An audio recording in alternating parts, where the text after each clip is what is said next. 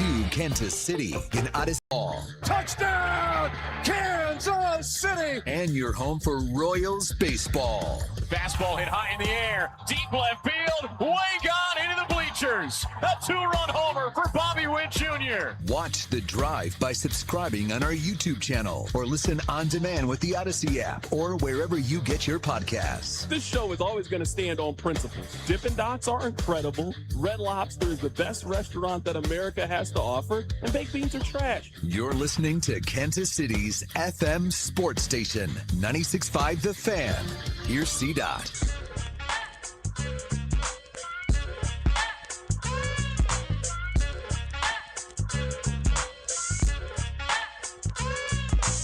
Let's do this. Another day, another dollar, another edition of The Drive. You were listening to The Drive on 96.5 The Fan, 96.5thefan.com, and also the Odyssey app. My name is Carrington Harrison. Excited to be here with you on this wonderful, wonderful Thursday.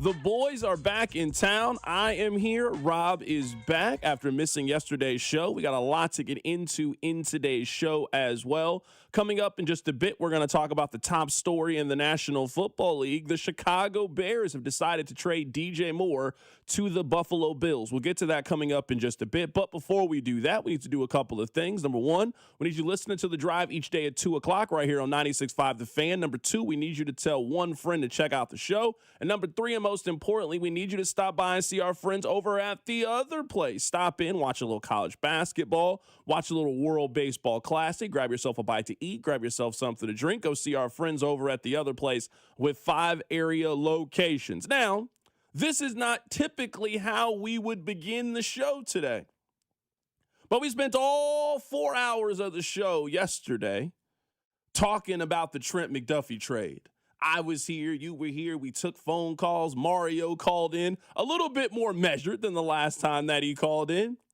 but Rob was not here yesterday.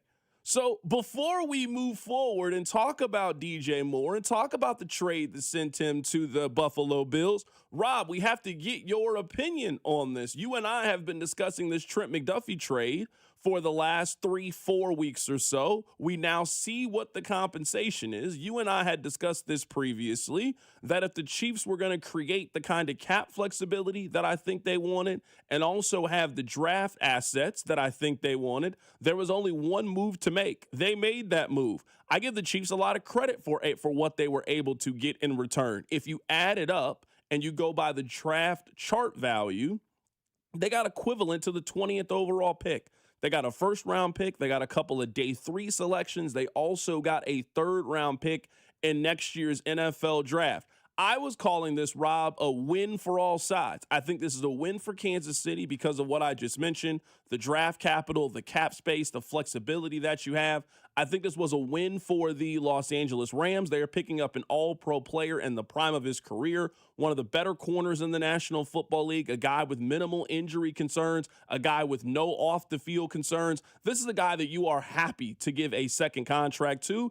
And if you're Trent McDuffie, if you had to make a list of the teams that you would like to be traded to, I think the Rams would have been very, very high on this list. So I think for all parties, this ended up being a win. These are some of the opinions that I had yesterday, but we didn't get a chance to get your opinion. Rob, reacting to still the top story in Kansas City, that the Chiefs have sent Trent McDuffie to the Rams, how are you feeling about the move? When we talked about this in the hypothetical before it happened last week and weeks previous, I was always team keep Trent McDuffie unless you get a 1. If you get a 1, I think you had no choice but to move on from him. So I was actually happy with the trade because I felt like the Chiefs got the maximum compensation available for the player. We talked about hypotheticals, and I said I wouldn't take a second-round pick. I would take a first or keep him. When you got offered a literal first and the draft chart tells you it's like the 20th based on everything you get, you have no choice but to move on from the player. They basically got, 110 cents on the dollar. So I was sad to see Trent McDuffie, the player, go, and I am not a huge fan of creating more holes in the offseason, but that is just too good of an offer to turn down. So I was pro the move for Trent McDuffie because the compensation was so good. It is interesting because in just one move, the Chiefs went from only having 6 draft picks to now having an extreme amount of flexibility. The board, to me, is open for the Chiefs in a lot of different directions, especially now that you have those additional mid-round assets that you can move up. you are in a slight position, I think, to move up from 9 if you really want to. Let's say David Bailey, for example, falls to 7, and you really want to go get David Bailey. You now have the assets to go get who could be the number 1 player on the Chiefs board. You also have the ability to move up from 29 in a very similar way to how they acquired Trent McDuffie. You also have the ability to move back. Let's say that Ty Simpson is still on the board. There's a quarterback that a team wants, and they want to pick up that additional fifth-year option. This gives you the flexibility to do that. There also could be a trade possibility that pops up for the Kansas City Chiefs. So now with those additional mid-round picks, you now have the opportunity to do so. Let's say something pops up at the NFL trade deadline. The fact that you have 2 third-round picks for 2027, now you can possibly make one of those moves to go pick up a player that would fit in that category. Rob, what I really like most about this move is it just gives them an incredible amount of flexibility. They now can be one of the major players in free agency coming up in a couple of days when the legal tampering period opens up on Monday. It also gives them a lot of flexibility once we get to the end of April and what they want to do with the draft and who they can pick up and who they not pick up. That's what I think the Chiefs gained most in this trade was flexibility. I would 100% agree with that. It was one reason why I was team trade down out of 9. They need picks. They have more than a singular hole. I know Chiefs fans are of the belief that, if a few things have broken right, maybe not Chiefs fans, that's unfair. The Chiefs' big talking point was coming out of one Arrowhead Drive is, if a few different things have broken our direction, we're probably a better team in 2025. I don't believe that. And I think this move signifies they don't actually believe that. Because the best way to address multiple holes on your roster is with a ton of picks and a ton of cap space. And that's what the Chiefs gained by moving Trent McDuffie. You now can go any multitude of ways at 9, and I don't think fans would be mad because you still have 29 on the back end. You now have enough negotiating power to, let's say there's a player in the 3rd round you really want, but you got to move up 4 slots. You have the picks available to go get that person. You also aren't going to find yourself losing bidding wars for a player like Boye Mafe, Jalen Phillips, a running back you like, because you have the cap space. The Chiefs did what they needed to do to be prepared for life in 2026 and after because they had too many holes to fill with just 6 picks and limited cap space. So let's talk about the news for today, but I wanted to give Rob an opportunity to weigh in on the top story yesterday about the Trent McDuffie trade. I'm sure it'll come up throughout the course of the show. Let's talk about the Buffalo Bills. If there is a team that is clearly feeling the pressure, that is the Buffalo Bills. The example I'll make is it is almost like the Buffalo Bills are sensing their own biological clock, and they know that time is ticking. They have had incredible opportunities to potentially break through. But now they look up and they see all of their friends on Facebook who are now married with kids. They look at their own life and they don't have any of those things. And they're starting to feel the pressure of, am I getting old? Is this going to happen for me? And they are making moves to me that would signify this. Now, I don't have a problem in theory with the trade that they made for DJ Moore. They desperately needed a number 1 wide receiver, and they went out and got a number 1 wide receiver. I think this is the problem with the trade, and it's really twofold. There is no question that they overpaid for DJ Moore. That is not debatable to me. Now, overpaying is in the eye of the beholder. If the Bills go win a Super Bowl, we are not going to spend a whole lot of time worried about the 2nd round pick that they ended up trading for DJ Moore. But if you look at the kind of player that he is and the compensation that they gave away, I don't really know if you can argue whether or not they paid a premium. What I firmly believe happened with the Buffalo Bills is I think they made a call for A.J. Brown. I think the Eagles are pretty steadfast on we want a 1st round pick for A.J. Brown. The Bills determined that was a little bit too rich for their blood, and then they went to the store brand aisle and picked up a DJ Moore. If you look at the money of this is a significant financial commitment that the Bills have made to DJ Moore. So they have fully guaranteed his 2026 salary. They have fully guaranteed his 2027 salary if he is on the team next week. So at the start of the league year, I don't really know why DJ Moore wouldn't be on the Buffalo Bills next week. They just traded for him. They also are going to guarantee $15.5 million of his base salary in 2028. So the Bills have locked themselves in to this year, next year, and 2 seasons from now, a version of DJ Moore. The Buffalo Bills have acted in such desperation over the last 60 days. Since their season ended in a somewhat controversial fashion against the Denver Broncos, they went out and fired their head coach and then promoted their offensive coordinator. They had a very odd and bizarre press conference with their general manager and their owner, and now they have made a trade in a little bit of an overpay to me for who DJ Moore is. I like DJ Moore as a player. He's a fine player. He had 682 yards this year. He had 966 yards last year. And then when you factor in his age, we're not talking about a spring chicken and a guy who's 24 years old. He'll be 29 years old coming up in a month. So he's a little bit of an older player. If we are going off of wide receiver years, 29, I mean, you're on the tail end of your prime. You don't have a whole lot of, I would say, great football left in you. This is a move of desperation. This is a move of a team that has missed on some picks. You thought that Keon Coleman was going to end up being your number one. He did not turn out to be that way. I thought Dalton Kincaid was going to be more of an impact player ultimately than what he has turned out to be, and that's just not what he's been with the Buffalo Bills. So if you were them, you're looking around, you're trying to figure out what you're going to do. You necessarily don't have the time to go spend a first-round pick and wait for that guy to turn around at wide receiver. You need help, and you need it now. I always make the analogy about you don't have your headphones when you go to the airport, and now you got to buy them from the airport store. I mean, those headphones that used to be $15, you now got to spend $37 because what are your options? Are you just not going to have anything to listen to on the plane? When you've missed that wide receiver the way that Buffalo has missed at wide receiver, if you're not willing to do it the draft way, you're going to have to either do it the overpay trade way or overpay in free agency.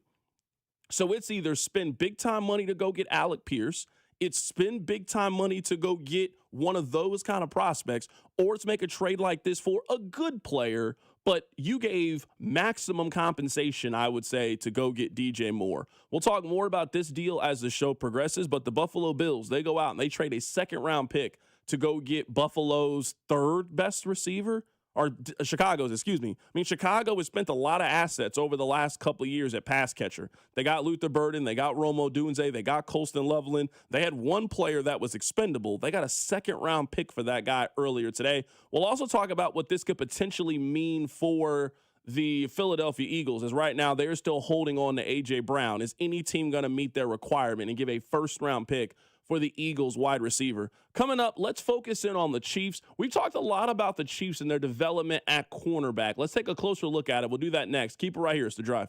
The Drive with Carrington Harrison and Rob Brenton. You losers is what you are. On your home for Kansas City sports. 96.5 The Fan. Spreadsheets, clunky software, 100 different logins just to run your business? Ah. There's a better way. Odoo. One simple, connected platform that handles sales, inventory, accounting, and more, so you can focus on growing, not juggling. Make the switch today at odoo.com. That's ODOO.com.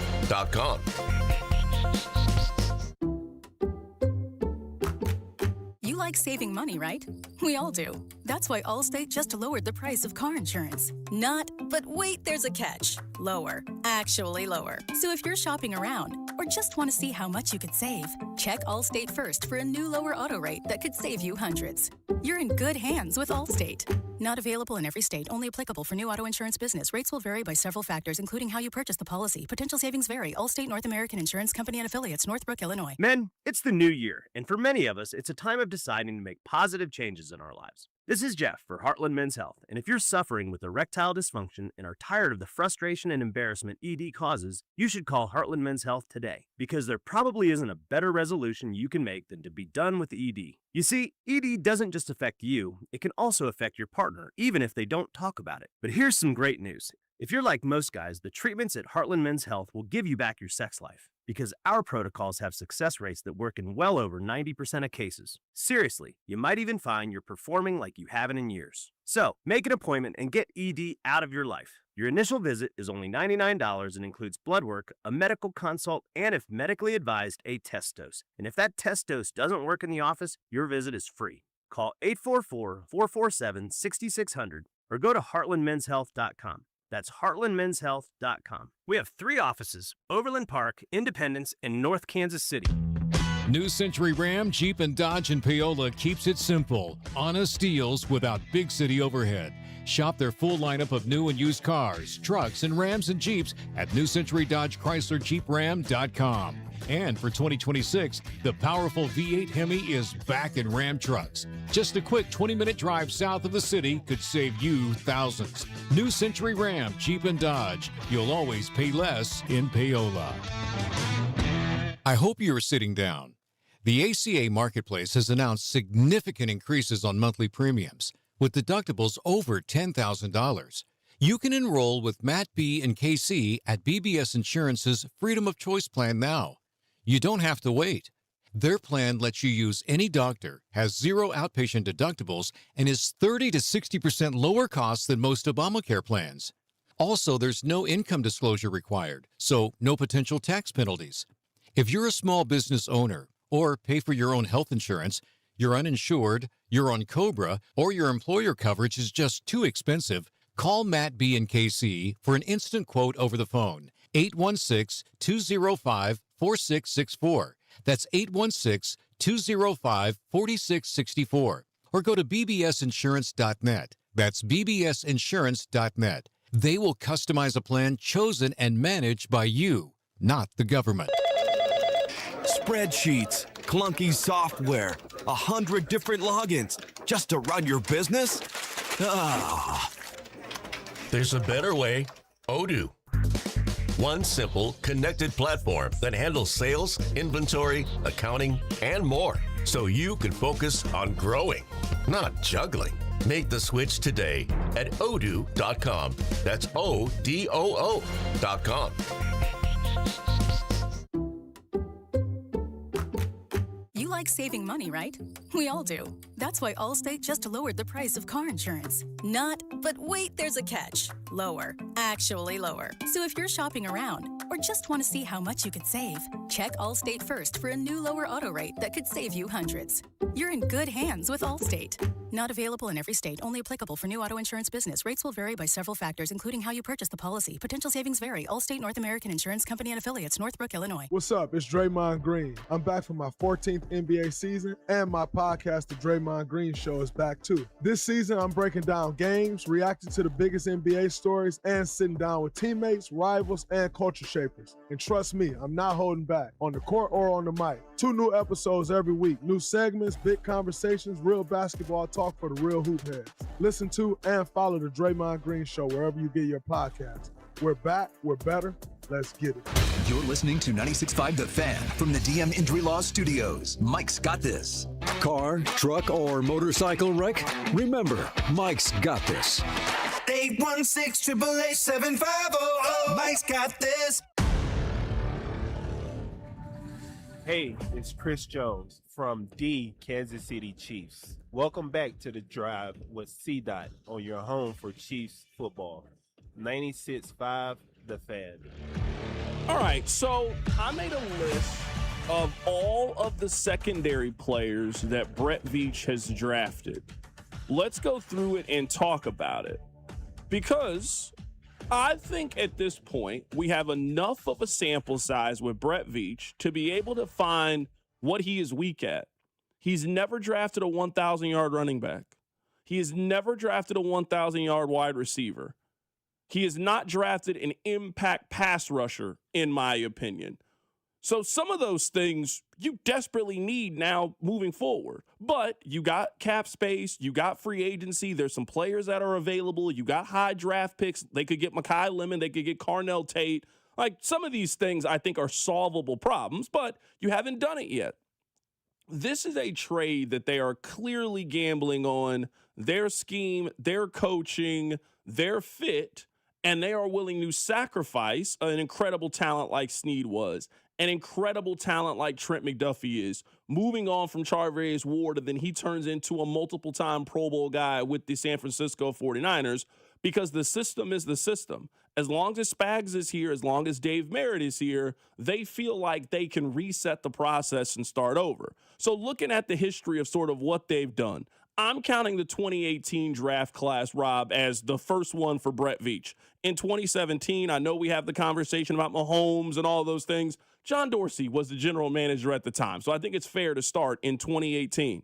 They got one secondary player, Armani Watts, but they spent the 124th pick, not really holding them to this guy wasn't supposed to turn out to be a star. If you look at 2019, they got Juan Thornhill in the second round. Thornhill has turned out to be a good player. I don't know if I would use the term impact player, but for the 63rd pick, he was a consistent starter in the National Football League. He's been in the league for, 6-7 years now. He's a good football player, not a great football player, but in the second round, I don't think you're mad with Juan Thornhill as a draft pick. They also got Rashad Fenton in that draft class as well. I would say you did okay secondary-wise in 2019. Not great, but I think you did fine. I also think, now I don't remember the timeline. I know you're just looking at straight draft. At some point in that 18 season, he traded a guard for Charvarius Ward. Yeah, Parker Anger. Do we count that as him? Absolutely. Okay. Absolutely counts. Because that also changed the thing, too. Right? Juan Thornhill was a success. Armani Watts was a miss, especially based on where he was drafted. The Charvarius Ward trade, which I am 90% confident Brett Veach was the one who pulled the trigger on that, is an A+. Even though he didn't draft that player, that was an A+ by Brett Veach. So right now I have him at 2 hits and 1 miss through his first three cornerback secondary moves. Yeah, for sure. I mean, going back to it, so it was on August 31st of 2018. The Cowboys traded Charvarius Ward to Kansas City, and the Chiefs gave up Parker Anger, turning Parker Anger into a guy who was a consistent plus starter for you, and then eventually went on to have the career. That's an absolute fine for you as a general manager and your staff. And I would say that Charvarius Ward is the guy that really started this conversation of the Chiefs are really good at this. They are able to point out a market inefficiency. They're able to find a guy that kind of slips through the cracks, and they are able to bring him into their system and ultimately end up making it work. So you're right. They absolutely get credit in 2018 for making the trade. I mean, August 31st, that's right before the season starts, and they were able to add that guy and make it work for them and their system. In 2020, they drafted 2 secondary players. They got L'Jarius Sneed in the 4th round at 138. I think this furthered the conversation of they were able to find really good secondary assets without really spending significant amounts of money for or significant draft capital. They also got Bo Peep Keys. Remember, people were really excited about Bo Peep Keys. Bink was definitely excited. I'm throwing Bink on the bus. Bink loved a Bo Peep Keys pick. 100%. There wasn't nothing wrong with Bo Peep Keys. You know what? 7th round pick, the 237th overall pick in corner. You take a chance on size. You take a chance on athleticism. It doesn't work out. I'm not too mad at you if that doesn't work. They didn't take a secondary player in 2021. In 2022, I mean, this is the class that I think kind of solidified, they know something. They got Trent McDuffie with the 21st overall pick. They clearly loved him. They scouted him. They moved up to go get him, and they got ahead of the Buffalo Bills. In the 2nd round, they got Brian Cook, a guy who has been a starter, a guy who was in line to get a second contract by somebody in the National Football League. We'll see who that player might end up being. They got Joshua Williams in the 4th round. They got Jaylen Watson in the 7th round and Najee Johnson also in the 7th round too. The fact that you drafted 5 secondary players,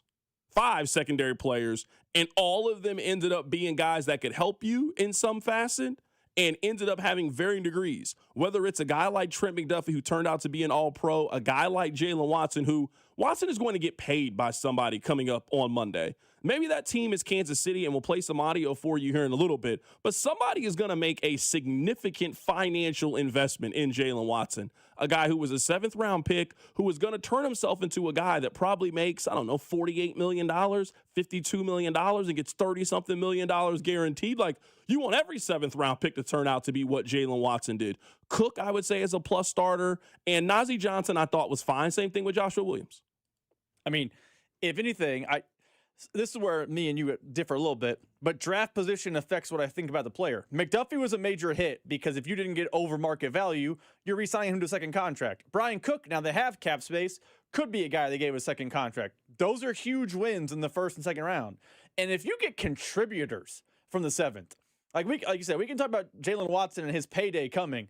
The fact that he was a starter out of the 7th round is a win. Najee Johnson might have been barbecue chicken at times, but the fact that he played out of the 7th round and he wasn't just outright cut is a win by Brett Veach. Yeah, I mean, pick 259. If you were complaining to me about pick 259 having some deficiencies, then the issue is with you. You're right. The fact that Najee Johnson, just didn't get outright cut and was able to help the team and be a starter and play out his rookie contract, that is a win with where you selected him at. They got 2 corners in 2023. They got Shamari Connor, who was kind of a hybrid safety type. Do you feel like Shamari Connor turned out to be what we thought he could be? Because there was a hope, I think, of him kind of being a jack of all trades type, a guy that could play a little linebacker if you need to. I mean, the feeling was that he could be kind of what Tyrann Mathieu turned out to be. Now, Mathieu was just a much higher prospect than what Shamari Connor was, but I think that kind of Swiss Army knife, do everything kind of secondary player, I think that's what people sort of envisioned for Shamari Connor. I don't think that's what he turned out to be, but he ended up being okay. I actually think it depends. Especially where he was drafted at in the 4th round. I agree. So I think with Shamari Connor, the conversation would be, who are you asking? If you ask Joe text line right now, Shamari Connor has not been that guy. He's been bad at corner. He's been bad at safety. He hasn't helped a linebacker. He's barbecue chicken. If Steve Spagnuolo was asked the question, for whatever reason, Spags does continue to play him in that role. So I would say for a 4th round pick, and the fact that Spags views him as the Swiss Army knife means that he's doing the job, but I don't think fans think he's doing the job, or doing the job effectively is a better way to say it. I think Shamari Connor is a fine rotational 3rd and 4th safety. I think that's what he is. Like, we always talk about drafting for depth. If you get Shamari Connor in the 4th round, I think he's fine. Now, I understand the complaints and criticism that people have about Shamari Connor, but for a 4th round prospect and a guy that shouldn't be your every down starter, a guy that shouldn't be on the field 80% of the snaps and shouldn't be a captain of your defense, I think he's turned out to be okay given where he was selected. They took 2 corner secondary players in 2024. They got Jaden Hicks and Kamal Hayden. I think the jury is still out on them. I would say probably more no than yes when it comes to Jaden Hicks. I don't know if he maybe has lived up to it, but also another kind of 4th round investment. He was the 133rd pick. I mean, really outside of Trent McDuffie, and I guess you could argue Brian Cooks, they don't really even spend top 90 picks on secondary players. They've been pretty good about 4th round or later and finding those picks and turn them into something. They did the exact same thing in 2025 where they got Noel Williams. They got him at the back half of the 3rd round. They got him as pick 85. They don't really spend too many top 90 picks at corner, and they've gotten great production from that portion of the defense. You said at the beginning of this exercise, this is undoubtedly the thing that Brett Veach does best. Maybe you want to tell me it's the cap manipulation. I mean, whatever. This is the thing he does best.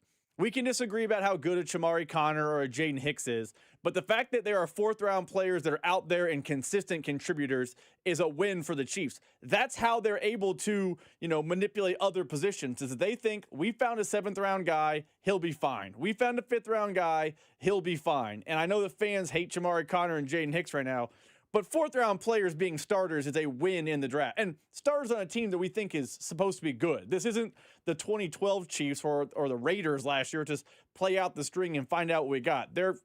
This is what Brett Veach does absolute best in his GM-ship. So I want to play this for you. This is Mike Garafolo of NFL Network. He now says that the Chiefs, they are turning their attention over to trying to bring back Jaylen Watson.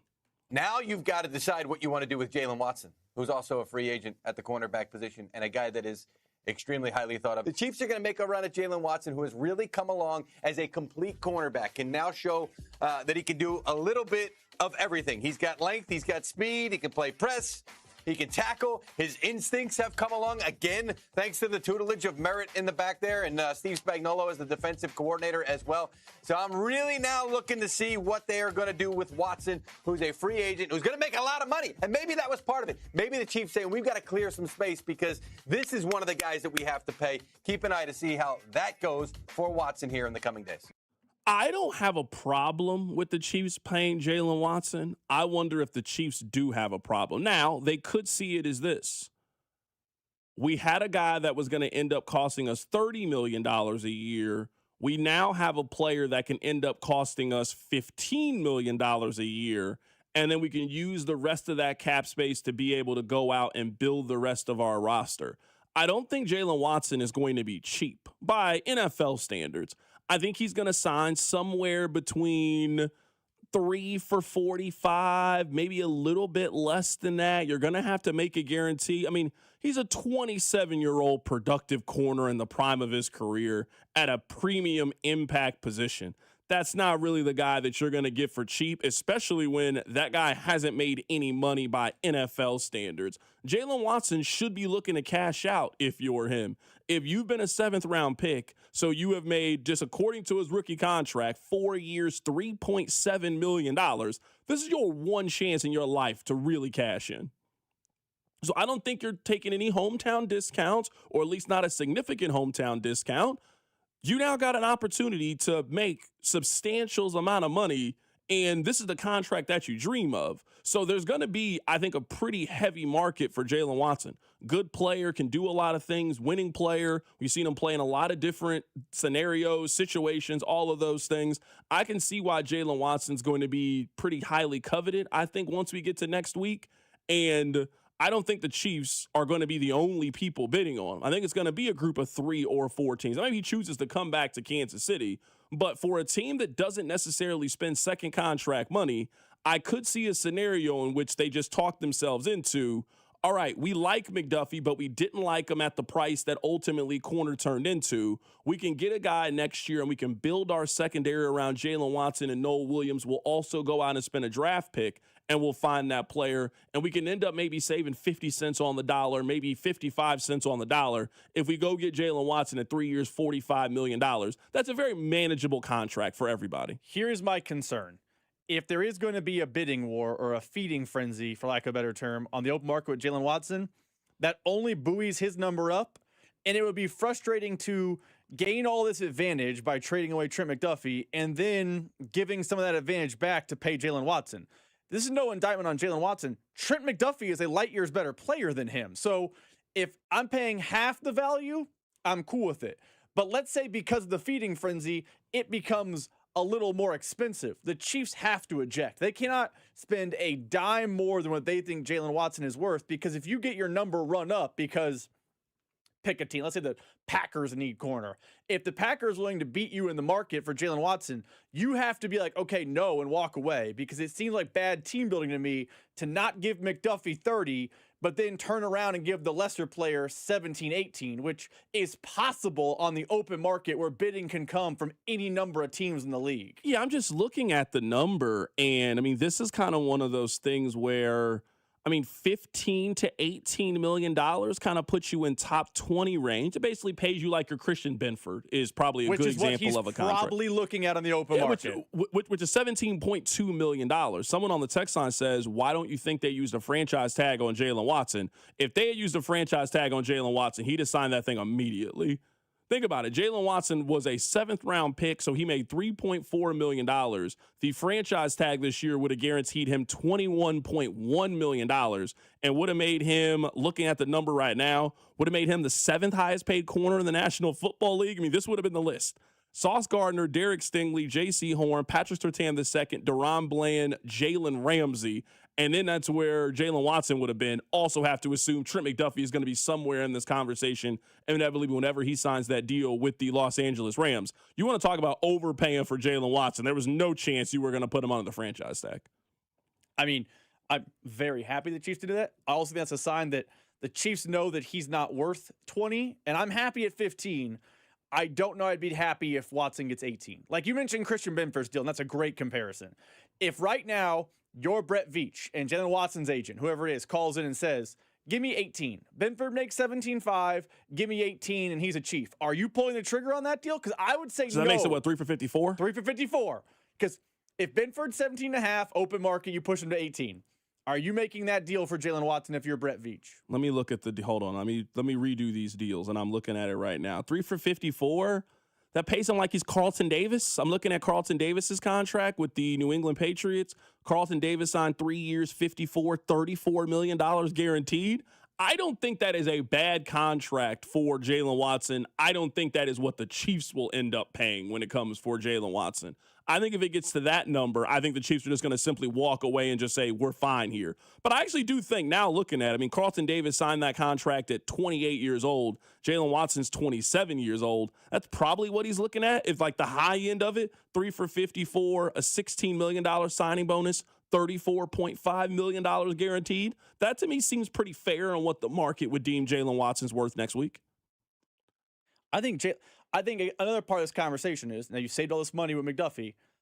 I would not be giving that deal, like Carlton Davis, Christian Benford, to Jaylen Watson. I'm hoping the Chiefs turn their attention to Brian Cook now. Because I think safety is usually cheaper. We know the value of safety in Spag's system because they have targeted safety a lot in free agency during Brett Veach's time. I would be pro giving that money, if it's the exact same contract, to Brian Cook over Jaylen Watson. I don't know that Jaylen Watson is that guy. And you have Noel Williams. I guess you have Christian Fulton. I don't know why he's still on the roster, but that's not here. I think they need Christian Fulton right now. I mean, I don't know if they really have much of a choice when it comes to Christian Fulton. I don't know if you can just let Christian Fulton walk in free agency, and right now you are building your secondary around Noel Williams. I like Noel Williams as a prospect. You're going to need some veteran on the other side of him. I think the Chiefs showed you, at least in the second half of the season, there is a measure of trust there that they have with Christian Fulton. I mean, they liked him at one time to sign him to a multiple-year deal. That's funny because yesterday while you were gone, Rob, we had Matt Verderame on the show, and I asked him, should they prioritize Jaylen Watson or Brian Cook? Here's what he said. I prioritize re-signing Watson because if you can bring him back, let's say it's 4 and 70, and you give him, speaking of $45 million guaranteed. Okay, that's not nothing. That's a good chunk of change. Maybe it's $40 million guaranteed, whatever. But now you at least have him and Noel Williams on the outside with Fulton as your third corner. If you can bring back Cook, great. If you can't, well, Jamari Conner can't play in the slot. He's not a bad safety. And the big question is, do they think Hicks can play at all? Because that's been the thing with them. Spagnuolo openly talked about the fact he makes too many mistakes and they don't trust him. Well, is that still the case going to year 3? If it is, then they've got to do something. I would sign Watson and then take my chances on Cook with the market because there are a lot of safeties. Yeah, I don't – signing Brian Cook to a deal just doesn't really excite me a whole lot. It doesn't really excite me. Now, if you were telling me that their plan at secondary for this upcoming season is you got Jaylen Watson, Noel Williams, and Christian Fulton, and I imagine they'll make another move. They'll draft somebody, and that guy will be thrown into the mix. You could very easily sell me on that for the 2026 season. I think you have 3 good corners. I don't think you have 3 great corners. You got 3 good corners. If you can upgrade the pass rush, you can definitely make it work with those guys. But not signing Jaylen Watson, I do think puts you in a little bit behind the 8 ball. You're going to need an impact starter for you day one if you're the Kansas City Chiefs. Now, maybe you find that guy the same way you found Christian Fulton, or you end up drafting somebody and you feel really good. But the pressure on them, I think, to get it right at corner, if you let Jaylen Watson walk out the door for half price of what you could have got Trent McDuffie for, that puts a lot of pressure on you. You got to hit at a lot of impact things in the draft. Now, you can, but you got to hit on a running back from day one. You need another wide receiver. You need another pass rusher, and you need a top flight corner. And you're putting a lot of stock on the NFL draft. I don't think if you try to re-sign at least a couple of these guys or make a big play on the defensive line or a big play at running back like we've been talking about. Isn't this the same pressure Brett Veach put on him once, though? And put on himself once? Because in 2022, I remember, me and you had a lot of arguments about corner that offseason. And the Chiefs basically said, the draft will fix it. You wanted, there was a lot of veteran corners you were pro getting. I believe James Bradbury was one, who actually was good that year. He was all pro that season. He was fine. I got a lot of grief for that take when he ended up being really good. My point was, you were team veteran corner, veteran corner, veteran corner. You know what the Chiefs did that offseason? With a bounty of picks, McDuffie, Williams, Watson. Isn't that the same pressure that Brett Veach has reapplied to himself this year? Like, last time we had this conversation about how they're going to handle corner, they're low on corner, they said, don't worry, we'll draft it, and they nailed it. They hit a home run.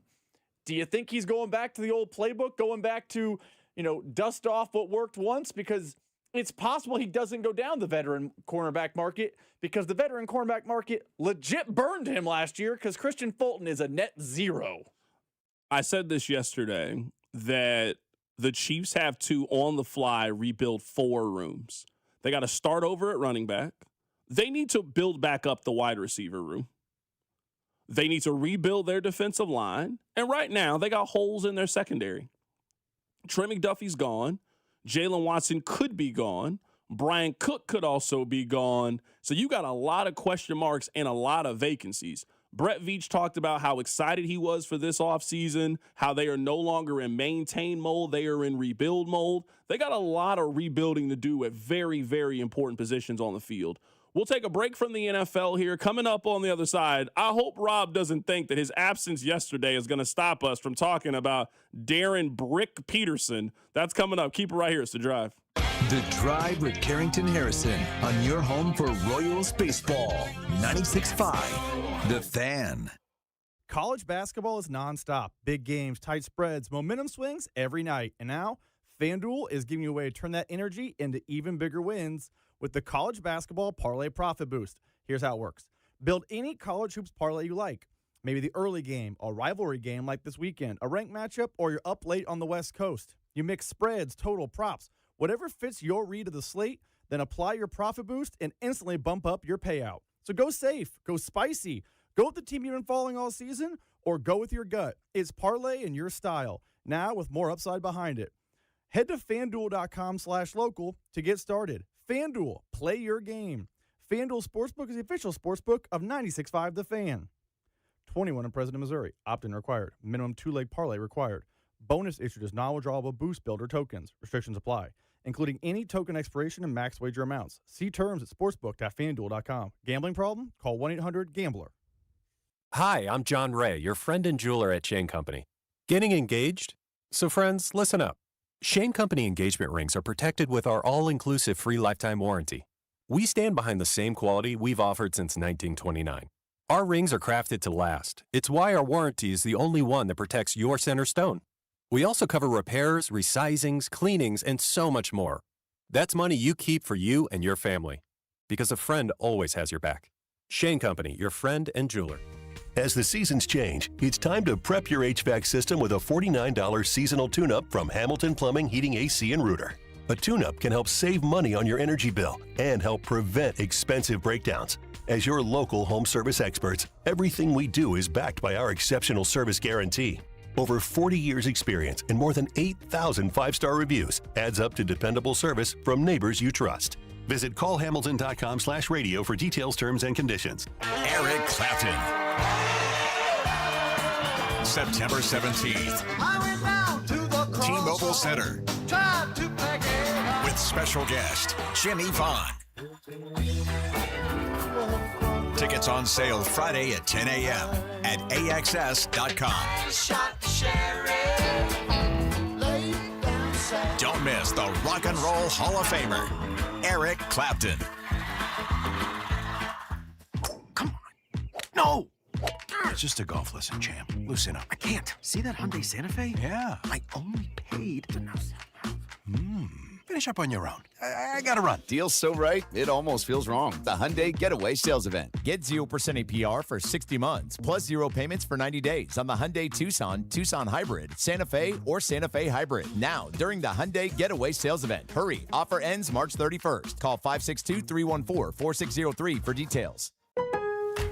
Want consistent color for every job? Milo's Pro Rewards members get a 20% paint discount on future purchases after paint annual qualifying spend reaches $3,000. Plus, order eligible in-stock paint and paint supplies by 2 p.m. for free same-day delivery by 8 p.m. Improving is easy at Lowe's. Excludes spray paint and mist tints. More exclusions, terms, and conditions apply. Subject to change. Details at Lowe's.com/terms. Same-day delivery valid in select zip codes. Subject to driver availability. Details at Lowe's.com/same-day delivery.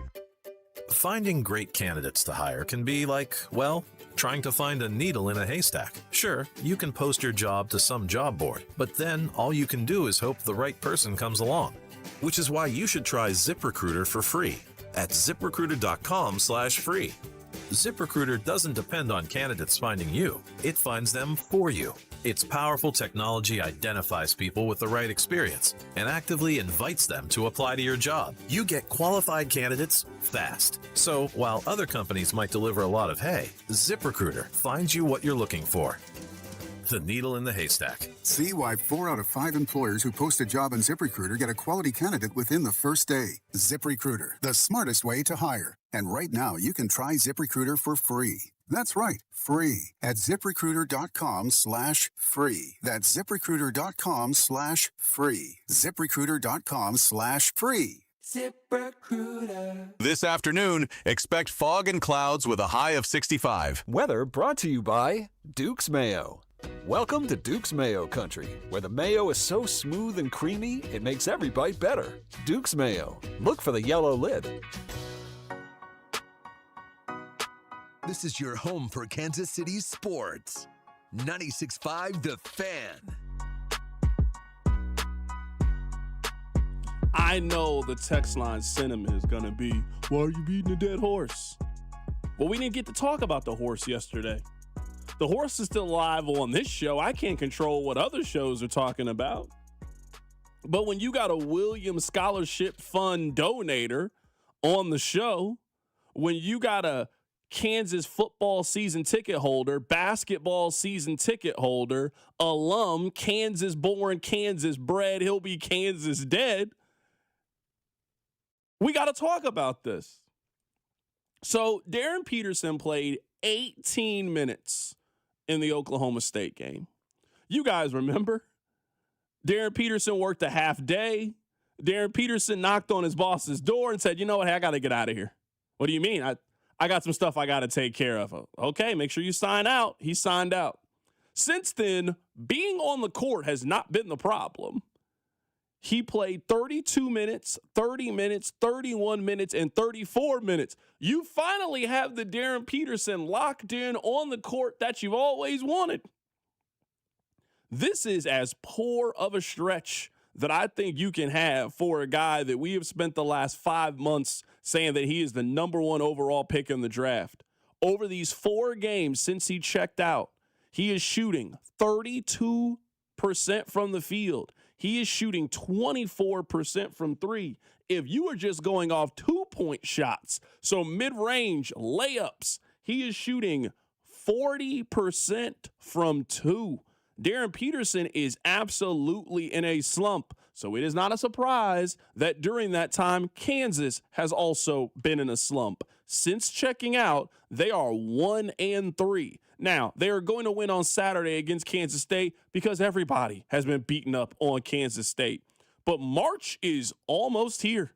I mean, you got one more game in the regular season, and then it is single elimination the rest of the way if you're Kansas. They got to figure out a way to get Darren Peterson going. And it feels to me, just from the outside looking in, it feels to me like the conversation that everybody else has been having has finally got to Darren Peterson, and it came to a head. It started with the Arizona game, and it was a little bit of a conversation. It started with the Arizona game, and it really, really blew up after the Oklahoma State game. I would say that Darren Peterson kind of ran into the same thing that the NBA does. Football is happening, so we don't really talk about anything else. Football is then over, and we are all looking for things to talk about. We start looking at the NBA. We start talking about college basketball. The top story in the NBA was that Utah basically threw a game, and then on Big Monday on ESPN, the number 1 overall pick asked out of the game. If that was a regular Tuesday in January, I don't think the Oklahoma State thing is that big of a deal. But then when you turn on the next day and everybody is talking about, I mean, national people are hitting me up. Hey, what's going on with this? How have you guys been handling it? What have you been talking about? It really, really blew up after the Oklahoma State game. It is clear it has affected him. He's too good of a player to shoot 32% from the floor. He's too good of a player to shoot 24% from 3. He's shooting 40% on 2-pointers. For a player like him, you should be shooting 55% from 2. You're dominating in the mid-range. You're getting to the basket. You know what's very telling to me? This was at the end of the Arizona State game, so maybe people had turned it off at this point. He got a steal in the backcourt and tried to go up for a dunk.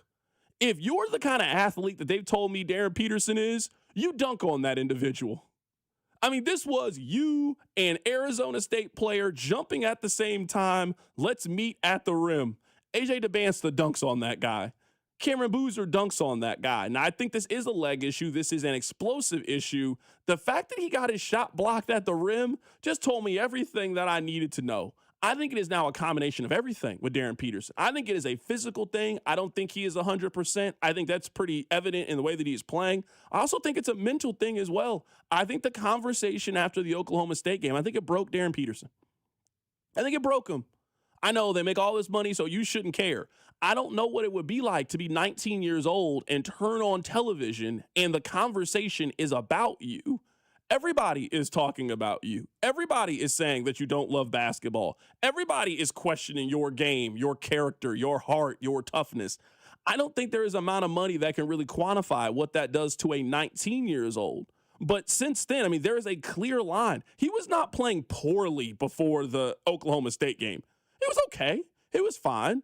But he was not playing poorly before then. This is a awful, awful version. And if they got this version of Darren Peterson, Kansas is not going to have too many games left in their regular season or in their season. I think now it could be mental. I don't know. But considering the one time he's ever been asked about it being mental, he called himself, a loner? He called himself an antisocial loner. Correct. So I'm just going to assume the antisocial loner isn't broken by media because he's not on media. I think it's an explosion issue or a health issue because I don't think he trusts himself going to the paint. So he's made himself a jump shooter. And to sound like Charles Barkley in 2016, like jump shooting teams, they're not designed to be successful. You got to have buckets at the rim. You're right. I was still watching that Arizona State game on Tuesday night because I'm a sicko. And I had the same thought. Why didn't he dunk on that guy? There were a couple different times he took a drive to the rim, and I'm like, oh, it's highlight time. And it was gentle layup. But not because he's Kyrie and doesn't have the size in the NBA. I don't think he just doesn't have any explosiveness correct. Right now. So I'm like, if you're not explosive at the rim, which I don't think he is right now from the injuries, I think you're a jump shooter. And you know what happens to jump shooters? They go through hot and cold stretches. I mean, we don't talk about it. Steph Curry goes through cold stretches. I'm not comparing the two players. But if you are singularly a jump shooting player, this is what happens. It's the worst time for this to happen to Kansas, that their best player, who is jump shot only, is just bricks right now. But it is kind of what is happening to Kansas. A guy who can't be explosive at the rim is required to make jump shots, and he's not making jump shots. Rob, do you know how tall Flory is? How tall he says he is or how tall he is? Either one. However you want to answer the question. I believe he's 6'9". Okay. Well, they have him listed on ESPN at 6'10", 235 pounds. Can he dunk? I only asked that question because I'm sitting there and I'm watching the Arizona State game. Now, I didn't watch every dribble of it, but I was a little mad about the way Missouri played against Oklahoma, and I just needed to decompress. I didn't have that much more basketball in me after I watched Missouri throw up all over itself, all over the carpet in the game against Oklahoma. I was a little mad. So I watched a little bit of TV. I'm playing the video game for a little bit, and I'm kind of keeping an eye on the game. And I see that Kansas is getting the beats. So I honestly was a little happy about it. I was a little happy. Like, all right, if my team going to lose, at least Kansas got to lose too. But then I start seeing there's a little bit of a comeback. So I'm like, all right, let me turn it on. Let me watch it. I'll watch the last 8 minutes of it. I saw Flory miss at least 5 layups. And I mean, point blank at the rim. Flory, dunk it. What are you doing? I'm not saying Flory is the reason they lost that game, but I do believe that last shot that he took, if Flory makes that layup, I think Kansas wins the game. They're down 2. Bill calls up a perfect play to get you a point-blank shot at the rim, and he just short-armed it. He laid it up off the front of the rim. Arizona State gets the the defensive rebound, pushes it down the other side. They hit a 3. What should have been a tie ball game with Kansas having all the momentum, it is now a 5-point game and you missed your window. Flory, you're 6'10". Curtis Townsend, tell him to dunk it. Jock Vaughn, Jeremy Case, Bill, you got other stuff to worry about right now. They need to give an assistant coach for all of their problems. Bill, you handle the Darren Peterson. But hey, somebody got to teach Flory how to use the backboard. Somebody got to teach Flory how to dunk. He missed layup after layup. I know you had to be mad watching them. I didn't even watch the whole game. I watched the last 8-9 minutes of it. I saw him miss 5 layups myself. I mean, I don't know what it is. He was Patrick Ewing at the rim. That's exactly what I felt. Now, it is much lower stakes. But if you ask the average Knicks fan, hey, should Ewing have dunked the ball? They would all tell you yes, and they beat the Pacers, I believe, that year. That's how I felt. Flory, dunk the ball. I give him a pass against Arizona because Arizona just has depth for days, and they have length for days. Arizona's freak show. You should be dunking on Arizona State. Just constantly. It has to be maybe not against that Jop guy, but when you're not against him, dunk the basketball. I had the same thought you did. He missed that layup and the game was over. That was the end of the game, for sure. No, that was absolutely the end of the game. Flory, you got to dunk it. Flory had 14 against Arizona State. He should have had 30. He should have had 30. Hey, Darren, if you're going to be on this nonsense today, you know what I'm going to do? I'm going to take over this game and show everybody why I should be a first-round pick in the NBA draft. I'm the best defensive big in college basketball, and I'm here to dunk on everybody. Flory, bro, you got to finish your breakfast. Finish around the rim. It was pissing me off. Coming up on the other side, we'll get back to the Kansas City Chiefs with a new edition of Spec Says. Keep it right here. It's The Drive. The Drive with Carrington Harrison on your home for K-State Athletics. 96.5, The Fan. When severe weather hits, tune in to 98.1 KMBZ for Operation Stormwatch. Brought to you by Century Roofing. Proudly voted the #1 roofing company in all of Kansas City. CenturyRoofingKC.com. That's the sound of James adding long-lasting Gain scent boosters to his laundry this morning. Several hours later, James sniffs the irresistible scent of Gain on his shirt. Gain. Several hours later, James has even caught the attention of his mother-in-law, and she never gives him attention. Ooh, you smell amazing, James. Oh, thanks, Mom. I love you too. I never said that. Add Gain scent boosters to your laundry. Add joy to your day. It's tax time, y'all. If you want to file free, this next one's for you. Now taxes is so free. Tax free edition only. Roughly 37% of filers qualify. Simple form 1040 returns only. Now this is taxes. Love that jam. Up next, commercials. Intuit TurboTax free edition. See if you qualify at turbotax.com/free. No schedules except for earned income tax credit, child tax credit, student loan interest, and Schedule 1A. I stopped smoking with Mark Patrick's hypnosis when nothing else worked. 1 year later, my wife Michelle and I attended the Mark Patrick Weight Loss Hypnosis Seminar. In 2 months, lost 43 pounds, and she lost 18 pounds. And we feel great. Join Mark Patrick Hypnosis and lose the weight or stop smoking. Only $59.99 guaranteed or your money back. Hypnosis, Wednesday, April 1st at the Wingate by Wyndham, Kansas City. Formerly Sure Stay Plus by Best Western in Kansas City. Lose weight hypnosis. 5:30 p.m. Stop smoking hypnosis, 8 p.m. Sign up at markpatrickseminars.com. This is the story of the one. As a procurement manager for a hospital system, she keeps every facility in her network stocked and ready. That's why she counts on Grainger to be her single source for thousands of products, from disinfectants to lighting, air filters, and more. And with fast, dependable delivery, Grainger helps her keep every facility stocked, safe, and running smoothly. Call 1-800-GRAINGER, click Grainger.com, or just stop by. Grainger, for the ones who get it done. What if your instincts could pay off? With Robinhood Prediction Markets, you could put your knowledge to work on the events that matter to you. Prediction Markets isn't just sports.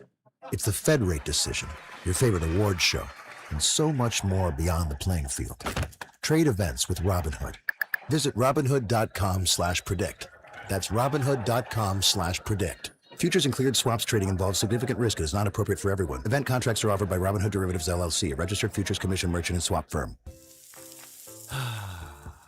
That's the sound of James adding long-lasting Gain scent boosters to his laundry this morning. Several hours later, James sniffs the irresistible scent of Gain on his shirt. Gain. Several hours later, James has even caught the attention of his mother-in-law, and she never gives him attention. Ooh, you smell amazing, James. Oh, thanks, Mom. I love you too. I never said that. Add Gain scent boosters to your laundry. Add joy to your day. It's tax time, y'all. If you want to file free, this next one's for you. Now taxes is so free. Tax free edition only. Roughly 37% of filers qualify. Simple form 1040 returns only. Now this is love that jam. Up next, commercials. Intuit TurboTax free edition. See if you qualify at turbotax.com/free. No schedules except for earned income tax credit, child tax credit, student loan interest, and Schedule 1A.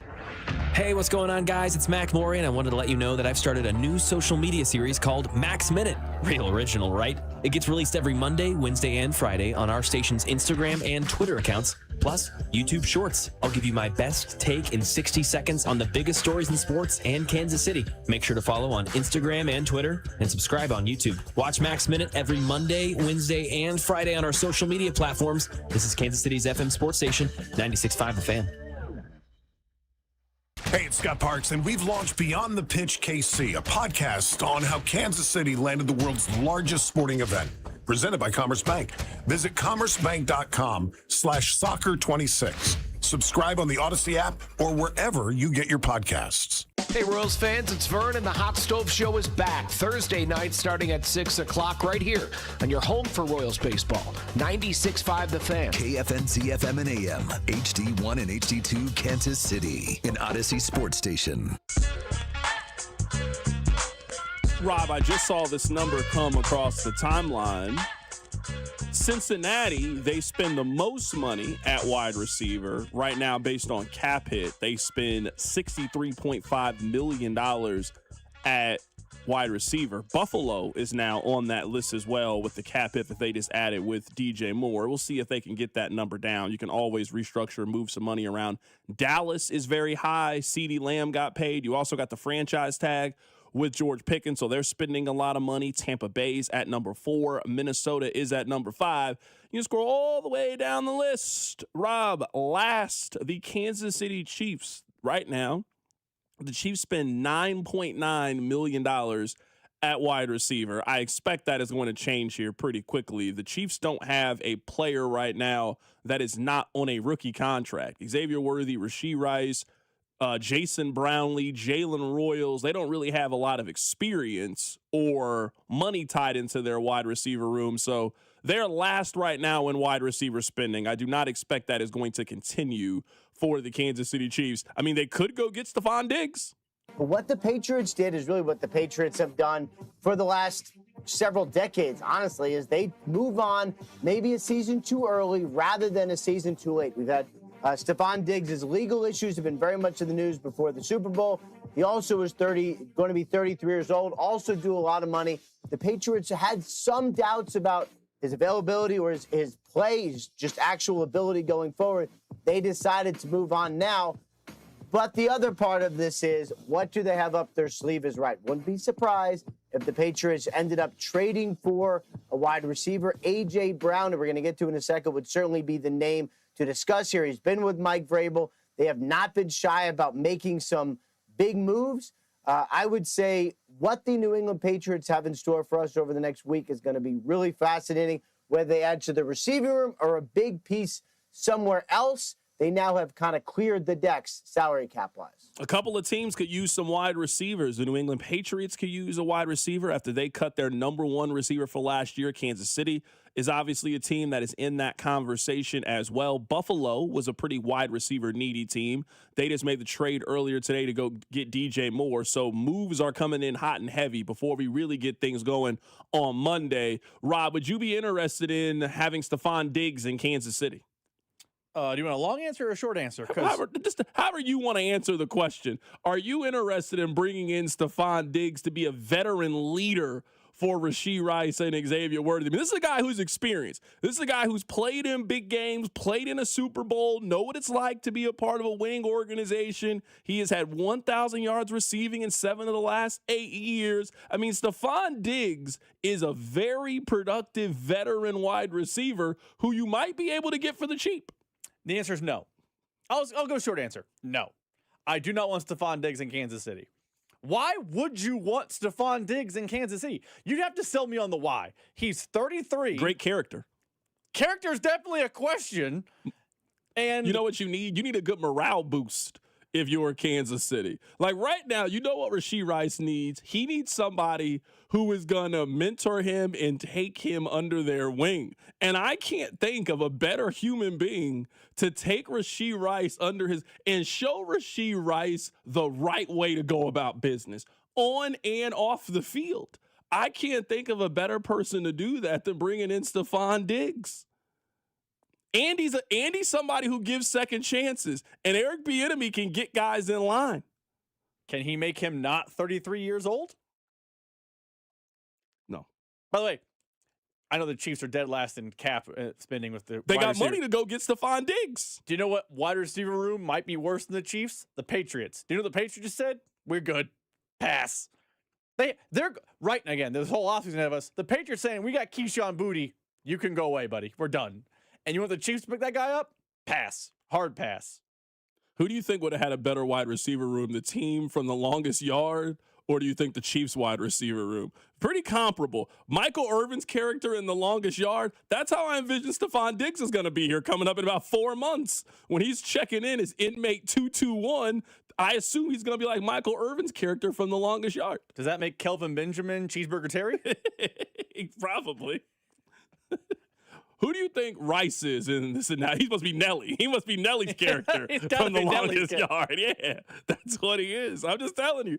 The text line doesn't want Stefon Diggs. I don't know why you wouldn't want a nice veteran leader for Rashee Rice. Proven commodity. I don't know why you wouldn't want that. I'm here trying to find solutions and how to improve this roster. And all I get is this negativity and people shooting down ideas. Let me play this for you. This is our newest edition of Spec Says. I don't know what it is. Rob was in charge of it. Here is the newest edition. All right, C-Dot, it's been about 24 hours since Trent McDuffie was traded. And in the last 24 hours, I keep seeing the name Caleb Downs, number 9 to the Kansas City Chiefs. And I mean this with all sincerity. That would be almost as dumb a pick as Jeremiah Love. For different reasons, but still just as dumb. I think you and I, C-Dot, are on the same page where we don't want Jeremiah Love at number 9, and I know anti-running back Rob definitely doesn't want him at 9. So we can dispel with that part of the conversation. But Caleb Downs is also a mistake. It's just for a different reason. For the last 3 years, the Kansas City Chiefs have been paying guys who play non-premium positions. Trey Smith, really good player, but a right guard. Creed Humphrey, all-pro, but plays center. Nick Bolton, really good linebacker, but plays middle linebacker. And then, for the first time in 13 years, you're picking in the top 10 and want to repeat this mistake with a safety? History has not been kind to teams drafting safeties in the first round, for the most part, outside of Kyle Hamilton. C-Dot, you love Nick Amon Warrior, whatever his name is on the Seattle Seahawks. Second-round pick. Cooper DeJean kind of plays safety for the Eagles, a little bit of corner. Second-round pick. Whenever you have the label of best player in the draft, but he plays a non-premium position, it never works out. Happened to a Kansas City kid a couple years ago in Isaiah Simmons out of Clemson. The Chiefs cannot afford to draft 2 players. I think a lot of people are in agreement that Jeremiah Love is one. The other should be Caleb Downs. Take him off your list. Text line 913-586-7965. What do you make of Steven Spector's newest edition of Spec Says? Doesn't think that Caleb Downs is worth the pick because of positional value. Also feels that same way about Jeremiah Love. We talked a lot about Jeremiah Love, so let's focus in on Caleb Downs. I am a little bit torn by this. I don't think he's wrong, but I'm not really sure if he's right either. As weird as that sounds, I do think if we go and we look at first-round safeties and is the juice worth the squeeze, I think more times than not the answer is going to be no. I don't think they're worth it.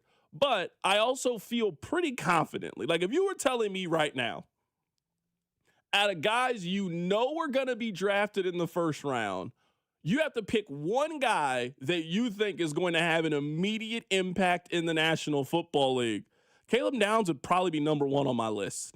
I don't know if you can dominate college football as early and as quickly as he did at the level that he did and it just not translate to the next level. We're talking about he was a day 1 starter at Alabama. I mean, back when Nick Saban was there, he was a day 1 starter at Alabama as a true freshman. He then transferred to Ohio State. He has been the best player on Ohio State's defense for the last 2 seasons. I think Caleb Downs is a tremendous football player. And I don't really know if you can go wrong by just drafting really good football players and putting them in positions to have success. And I trust that Steve Spagnuolo will be able to do it. But I also can't deny what he is saying. Usually taking a safety that high up and spending that level of resource at a safety, the juice normally hasn't been worth the squeeze, if that's the case. Like, let's say that Caleb Downs turns out to be Jamal Adams. Would you say that he's worth it if that's what you get? I would say the answer is no if he turns out to be Jamal. And I think Jamal Adams was a very, very good player. If that's what he turns out to be, I'm not sure if that's worth the 9th overall pick. Listen, I think Caleb Downs is an incredible football player. Like, incredible. But I can't be on here preaching positional value all last offseason, then turn around in good faith and say at 9 overall they should take a safety. I think there's a chance he's Eric Berry. Eric Berry was a top, 5 pick in the NFL draft? He'll be in the Chiefs Ring of Honor. He was a great football player. If Caleb Downs is that guy, I still don't know at 9 he's worth that pick. So I agree with Spec, but it's because of the position Downs plays, not the player. Because I think the player is exceptional. But if you told me it's April 23rd and the Chiefs trade back to 14 and they take him there, and it's a different conversation. But I don't think you can take a safety top 10, no matter how good I think he's going to be. Yeah, I'm just looking at it right now. And if I told you that Caleb Downs turns out to be any one of these players, would you take him with the 9th overall pick? I think the answer for most people is no. So this was just last year. These were the all-pro safeties. Kyle Hamilton was all-pro. He was, I think the 18th pick in the NFL draft. He's like a mid-first round pick. Kevin Byard of the Chicago Bears. Where was he drafted? Let me pull this up here really quickly to give you the answer on Kevin Byard, where he was drafted. He was 3rd round. He was the 64th overall pick. Xavier McKinney was 2nd team. Jesse Bates was 2nd team. And Hufanga, who is with the Denver Broncos, he also was the 2nd team. So if I told you right now that Caleb Downs ended up being a top 5 safety in the National Football League, which I think is a very realistic goal for him, if he turns out to be Jesse Bates, I think everybody would take that. I also don't know if you would take Jesse Bates with the 9th overall pick either. But I also think if you have Jesse Bates on your team, you have a very, very good football player. I think Jesse Bates is a very good football player for the analogy, but I also think Jesse Bates is a luxury for most teams. Like, Jesse Bates is a good player, but no one is building their defense around Jesse Bates. No. We talk a lot about Nick Eamon-Warrior on this show because he was special in the Super Bowl. The Seahawks did not build their defense around Nick Eamon-Warrior, and he's really good. Also not a first-round pick. You mentioned those other safeties. Kevin Byard, the Bears defense, not built around him. So, if you're going to take a player in the top 10 on defense, you got to think, man, we're building our defense around this guy because he's so special. So, again, great football player, just can't be on the Chiefs at 9. He can't. Yeah, I'm sitting here looking at it, and it's very interesting that out of the 5 safeties that were all pro last year, only one of them signed a 2nd contract with their team. That was Kyle Hamilton. I mean, Kevin Byard was not drafted by the Bears. He was drafted by the Tennessee Titans. Xavier McKinney, he started off with the New York Giants. He now plays for the Packers. Jesse Bates started his career off with Cincinnati and then ended up there. And Hufanga also started off his career in San Francisco and now found himself with the Denver Broncos. Safety is kind of one of those positions that because teams don't want to pay him, like a Brian Cook, like one of those kind of players, that's a guy that you can usually pick up in free agency and get at a pretty relatively fair price. I really do like Caleb Downs, and I think he might be the best just overall player in this draft. But I can't say that I think Spec is all the way off on just positional value. And even if Downs played slot corner, I don't think we'd be having this conversation because I actually think he would go top 5. I think only the position is what's stopping Caleb Downs from not being a top 5 pick in the NFL draft. And if he ends up falling in the draft, that will be the reason why. Just positional value. Teams are just going to come to, we rather take this tackle. We rather take this wide receiver. We rather take this edge rusher and just take a better swing in the draft than drafting Caleb Downs. I don't think this was a bad Spec says today. Again, I'm really torn. I agree with what he's saying, but I also don't agree with what he's saying. I see a pretty strong argument when it comes to both sides. Let's get back to the NFL here coming up on the other side. Let's talk about the Buffalo Bills. Today, they made a trade. They traded a 2nd-round pick to go get DJ Moore from the Chicago Bears. Keep it right here, so Drive. You're listening to The Drive with Carrington Harrison. I mean, come on, guys. What are we doing here? On your home for Chiefs football, 96.5, The Fan. College basketball is nonstop. Big games, tight spreads, momentum swings every night. And now, FanDuel is giving you a way to turn that energy into even bigger wins with the College Basketball Parlay Profit Boost. Here's how it works.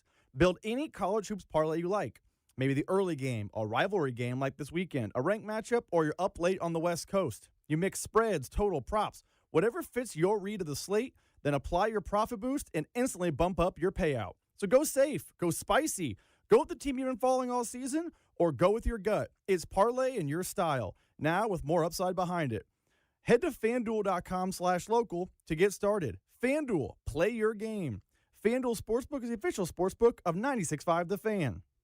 21 in President, Missouri. Opt-in required. Minimum 2-leg parlay required.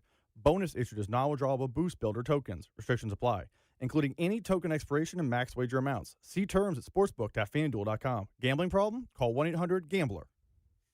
Yo, Harvey, Zoe, group selfie. Ooh, nice new iPhone 17, Drewski. Let's do a triangle formation. I'm in front. With a center stage front camera, everyone fits in the shot. You got it at T-Mobile. But switching takes forever. Not anymore. Now you can switch to T-Mobile in just 15 minutes. Focus, people. Nail your pose. And you get a new iPhone 17 on them. No way. Yes way. No way. Yes way, guys. Switch to T-Mobile and get iPhone 17 on us. And right now, we'll pay off your old phone up to $800. I'm grabbing my phone and switching to T-Mobile right now. Get back, Harvey. We're taking a...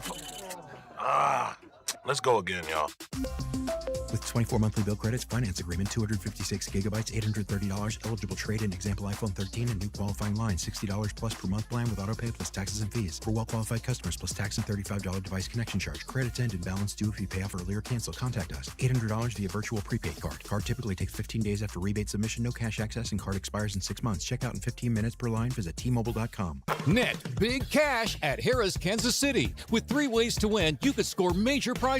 1. Each day through March 28th, earn to swipe your Caesars reward card at a Net Big Cash kiosk to instantly win up to $100,000 cash. 2. Collect letters to spell out winning words to score up to $1,000 free play. 3. Join us March 28th for drawings with a grand prize of $50,000 cash at Harrah's Kansas City. Visit our website for full details. 21 or older to gamble. Know when to stop before you start. Gambling problem? Call 1-800-GAMBLER. Call Hamilton today for our $79 mainline drain cleaning special. The pros at Hamilton will inspect your drains with video camera technology to pinpoint exactly what is needed to clear those clogs and help prevent expensive drain repairs. The expert technicians at Hamilton are ready 7 days a week to solve your problem the right way, the first time. Over 40 years experience and more than 8,000 5-star reviews are great reasons to trust Hamilton. Visit callhamilton.com/radio for details, terms, and conditions. License number 2025-11121. Hi, I'm Michael from the Warren Treaty. You know the jingle. Now discover the facts about Ozempic, a GLP-1. Only Novo Nordisk makes FDA-approved Ozempic. Learn about the real thing. Talk to your healthcare professional today. Call 1-833-OZEMPIC or visit Ozempic.com to view the medication guide and to learn more about Ozempic. Semaglutide injection 0.5 milligram, 1 milligram, and 2 milligrams.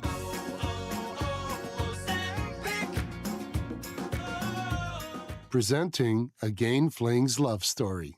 Dear love of my life, we were on the 12B bus this morning when I caught a whiff. A scent so fresh, so life-changing, I had to find its source. Alas, I didn't know if you were the woman in the pink freshly washed cardigan or the retired mailman next to me, but I knew one of you was my soulmate. Ah, the scent of Gain Flings. Try Gain Flings with OxyBoost and Febreze. This is the story of the one. As a procurement manager for a hospital system, she keeps every facility in her network stocked and ready. That's why she counts on Grainger to be her single source for thousands of products, from disinfectants to lighting, air filters, and more. And with fast, dependable delivery, Grainger helps her keep every facility stocked, safe, and running smoothly. Call 1-800-GRAINGER, click Grainger.com, or just stop by. Grainger, for the ones who get it done. You're listening to 96.5 The Fan from the DM Injury Law Studios. Mike's got this. Car, truck, or motorcycle wreck? Remember, Mike's got this. 816-888-7500. Mike's got this. Here's your traffic report on 96.5 The Fan. A couple of problems downtown to deal with. 70 eastbound, right at 670 westbound. Scoot to the left through here. That stall is blocking part of the right lane. And then you've got 670 eastbound just past Central Avenue. It is the right lane blocked there. I'm Val with traffic on 96.5 The Fan. Hey, it's George Karlaftis from the Kansas City Chiefs. Welcome to The Drive with CDOT on your home for Chiefs football.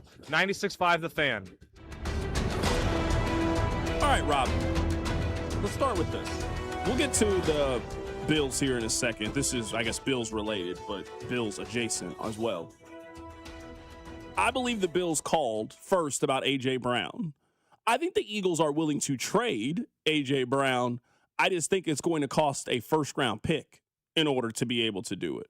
Buffalo has the 26th overall pick. They made the decision to not trade the 26th overall pick to go get A.J. Brown. Instead, they traded a second-round pick to go get DJ Moore. Is there a team that you think would be willing to make the trade? Because the only team that I think, I guess the two teams that I would think make sense, and we would have to see if this is the compensation. I imagine it would take this and then something additional to go get A.J. Brown. Wouldn't it be Denver and New England? I mean, Denver has the 30th overall pick. New England has the 31st overall pick. New England just created cap space by getting rid of Stefon Diggs, and now they are looking for a legitimate number one veteran wide receiver. You also could pair A.J. Brown back with Mike Vrabel and give your star quarterback a legitimate number one threat that A.J. Brown has his own issues. You're not worried about him being on TMZ for choking out his chef, allegedly, the way that you are dealing with Stefon Diggs. Wouldn't that be the teams that would ultimately end up doing it? Would be Denver and New England?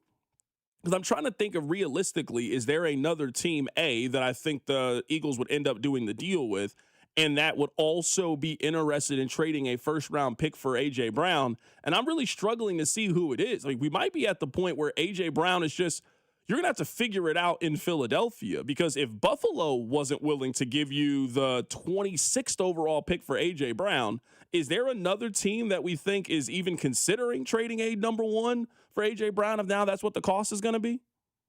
I think because of A.J. Brown's contract, I think you got to start looking at rookie quarterback teams, and a lot of those kind of don't make sense. Like, who is that rookie quarterback where you feel like, oh, they had a good year and they're going to take the next step and watch out? That's why I think the Patriots make so much sense. But I can't think of another team. Maybe the Saints, but they're in cap purgatory. I mean, perpetually. Maybe they're coming out of it now, but I don't know a team that makes just, oh, no doubt that team makes perfect sense, home run swing.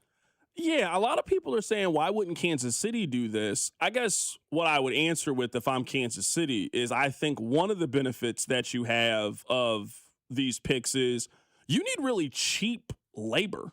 Like, if we really sat here, and we could do this in the segment if you really want to, if we start going through the guys 25 and under on Kansas City, there's a talent void. They don't really have a lot of great players 25 and under. They need to fix that this year. They need to fix that with this draft class. So I don't know if taking the 29th overall pick that you've had for 24 hours, I don't now know if turning around and trading that for a guy who is going to be 29 years old when the season starts, and you're also going to have a pretty big contract attached to him, I don't know if that's the right way to play that if you're Kansas City. Like, this team really needs some really talented 22 and 23-year-olds and not projects. Because I would say most of the guys that we think would fit in that conversation, they're all projects. They're all guys that we think could be good. But Noel Williams hasn't shown anything yet.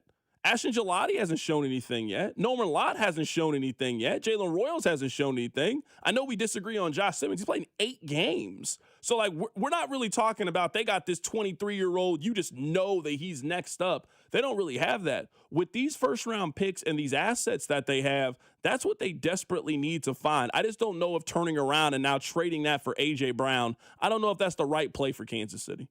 Especially when, to me, you can now take the money that you were going to pay A.J. Brown and give that to Alec Pierce, who's 25 years old. I'm not saying you say this, but if you were the type of person that text on that's been preaching younger, more explosive, I know A.J. Brown's good. By the time you get him, is he still the most explosive version of himself? Probably not. And you're going to give away all that cap space you gained by giving it to A.J. Brown? Like, I'm a big no on A.J. Brown. I think the Chiefs, and maybe Chiefs fans, are stuck between a rock and a hard place. are the Chiefs all in on 26, or are they 26 with an eye to the future? Because I don't think they're all in on 26, nor do I think they should be all in on 26. Yeah, I don't know if you can say that right now. I think Monday is going to... Brown's an all-in move. I don't think you should be making all-in moves. Yeah, but to me, Monday is going to answer that question when the legal tampering period opens up.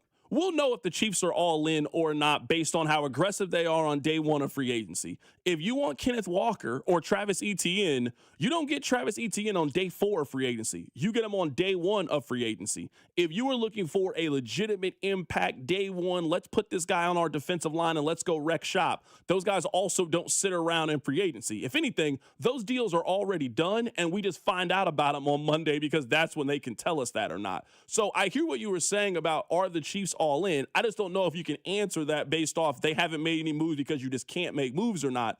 Monday, by the end of Monday's show, when we can start to find out these moves, we'll know. If you're giving Kenneth Walker 3 for $48 million, you are all in for the 2026 season. If you go get Owe or one of those kind of pass rushers or Jalen Phillips, you are absolutely all in for 2026. See, I'm happy we're having this conversation. I didn't know A.J. Brown would lead us here, but let's have this conversation.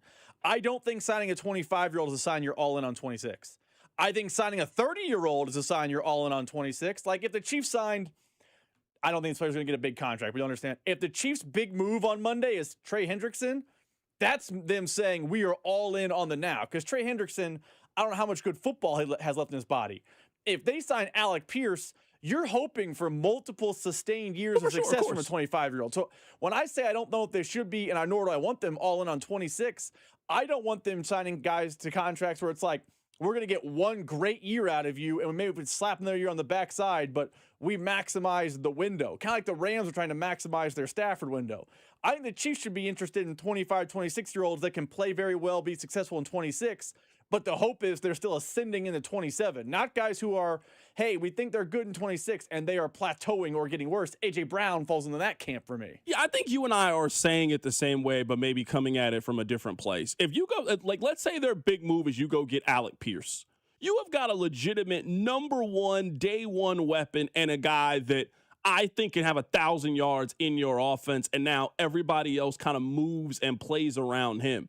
That's a we're in it kind of move. That is a move of we think we are 1 or 2 players away from possibly getting back to the Super Bowl, and we think that this is one of those kind of impact guys to be able to go out and make those kind of moves. So I'm with you on a Trey Hendrickson, but I guess to me, those moves just signify the exact same thing. I don't think anybody's giving Trey Hendrickson a 3-4 year deal given his age, but we would agree. I mean, if the Chargers or the Rams or one of those teams ended up signing Trey Hendrickson, hey, this is a big-time piece and a guy that can help put you over the top. I know the Chiefs have already been there, so they've been over the top, but one of these moves can put you over the top again in the division. One of these moves can put you over the top where you are once again being considered as one of the Super Bowl contending teams. They need impact players on their roster, and they just don't really have a lot of them. So that's why, at least to me, whatever tier free agent they go sign in day 1 will then tell me whether or not they're going for it. Last year, they didn't sign a tier 1 guy. If your big move was Jalen Moore and Christian Fulton, you were not a big player in free agency last year, and it was a lot more about team retention. If you go sign Kenneth Walker on day 1 of free agency and you go get Owe from Seattle, you are one of the major players in free agency. That to me is you being all in. And I guess it's semantics. I think signing those players does say you're all in on trying to win. I don't want this to come off like the Chiefs are, punting on 26. But I think the Chiefs have an eye on 27 more than they have an eye on 26. They'll be better in 26. It's impossible. If they're worse, oh boy, it's impossible to be worse. But I don't think the Chiefs are looking at it like we went 6-11 last year, but we're going to make a few moves and we're 15-2 again in 2026. I think there are a few moves and they're 10-7, 11-6 in 2026.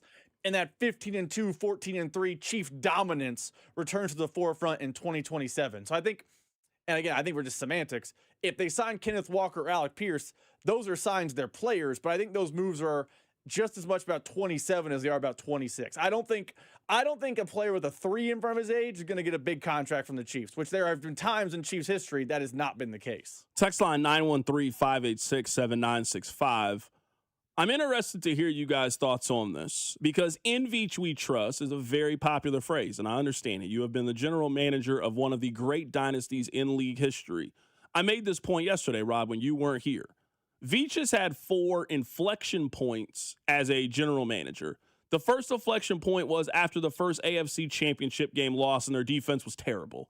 You had to go fix the defense. They fixed the defense. The next one was after losing the Super Bowl to Tampa Bay. They needed to retool the offensive line. They went out and did that. I would say the third one was after trading Tyreek Hill, and they ended up nailing that. They now have another inflection point. They went from having 6 picks to now the 4th most in this year's NFL draft. They went from a couple of weeks ago being $40 million over in cap space and needing to make some moves. Right now they're at $20 million in cap space and very easily have the ability to create more cap space if they want to. So the Chiefs have an opportunity to be a major player in the 2 significant player building portions of the offseason. Free agency that starts here on Monday, and you also are major players when it comes to the draft. If you got 4 picks in the top 75 and 2 picks in the first round, you are absolutely a major player in this year's NFL draft. So I think the Chiefs can get really good really quick. Now, I think the problem with Kansas City is, and the hard work is going to be, they got to hit on some significant positions for this team. They got to hit at running back. They got to hit on one of these wide receivers. They got to hit on edge rusher. They need impact, dynamic kind of players. On a scale from 1 to 10, where would you say your trust in Veach meter is right now? If 10 is you are 100% certain that he is going to knock this draft out of the park the way that he did in 2021 and 2022. 0 is I have absolutely no confidence. He is on the hot seat. He's going to screw this up and get fired in the next 18 months. Where would you put your confidence level right now when your I trust Brett Veach meter? That's a great question. In between 6 to 6.5, I have faith because he's done this multiple times. That 2022 draft, like, if there was a committee, I don't know how they determine Chiefs Hall of Fame, but there was a committee. Brett Veach could point to the 2022 draft alone and say, this is why I should be a Chiefs Hall of Famer. He had to rebuild. They got younger. They were fantastic that year. But basically, since that draft, 2022, has Brett Veach made a move that, like, inspired confidence and he knocked it out of the park? Like, he drafted Xavier Worthy. He drafted Rashee Rice. Like, I mean, they're fine players, but not dynamic. You mentioned last year, Jalen Moore and Elijah Mitchell. That was day 1 of free agency. He re-signed players that I think are good players, but play at positions that I would never re-sign. Like, they basically had the run it back tour, and running it back really backfired. So I think recent people are going to say recency bias makes you think, he can't do it. But it was not that long ago. He absolutely hit a grand slam in the draft and in free agency that year. Because you'll remember in 2022, they signed Juju, and the sentiment was, what are you doing? And it worked out gangbusters for the Chiefs. So I'm gonna say a 6.5, but I think Veach can get this done 100%. Chiefs are back eventually. I would say I'm at probably a 7 right now on Veach, and I'll play the audio. He said 2 things that I think he understands. And at least right now, that's all I can really count on. All I can really count on, you understand the importance of what we're talking about. And I would say that right now, for the first time in a while, he and I are aligned in what I think the team needs are. We were not aligned last year. When I was banging the drum to go get a running back, they didn't go get a running back last year. This year, they understand the importance of going to get a running back. They told me just 2 weeks ago. Certainly, we want to get more explosive in the running game. We've invested in that interior, and Trey Smith and Creed Humphrey, 2 of the best in the league, and we thought Kingsley made a big step. I mean, those are 3 talented interior players. So I think, and we've talked about it, and Coach has done an amazing job with his staff cranking on that scheme eval, but I think being more explosive in the running game and really taking advantage of those interior 3 to kind of impose your will on an opposing team's defense. But I mean, the running game takes a lot of pressure off everybody. So I think if we can be more explosive and more effective in the running game, I think obviously we take a lot of pressure off Pat, especially coming back early in the season with the injury. I think they're forced to do some of these things. I think they're forced to do it. I don't think they have a choice but to spend a significant resource at running back. I don't think they can play it the way that they did last year. The way that they played it last year was it'll work out because it always works out. Well, when it didn't work out, and now you have seen your quarterback go down and you realize how wrong they were wrong. Like, you could not be more wrong than they were last year at running back. It is impossible as an NFL talent evaluator to be more wrong at running back than they were last year. I think they're forced to do something. And you and I are just different on, I think that's one of their biggest problems. I think one of their biggest problems is they were playing with one arm tied behind their back offensively. Imagine what their offense could look like if their running back is a legitimate home run threat. Imagine what their offense could look like if you trusted your running back and helped break games open. They haven't had that for 2.5 years at the position. So I think they are forced to do something significant at running back. That's encouraging to me. I think they are forced to address their defensive line. Mike Dana is not going to be good enough when it comes to this defensive line. A guy like Charles Omenihu is not going to be good enough at defensive line.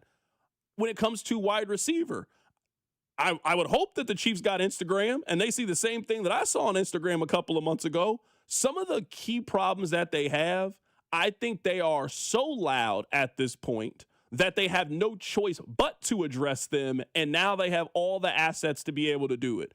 You got the cap space to go do basically whatever you want to do next week. They got the draft capital to basically be able to do whatever they want when it comes to the NFL draft. So there's no excuse to sit on your hands when it comes at running back. There's no excuse to sit on your hands when it comes to wide receiver. There's no excuse when it comes to defensive line. That's what makes me the most excited about this offseason is they finally have to address these things. So I'm putting my confidence level at a 7.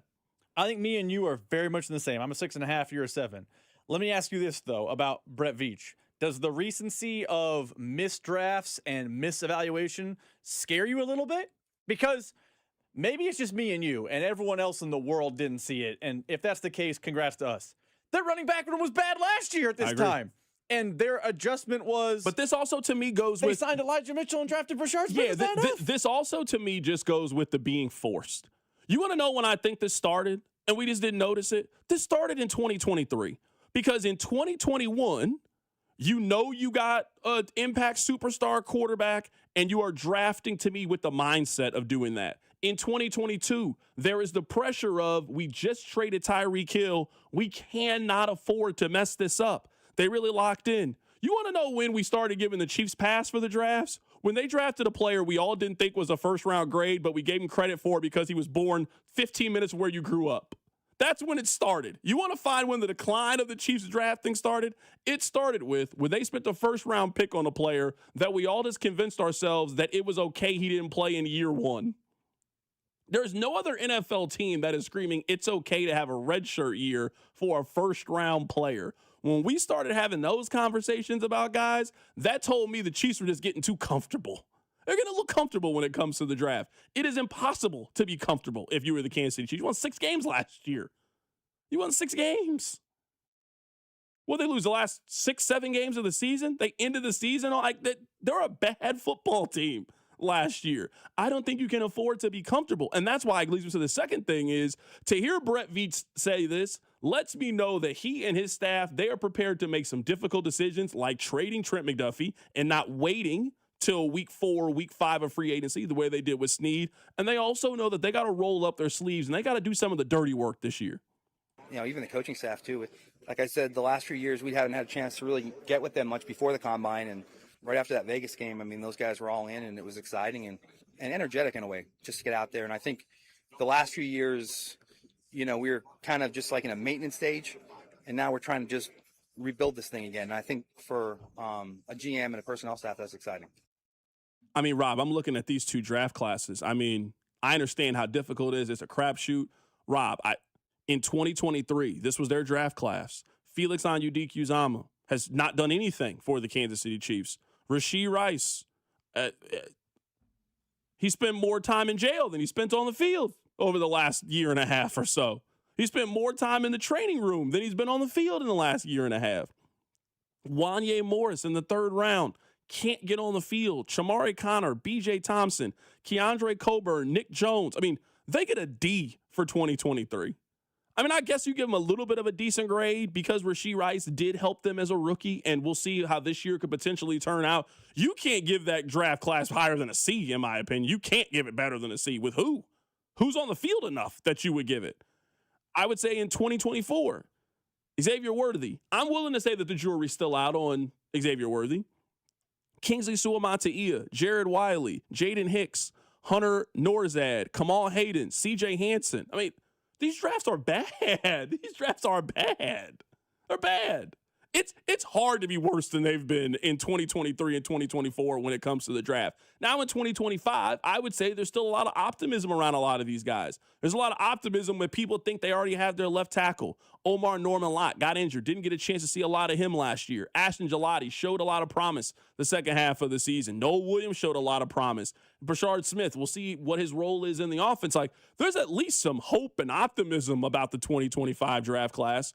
What hope do you have about the 2024 draft class? What hope do you have about the 2023? So I think they have to know the importance of this class. And with 2 first-round picks, a 5th-round pick, and all these kind of things, they now got the resources to me to be able to go out and do something.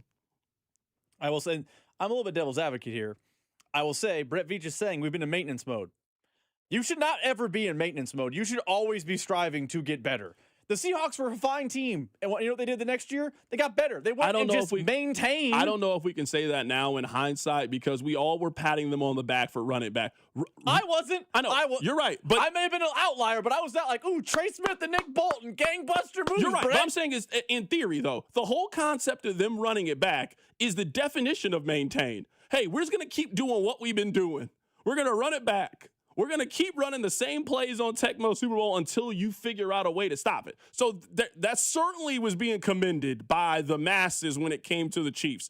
It failed this time. You were now forced to do something different. The fact that they were willing to trade Trent McDuffie this early on in the process tells me they mean business and they understand how important this is. Because we could look it up. When they traded Trent McDuffie and when they traded L'Jarius Sneed, it's like a 5-week difference between the two. They know from day one, we really got some work to do. So I'm excited to see what that looks like. Coming up on the other side, maybe the most Las Vegas story ever. I'll tell you what it is. Keep it right here. It's The Drive. The Drive with Carrington Harrison on Kansas City's only FM sports station, 96.5 The Fan.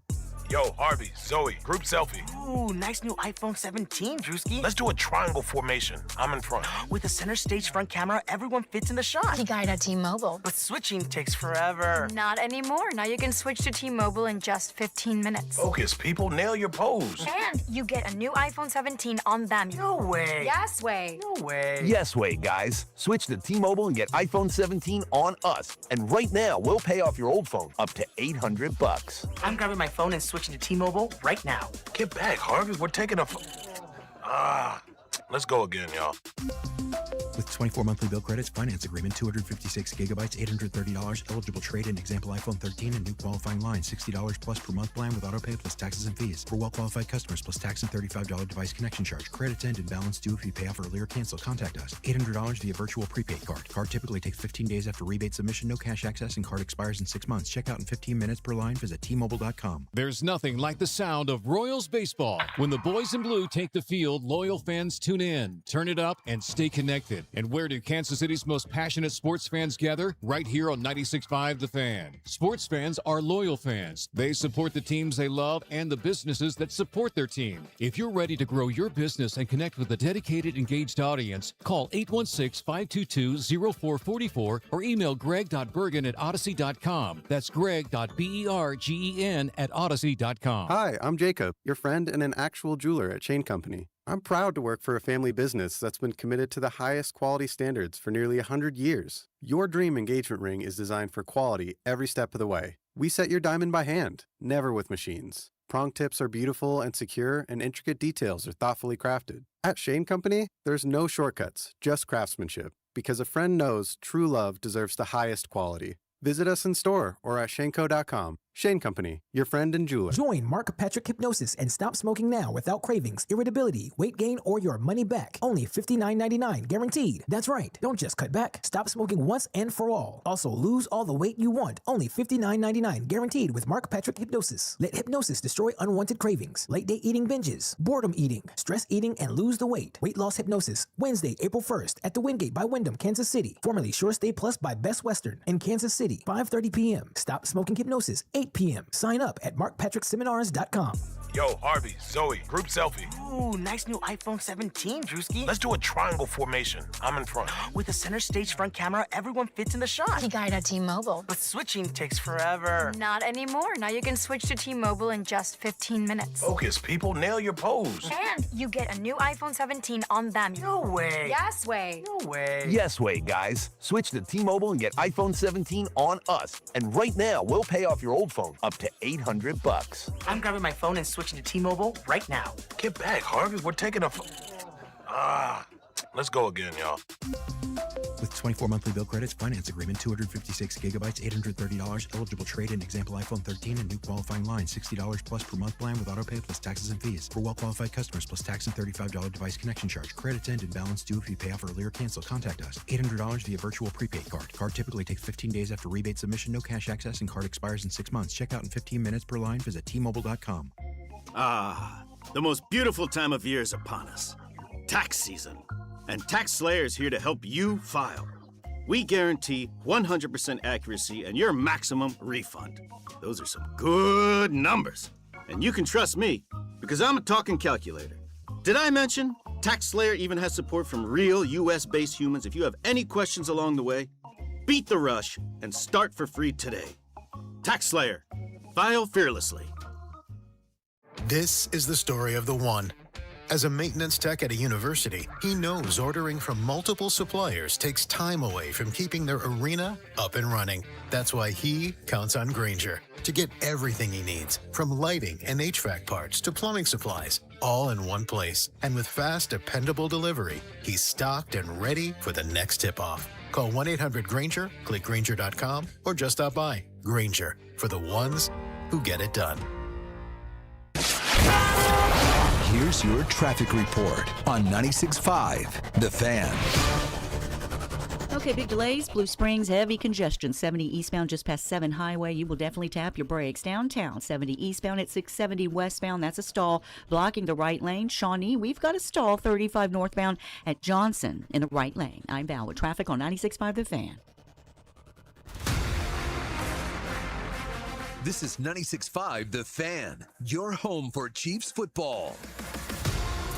Someone just texted in, CDOT, the 2024 draft is not nearly as bad as you're making it. I'm happy to go through it. Their first round pick was Xavier Worthy. You guys are telling me I can't do anything with his second season. He had less than 600 yards, and you're telling me his second year doesn't count. Kingsley Suamataia, good draft pick. He failed as a left tackle. They then moved him to left guard. He has been fine at left guard. Jared Wiley was their third selection in the 2024 draft. He has 2 catches for 11 yards in 2 seasons. Jaden Hicks, who's a decent player. He's a rotational safety. Not mad at that with the 4th round pick at pick 133. The remainder of their picks are Hunter Norzad, Kamal Hayden, and CJ Hansen. That is not a good draft class at all. It's not good. Xavier Worthy has 1,000 yards in 2 seasons, and Kingsley Suamataia starts at left guard for them. That's a C- draft class, in my opinion. What grade would you give it, Rob? 2024.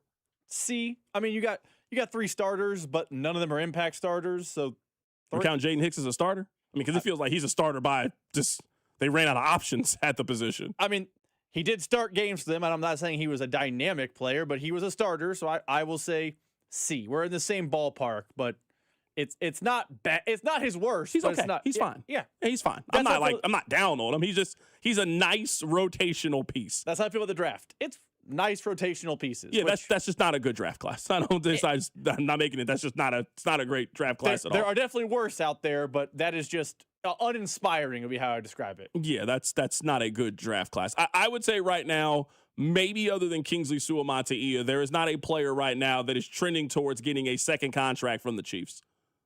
Let's say Xavier Worthy puts up a year very comparable to his rookie year. I do not think you were picking up the 5th-year option on Xavier Worthy. You are very happy to move on from him. Jared Wiley has done nothing. Jaden Hicks, a rotational piece. If you bring him back, it's going to be for a very cheap deal. They don't have a guy that's kind of trending towards it. And with Kingsley, I also question, are they in a position where they're going to be able to pay him just because of how much money they already have divvied up? If you're going to have to prepare for Josh Simmons, if you think he's your left tackle, you're going to have to pay him. Creed's gotten paid. Trey Smith has gotten paid. At some point, they're going to have a long-term answer at right tackle.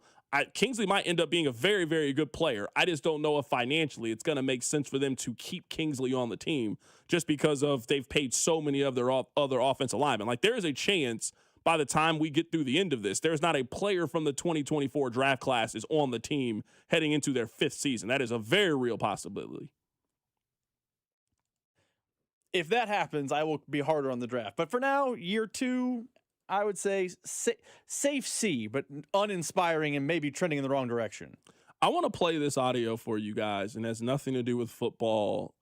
And it is just, this is one of the most Las Vegas stories that I have ever heard. Rob, listen to this.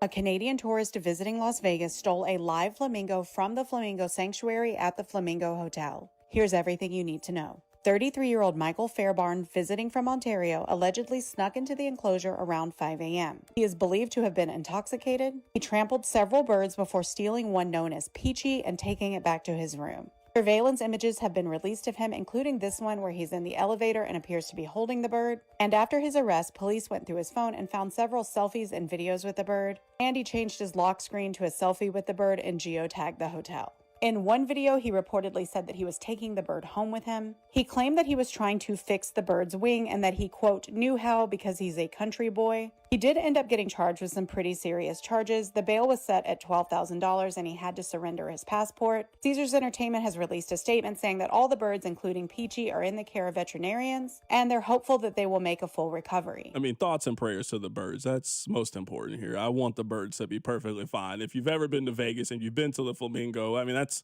really cool. They're just right there. You're just walking through the lobby and they're just, the flamingos are there just minding their own business. They're not.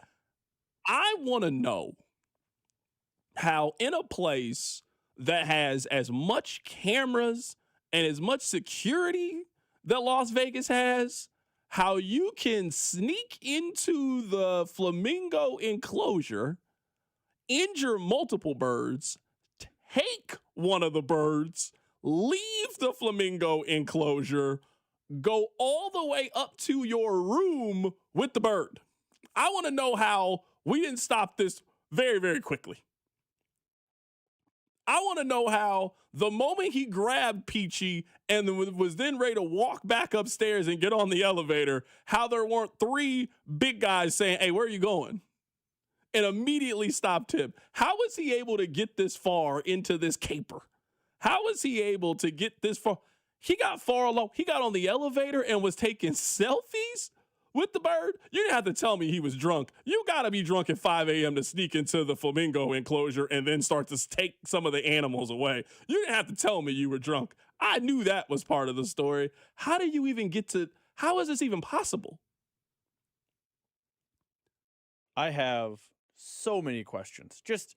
I imagine taking these birds is not a quiet endeavor. So no one heard this happening. Also, now I don't know the layout of the Flamingo offhand. There's usually people at some sort of front desk. That's what I'm saying. I'm saying is, if you've been to Vegas before, even at that time, it's people all around. It's people all around. Somebody said this isn't real. Yes, this is a real story. I promise you. This is a real story. I did not make this up. Also, can we talk about the fact that he was like, the bird is hurt, I'm a country boy, That's what I'll he take said. care He of said, it? I'm going to fix the bird, is what he said. That's what he said. Also, for someone who has committed a caper, the idea that the cops found him and looked on his phone and he's lock screen was he and the bird geotagging the hotel is like the dumbest criminal moment ever. I'm trying to tell you guys, if anybody questioning whether or not this is a real story, I'm sitting here, I'm looking at the Las Vegas Review. They have pictures. They have the pictures from the guy's phone. He Snapchatted it. I'm looking at it. He and his friend are walking back to the room. Both of them are shirtless, holding a bird, and they're taking turns taking pictures with the birds. They're taking pictures with the birds. And you got to keep this man out of our country. You got to keep people like this out of here. At this point, he's stuck here. This here. man came from Canada to commit crimes, is what he came to do. You can't just go upstairs and go to bed. It's 5 o'clock.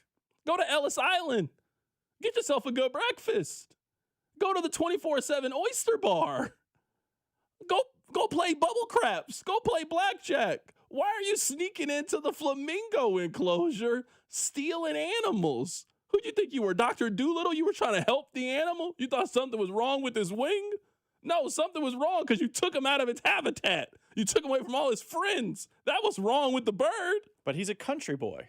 He said he was going to take him home. What was his plan to take him home? I want to know the plan to get that bird on the flight. That's my question. That's what I'm saying. What was their plan to take him home? Somebody said the front desk guy said that's above my pay grade. Just call security.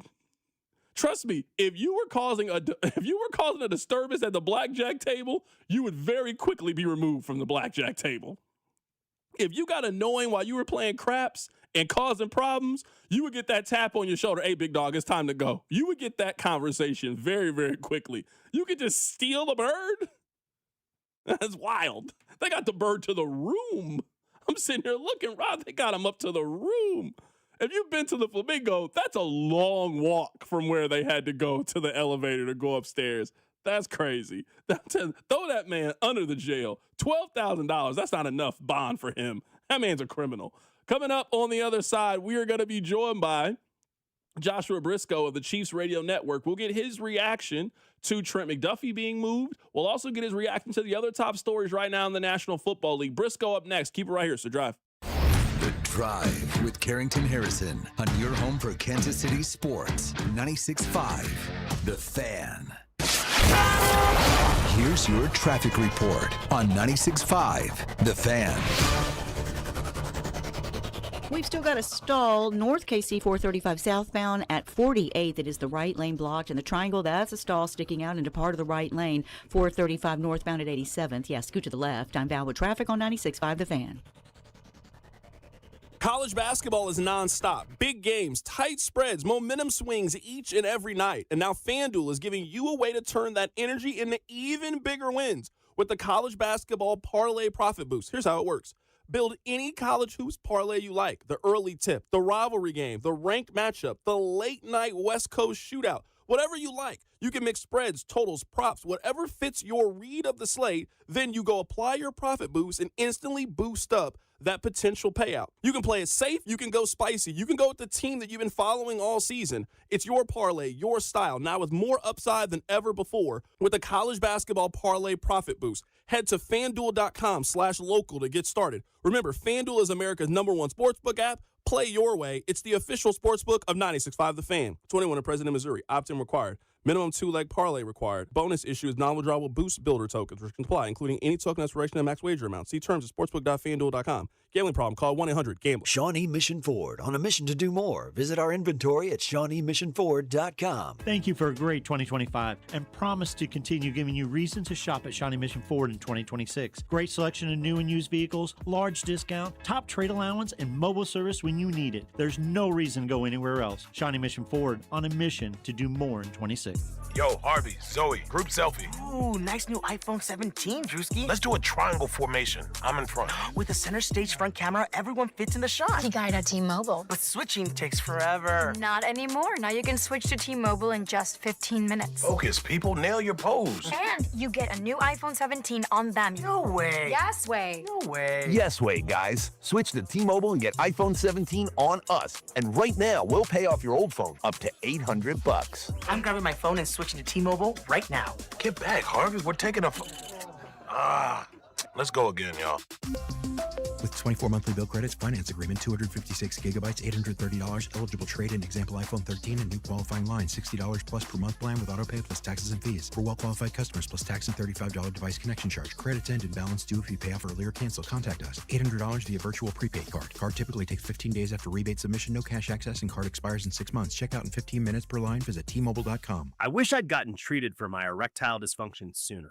Men, I hear this all the time from our patients. This is Jeff for Heartland Men's Health, and if ED is a problem in your life, resolve to get it treated today and stop having it affect you and the one you love. ED is simply a medical condition, and it's fully treatable. And at Heartland Men's Health, we have treatments that are effective in well over 90% of cases. which means if you're like most guys, your ED will be a thing of the past. In fact, you could be having great sex within a day or two of your first appointment, and you'll likely find you're performing like you haven't in a long time. It's the new year. Resolve to get your ED treated and change your life. Call us at Heartland Men's Health. Your initial visit is only $99 and includes blood work, a medical consult, and if medically advised, a test dose. And if that test dose doesn't work in the office, your visit is free. Call 844-447-6600. That's 844-447-6600 or go to heartlandmenshealth.com. We have 3 offices, Overland Park, Independence, and North Kansas City. You know that Big Bargain detergent jug is 80% water, right? It doesn't clean as well. 80% water? I thought I was getting a better deal because it's so big. If you want a better clean, Tide Pods are only 12% water. The rest is pure, concentrated cleaning ingredients. Oh, let me make an announcement. Attention shoppers, if you want a real deal, try Tide Pods. Stop paying for watered-down detergents. Pay for clean. If it's got to be clean, it's got to be Tide Pods. Water content based on the leading bargain liquid detergent. DQ presents the Spicy Menu. For a limited time, try the new Flamethrower Chicken Strip Basket for $6.99 with spicy, bold strips that heat you up. Served with a side of famous DQ soft serve as a dip to cool you down. That's right, dip those spicy chicken strips right into soft serve, plus fries and toast, all for just $6.99. And add a new pineapple lemonade sparkler or cooler made with tahini. It's the limited time only Spicy Menu. Get it delivered in the DQ app. Happy, tastes good. Participation may vary. My friends at Smokehouse Barbecue have 2 new items that you need to try. First, meet the Pickle Jack Sandwich. We're taking tender smoked ham and melted pepper jack cheese, piled high with our signature pickle fries. It's crunchy, spicy, and smoky as well. And if you need to warm up, how about some Smokehouse chili? It's not your average recipe. It's loaded with our famous chopped burnt ends and savory sausage. And don't forget carryout, which you can order at SmokehouseBBQ.com. Visit Smokehouse Barbecue in Independence, Zona Rosa, and Gladstone. It's Smokehouse Barbecue. Go to 965thefan.com for your chance to win an X-Family instant ticket, plus a shot at winning 4 Diamond Club seats to the K, all powered by the Kansas Lottery. Listen between 2 and 6 on Monday, March 9th and Tuesday, March 10th for your chance to qualify for the Drive's Papa Shot Tournament. 96.5 The Fan, KFNC FM and AM, HD1 and HD2, Kansas City, in Odyssey Sports Station.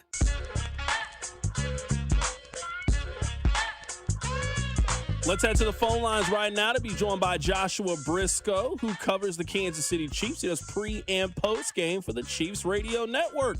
Brisco, it's been a while, man. How have you been? Not too bad. I was just telling Rob, though, we got seasonal allergies in my house on February 28th this year. So I have been under the weather since before we got to even, enjoy some springtime weather. All that then just to kick off the biggest week of the offseason here an extra few days early. So I'm glad to have something to talk to you guys about. Happy to be on with you, and a little sad to be saying goodbye to Trent McDuffie. Absolutely. So let's start with this. My stance on this is this was a win-win-win for everybody.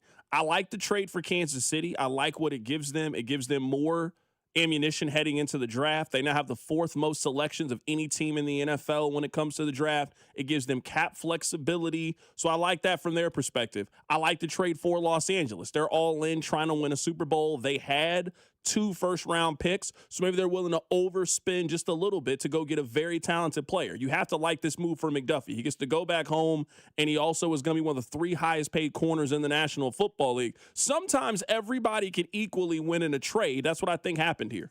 I agree with you on that. Now, the Chiefs side of it is the side that hurts more because you know Trent McDuffie. That's why my first reaction yesterday was just to be a little bit personally conflicted. Not conflicted on if it's a good price for McDuffie. I think it is. I think you're right that everyone in this factor does get what they wanted out of this offseason by and large. Not that McDuffie was asking for a trade by any means, but he gets the payday, we assume, and he gets to go play for the one team I've seen him ever talk about playing for who's not the Kansas City Chiefs. From my side, it just stinks. That's a part of the business where it stinks to have a player that comes in, is not only meeting his level as the 21st overall pick and the highest draft pick that Brett Veach ever turned in, not only to come in and overachieve as a player, but to be such a weapon in the defense, to be a guy who just seemed totally beloved in the locker room and by the coaches and totally developed by Spags and Dave Merritt, who've of course developed many other corners during their time here as well. It's just a tough way to move on because you know how great Trent McDuffie is. Also, I absolutely think this is the best deal the Chiefs were getting for Trent McDuffie, and it's a very, very good one. You know, I think most Chiefs fans are kind of on board now at this point, so this might be kind of preaching to the choir, but the Sauce Gardner trade was an outlier for two big reasons. One being the contract that he had just gotten from the Jets that lowered the cash necessity from the Colts, and then also the league's just always, since the draft, they've always viewed Sauce Gardner as a slightly higher caliber player than Trent McDuffie, even though McDuffie, particularly in the slot, is as good of a defensive back as there is in football. That particular role, he's just about perfect for that. Now, if he wants to play outside more and the Rams are going to let him keep doing that, McDuffie's 2025 was a slight step back because he did kind of get partitioned out to the outside for so much of the year. If that was by his choice, by the Chiefs' choice, whatever, all to the wayside at this point. It's a long way of saying I do agree with your synopsis there.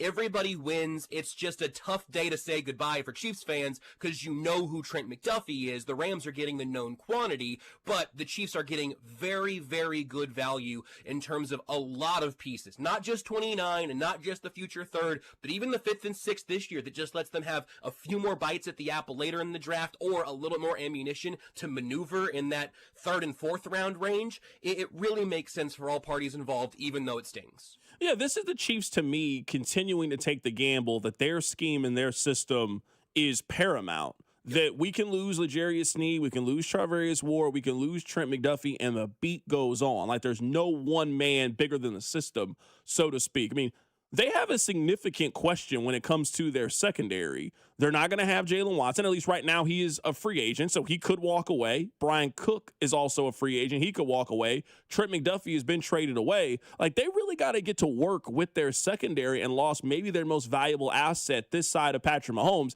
This is a really big gamble, on Veach, his drafting and his scouting department. This is also a really big gamble when we're talking about their scheme on defense as well.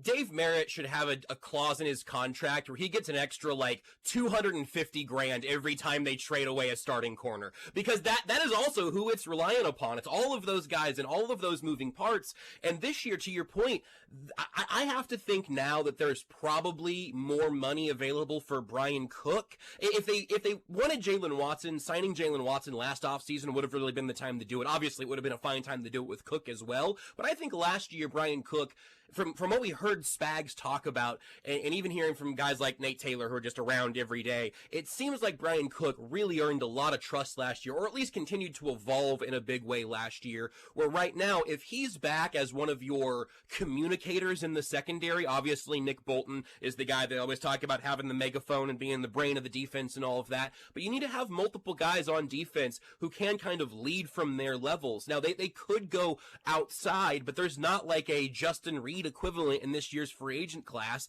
Frankly, I think the free agent that would make the most sense is probably Brian Cook.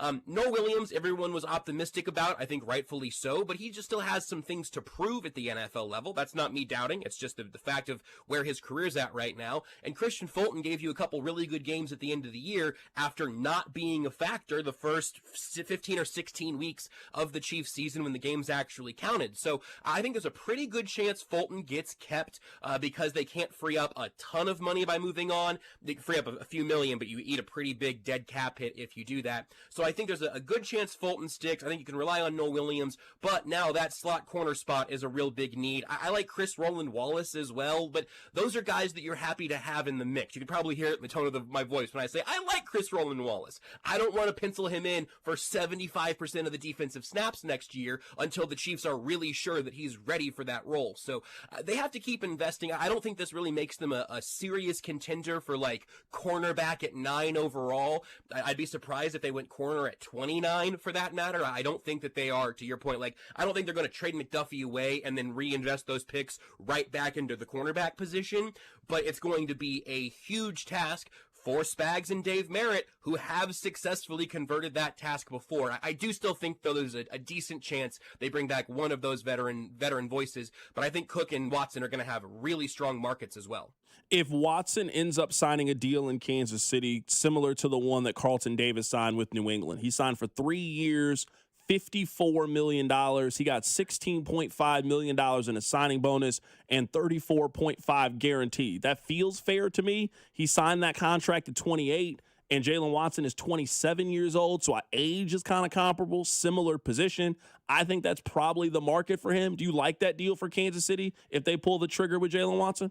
I think that is a fair deal. I don't know that I love it. I think it would make sense, and I would want to know the rest of the offseason plan, because here's the one part about it that gives me a little bit of pause on Watson. And not that Christian Fulton being on the team right now is a reason to not pay Jaylen Watson real money, but Noah Williams is definitely an outside corner. And I think you have to assume that they want him to be a starter next year. Christian Fulton is exclusively an outside corner. Jaylen Watson is an outside corner. I could see them, one name I brought up yesterday, I could see them sniffing around Marshawn Lattimore again to try to add like a veteran in there coming off of a down year where you could probably get him on one of those kind of late career mercenary deals. I think they were interested in him around the trade deadline a couple years ago. He can still play some press man outside coverage. So I think that they're probably going to be able, with the cornerback development pipeline in mind, I like Jaylen Watson as a player, and if somebody gives him that deal, I will not turn up my nose at it. I'd be a little bit surprised if the Chiefs gave Jaylen Watson that money, because I think it ends up undoing a little bit of the cannonball you make by just having a total overhaul in the secondary, specifically at corner this offseason, because that outside, lanky, physical cornerback build that they're also really good at identifying in the draft, that gets a little bit redundant. That's still a spot that you can have someone penciled in there with, I would say, Noah Williams, Christian Fulton, and somebody else who's brought into that mix. If it's Jaylen Watson, he's playing 100% of the snaps for you next season, which is great to not wonder about. I just wonder if the Chiefs are actually going to structure it that way after letting the better but more expensive player go in McDuffie.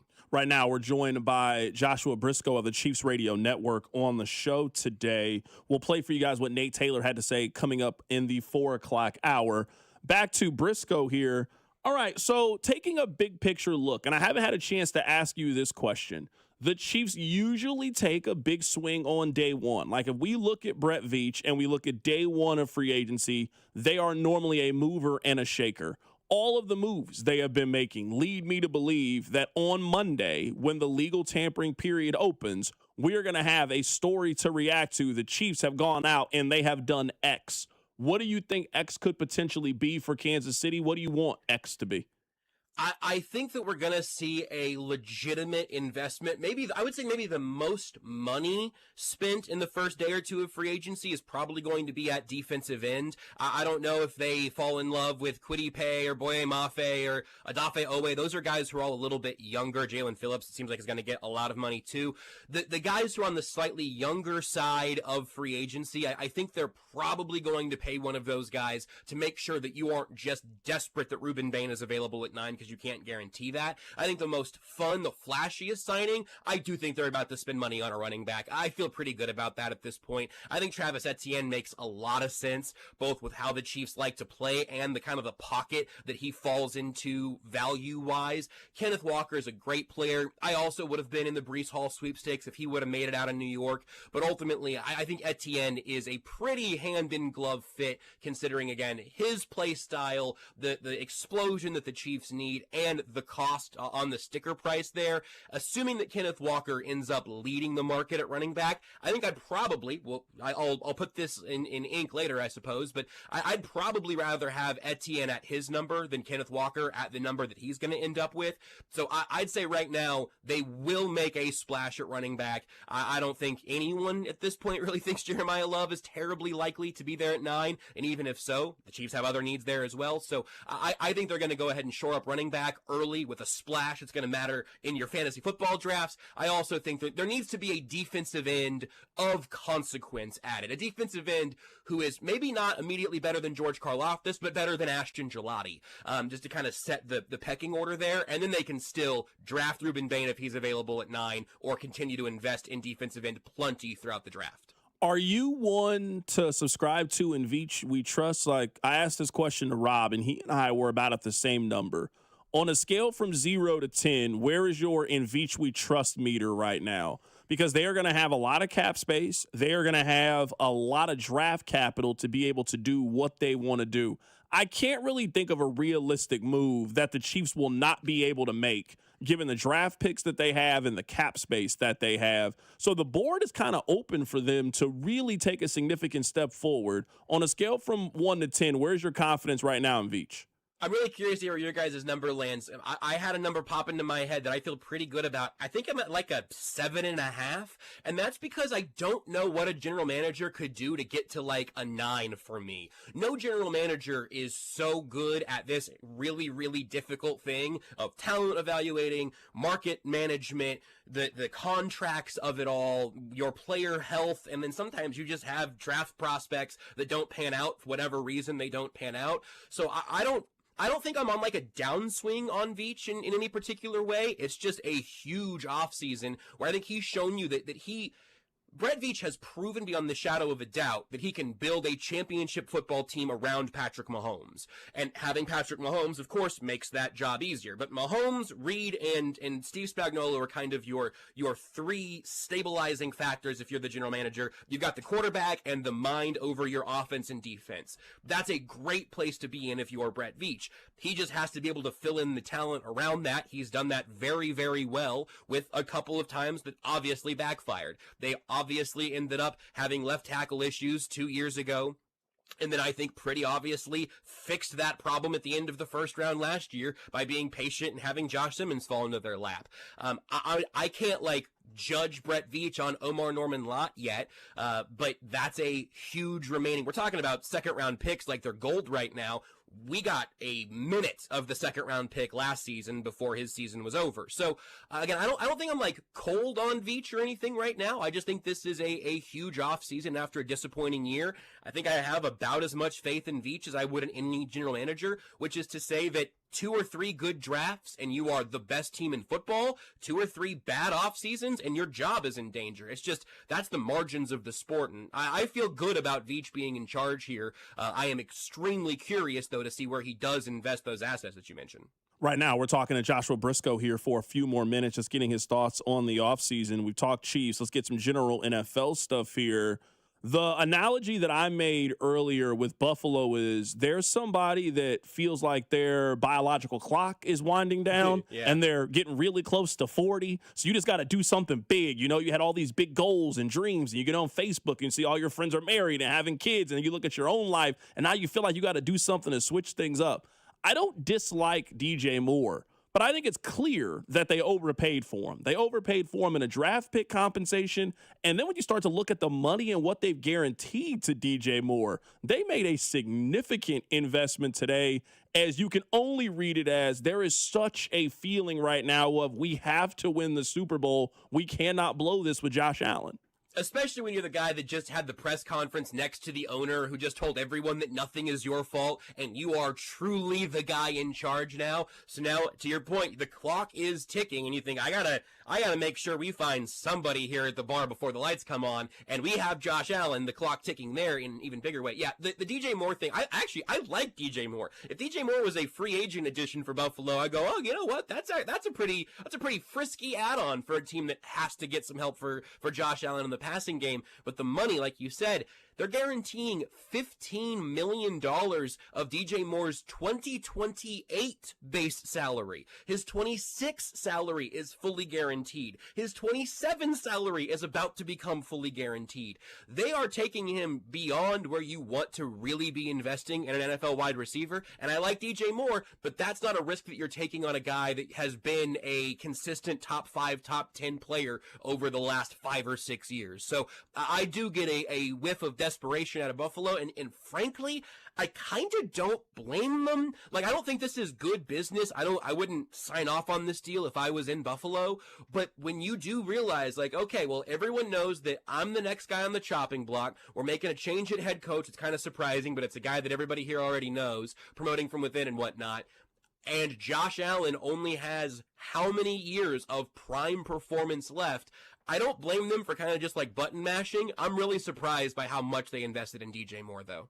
Yeah, I'm a little bit surprised by it, too. And if you also are following the reports, it doesn't sound like they're done. I mean, there's reports that they're still interested in adding to their wide receiver room. They should. You can't just assume DJ Moore fixes everything. Romeo Doubs has also been linked to them. I could see Buffalo just being another team, just keeping with that sense of urgency. They fired their head coach, promoted their offensive coordinator. They trade for DJ Moore. They seem like a team that's just going to give out a big contract here coming up in the next 3-4 days or so. I agree with that. And it also, it's funny because of the pivot they're making organizationally. So now again, hey, congratulations, Joe Brady. You've got Josh Allen. You've got DJ Moore. We're going to go spend real money. Let's say it's on Romeo Doubs. Now, we do have one problem. The one thing our previous head coach did pretty well was hold together a defense that did not have a lot of great investments. That was an injured defense. That was an aging defense. We talk about the need for every NFL team to constantly be churning over these rosters to stay young and like within a reasonable price range. Again, if I'm Joe Brady, if I'm Josh Allen, absolutely, let's just say, hey, it's my job to go score 35 points a week, and we're going to try to win the Super Bowl that way. But without Sean McDermott there, if you do end up having a step back on defense for a roster that, again, I just don't think has gotten nearly enough of those defensive pieces correct over these last few years, it could just be a different type of purgatory for the Bills, even if they do push all those chips in on offense, which, again, I still get. I would want to give Josh Allen every bit of help he could possibly need to see what he looks like at the absolute peak of his powers. But if you can only play on one side of the football, even if that side's working really, really well, that's going to bite you in December and January. So I think this has been true for a while, but the Bills remain one of the most fascinating stories in the NFL because we kind of know where the Chiefs are at in like this big offseason of change and the Mahomes knee injury and missing the playoffs entirely last year. Again, full circle, the Bills very much feel like that clock is ringing in everyone's ears. Everyone knows that. The Bills know that, which is why they shook up so much this offseason. I don't know if all of this deck chair rearranging is going to end up being good enough, which makes it fascinating. Couple more things here for Joshua Brisco. Maybe this is an overreaction to this, but I'm starting to think that Philadelphia is going to keep A.J. Brown because I don't know if there is a team that wanted a wide receiver more than what Buffalo just did. And if they weren't willing to trade a first-round pick to go get A.J. Brown, I'm looking at the teams that I think would even be interested. I mean, maybe you could end up doing a pick swap. Philadelphia has 23. Maybe you end up flipping picks with somebody else. But Denver has 30. New England has 31. There's just not a wide market of teams that I think need a wide receiver and would also meet what the Eagles are trying to get for A.J. Brown.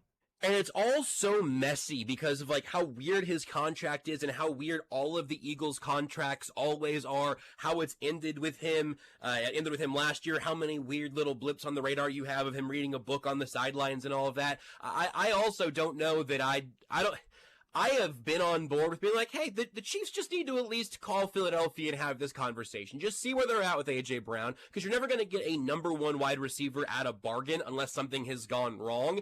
But it sounds like the Eagles are not interested in selling A.J. Brown at a bargain. Again, they're going to end up on the hook for a lot of money if he's with them or not. The one thing that I do think people forget, A.J. Brown is 28 years old. Now, he'll be 29 going in the next season. Now, we just talked about that cutoff for DJ Moore. A.J. Brown has been a better receiver than DJ Moore has been, and I think his game will age okay over those several years. But yeah, I've been a little bit surprised to see kind of the line in the sand drawn on the A.J. Brown trade rumor discussion or whatever it's been of, yeah, I know it's got to be a first and then something else. I mean, every team who wants to trade someone away says that, but I wouldn't have traded Trent McDuffie for A.J. Brown straight up, and obviously there's a lot of cap implications with that as well. But I don't see the first rounder plus happening for Brown, and if it does, I'd be really curious. It would have to feel like a bit of a desperation situation for a team like the Patriots, just trying to make sure that their quarterback has someone he can reliably throw the ball to. It's an interesting comp for the Chiefs, though, because now you're a team with 2 first-round picks, a definite need at wide receiver, of course, and I think they could play in that market in free agency, but you have a chance to get one of the top few guys at 9 overall. You have a chance to get maybe the top guy of tier 2 at 29. Those aren't luxuries that the Patriots hold at this point. So I do think it's got to be one of those teams in that range. I just don't know. If I'm the Patriots, I don't know that I'm moving that pick for A.J. Brown at this point. Before we get you out of here, Josh, give us an underrated Kansas City restaurant. Oh, man. Okay, we talked about pizza last time. We've talked about steak a little bit. I like Tiki Taco a lot. I don't know, is that underrated? Is that properly rated? If that's what you want to throw out there, I don't have any issues with that. Well, okay, you know what? I'll tell you. Let me get the name because it's in Spanish and I'm not going to pronounce it right. There is a place in Olathe, not far from where I went to school. Shout out Mid-America. It's next to Camacho's, but it's actually like a Mexican grocery store called Bonito Michoacan. Maybe, literally next door. I'm guessing you pronounced that incorrectly. I don't know what the correct pronunciation is, but you didn't really say that in a way that made me believe you were pronouncing it correctly. No, really, I just want to say it in a way that's Googleable. So people, we always called it Bonito. They have like a taco bar tucked back in there. I haven't been there in years because I'm not in Olathe very often anymore, but I think about those tacos all the time. So that's actually, I think, my favorite, like, absolute hidden gem because you might walk past it to go into a full-on restaurant, but the real gem is the tacos over there at Bonito in Olathe. Bonito. You'll figure it out from there. Someone on the text line wants to know, what video game have you been playing lately? I have been replaying Pokemon Fire Red on the Switch. That's what I've been playing. What have you been playing? Last night I got the new Pokemon Pokopia fired up. How is that? It has been a delight, Carrington. It is extremely up my alley in terms of kind of like the Animal Crossing, Minecraft kind of world building thing, but it's filled with Pokemon. It's not moving very fast, but it's moving faster than a regular Pokemon game, to be clear. The first hour is actually fun. I have enjoyed it very, very much. I was a little bit lukewarm when I saw the initial trailer because I was like, okay, well, sometimes Pokemon kind of half-asses some important corners of games like this. The review started coming out and calling it the greatest Pokemon spin-off of all time. I think might have been an IGN quote. And I'm several hours in now, and I will be going back to it after I'm done talking about the Chiefs today. That is our guy, Joshua Brisco, joining us on the show. JB, we appreciate you. Anytime. Hopefully next time we call in, the Chiefs are adding fun players and not just sending them away for the ever exciting draft capital. Appreciate it, guys. Yeah, something tells me that is a Monday, Tuesday, Wednesday conversation that we'll be having here on the show. Coming up on the other side, I've compiled a very important list. Let's go through it. Keep it right here. It's The Drive. The Drive with Carrington Harrison on your home for Chiefs football. 96.5 The Fan. Royals coverage sponsored by Park & Go, the best deal on airport parking. Spring getaway on the calendar? Start your trip stress-free with Park & Go, open 24/7 with all covered parking, so your car's protected from the elements. Quick shuttle service right to the terminal. Reserve now at bookparkandgo.com. Park & Go, family-owned and operated. Net big cash at Harrah's Kansas City. With 3 ways to win, you could score major prizes. 1. Each day through March 28th, earn to swipe your Caesars reward card at a Net Big Cash kiosk to instantly win up to $100,000 cash. 2. Collect letters to spell out winning words to score up to $1,000 free play. 3. Join us March 28th for drawings with a grand prize of $50,000 cash at Harrah's Kansas City. Visit our website for full details. 21 or older to gamble. Know when to stop before you start. Gambling problem? Call 1-800-GAMBLER. At Liberty Mutual, we love helping people with things like customizing car insurance, just like how we customize a song for you. Catered country tune. Liberty Mutual, saving you bucks by protecting your truck. Cause 30 told me to only pay for what I need. Thank you, Limu. I'll always trust in Limu with Liberty, Liberty, Liberty, Liberty. Xfinity Tech Support, Matthew speaking. Hi, I live in a pretty remote place, like Jurassic Park remote. No! Wow. Will Xfinity Mobile work out here? Yep, the combination of reliable Wi-Fi and 5G makes it so that you can stay connected in all kinds of places. Plus, you get access to ultra-fast speeds and coverage, whether you're poolside or out live streaming with a T-Rex. Hold still, you're about to go viral.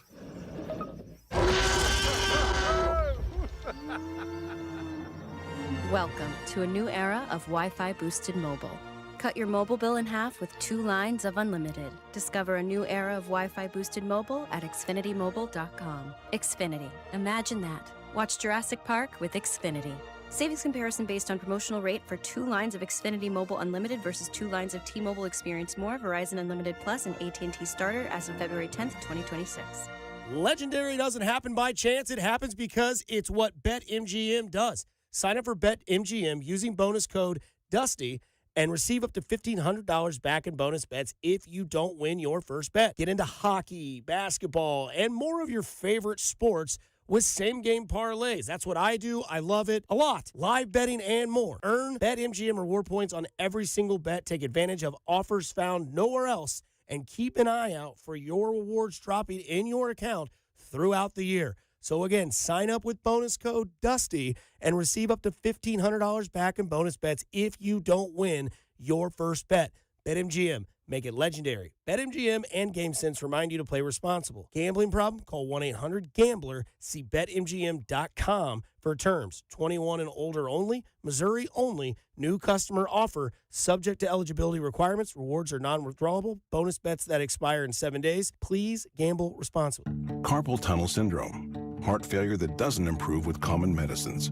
These are some signs and symptoms associated with ATTR-CM, or the cardiomyopathy of ATTR amyloidosis, a serious heart condition with symptoms that get worse over time. Amvuttra, vutrisiran, is a prescription medicine given by a healthcare provider that treats ATTR-CM in adults to reduce heart-related death, hospital stays, and urgent visits. In a clinical study, Amvuttra was proven to help people live longer and have fewer heart-related hospital stays and urgent visits over 3 years compared to placebo. Amvuttra lowers the amount of vitamin A in your blood, which can affect vision.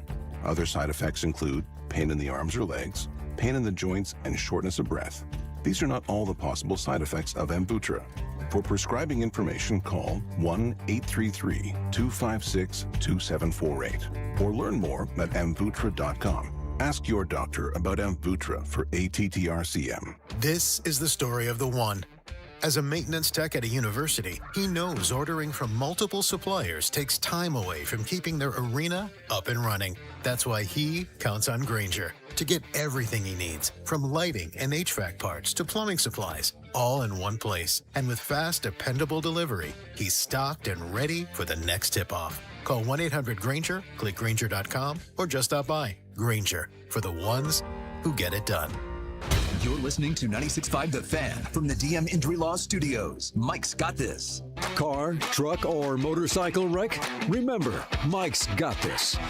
816-888-7500. Mike's got this. Here's your traffic report on 96.5 The Fan. We've got a two-car crash, Shawnee, 35 southbound just before 18th. It is the right lane blocked. Let's see, stall 435 southbound at 48th, blocking part of the right lane, so scoot to the left through here. I'm Val with traffic on 96.5 The Fan. Hey, it's Trey Smith from the Kansas City Chiefs. Welcome back to the Drive with CDOT on your home for Chiefs football. 96.5 The Fan. All right, Rob, I did this exercise. I did this the last two commercial breaks. This just popped in my head. I went through every player on the Chiefs who was under the age of 25. Because I don't think this is like some hot, sizzling take. It's not really the purpose of the take. Is one reason why I don't want them to take 29 and trade it, or why I don't want them to trade the 40th overall pick, is I think they desperately need to replenish having a lot of really talented players 25 and under. Because there's been some time that's passed. And there was a time where you looked at the Chiefs and you looked at their draft classes, and, I mean, it was stocked. I mean, if you look at 2021 and 2022 draft classes, I mean, they nailed it out of the park. Nick Bolton, Creed Humphrey, Noah Gray, Trey Smith, Trent McDuffie, George Karlaftis, Brian Cook, Leo Chenal, Jaylen Watson, Joshua Williams, Isaiah Pacheco. I mean, just starter. So they just had a bunch of really talented 21, 22-year-olds all on rookie contracts, and they used those players to help win more Super Bowls. They now have to start that process over again. That's what 9 draft picks gives you the ability to do. I would also guess at some point they trade up, they trade back. We'll see how they maneuver around the board, but now they give themselves options. So, Rob, I wrote down every player who is 25 and under currently on the Kansas City Chiefs. It is Jared Wiley. You got Bashard Smith, Xavier Worthy, Jeffrey Bassa, Ashton Gelati, Jaden Hicks, Nick Bolton, Jalen Royals, Kingsley Suamataia, Noel Williams, George Karlaftis, Issa Pole, and Chamari Connor. That is the list of players that they have who are currently today. And that's not counting some of these guys summer, like they're going to be 25, 26 once we get here. I'm talking about today as the moment we are talking. These are the guys that they have 25 and under. They don't really have a lot of guys that I would count as certainty at this point, and that worries me. Part of the Chiefs' development and part of, I guess, closing that gap, Rob, that you are a little bit worried about their ability to turn things around in one offseason. I mean, they're significantly counting on 4 or 5 guys from this list to be able to turn things around and be plus starters for them next year. They are counting on Noel Williams for this upcoming season. Their defense, I don't think, works in a lot of ways if Noel Williams is not good for them this past year.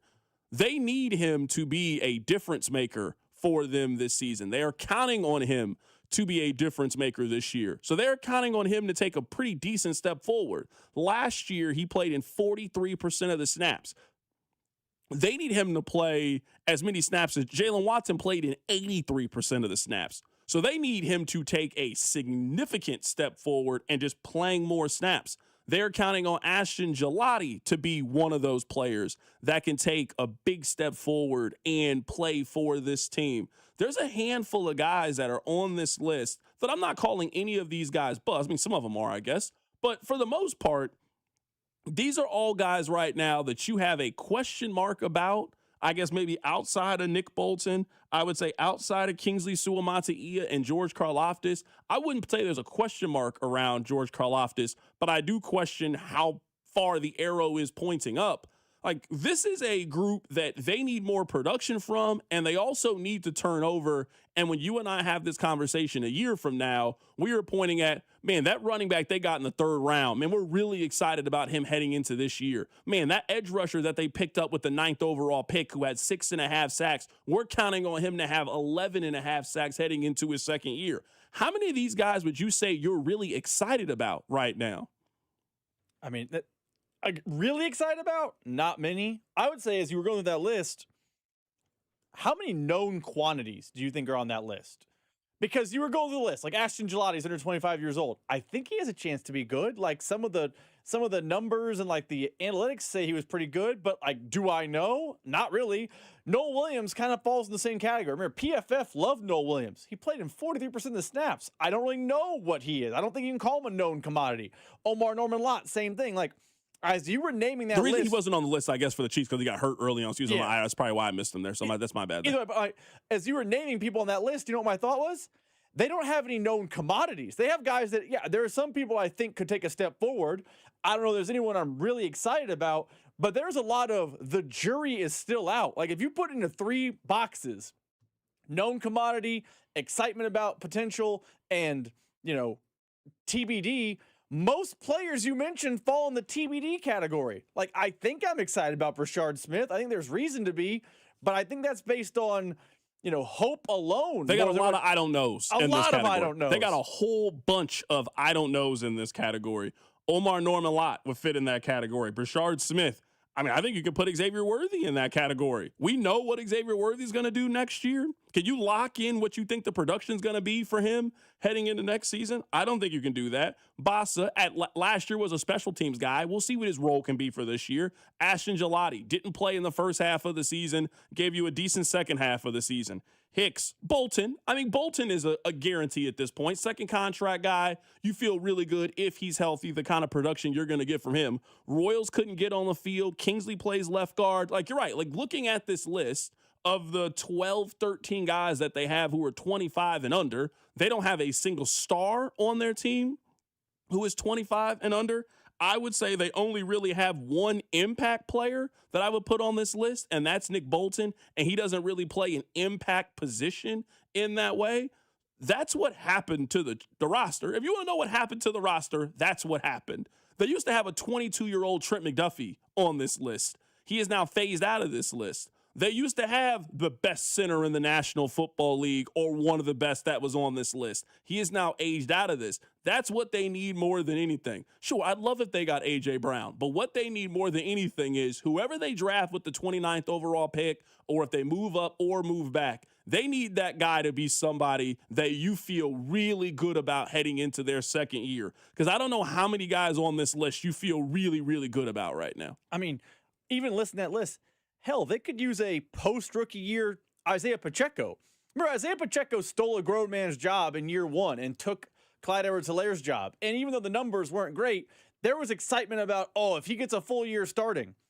Is there that excitement for a guy who, if he gets more reps, watch out. Maybe that's Noel Williams, but if they're bringing Jaylen Watson back and Christian Fulton and they draft someone, I don't know what his reps going to look like. I think it was something that we've talked about a lot this offseason. Is the Chiefs handcuffed last year because the roster handcuffed them, or did the coaching staff? Because there's a lot of guys in that list that we should have better thoughts than, I don't know, man. Let's just see after 1 year of football. Omar Norman Lott is an outlier because he got his season robbed by injury. But, we should know what Ashton Gelati is by the end of year one. I have no clue. He doesn't play. And I think maybe we've learned over time a disagreement that you and I have, a difference of opinion is probably a better way of putting it, is I feel that way about Joshua Simmons and you don't. I feel like Joshua Simmons is in the same category with some of these other guys. I think if there was an excitement category, he's left tackle, so it's hard to be like, man, I'm fired up. But that's the closest thing to the excitement category for me is Joshua Simmons. Yeah, so I think that's one of the things, we're looking through this list of the guys that are under 25 years old. That's kind of where I'm like, I don't have a good answer right now at this point when it comes to him. I don't know the answer of where I am when it comes to Joshua Simmons. I mean, Rob, he played in less than 50% of their offensive snaps last year. I'm looking at it right now. He played in 526 off. He played in fewer snaps last year than Kareem Hunt did. He played in fewer snaps last year than Noah Gray did last year. So that's why I say with Joshua Simmons, I'm not disagreeing on whether or not he has promise or he's good. He didn't play a whole lot of football for them last year that they obviously are going to need. You need in 2026, you need Joshua Simmons to play the most snaps of anybody on the team.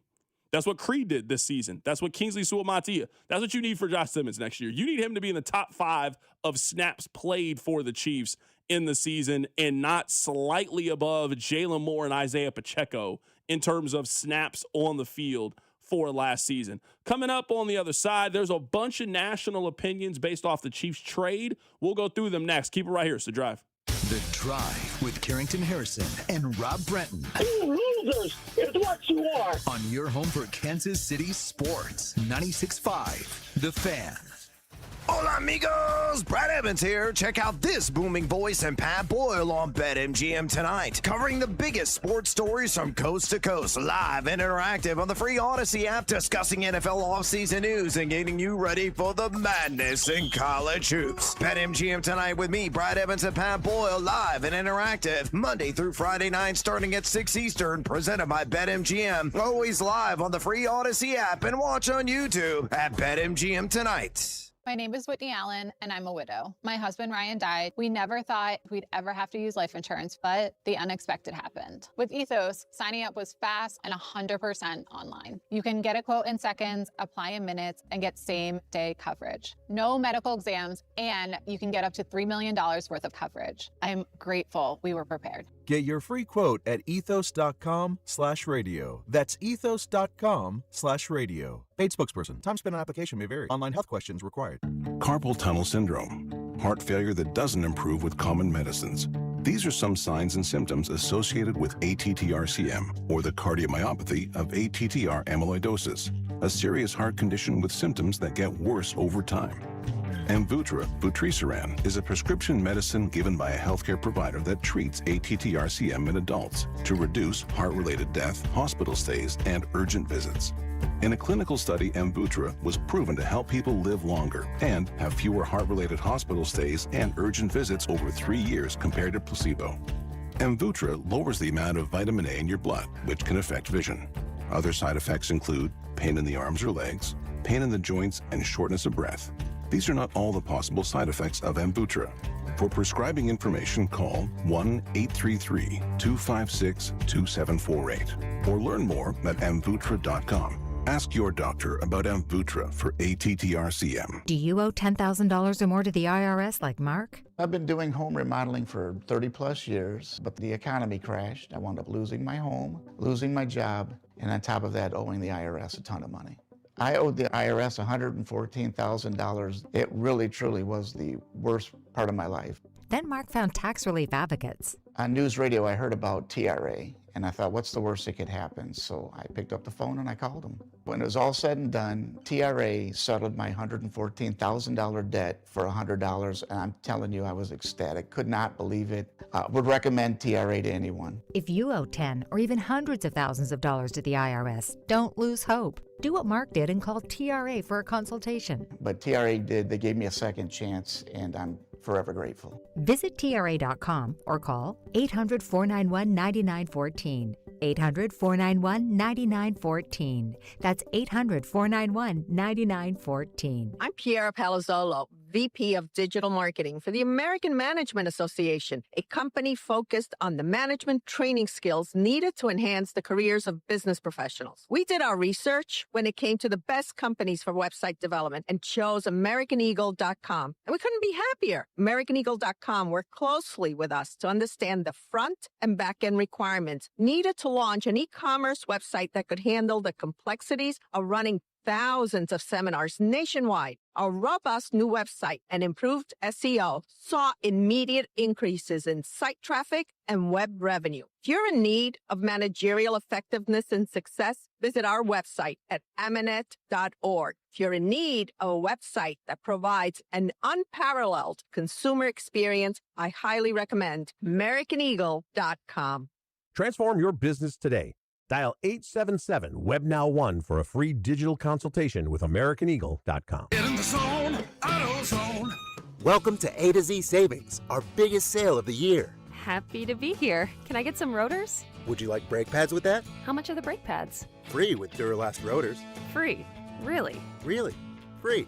I also need some oil. Would you like an oil filter with that? Yeah. How much is that? Free with the oil. Free. Really?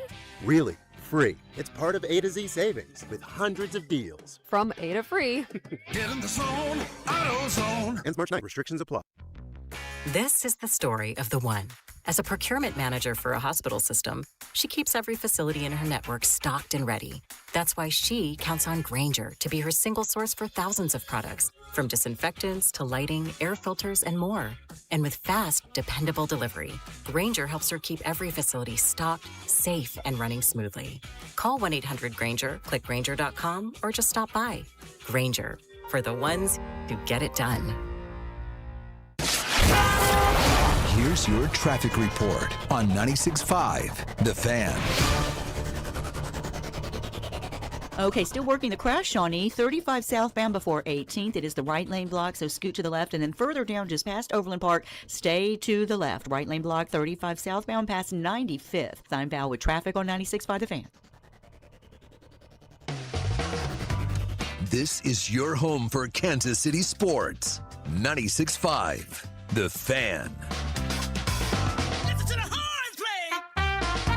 All right, we'll get to the audio clips here coming up in a little bit. The computer isn't working the way that it needs to be working, so it's all good. We'll figure it out. I'm here. Rob is here, taking you up until 6 o'clock. Rob, let me ask you this question. It has nothing to do with Trent McDuffie, but I promise you we'll get back to Trent McDuffie. Now, I would imagine at some point in your life, you have bought a lady a drink. Let's say you're up there, you're at the bar, she's there, you start striking up a conversation, you guys are connecting in some ways. And then you ask her, hey, would you like a drink? And then she says, yeah.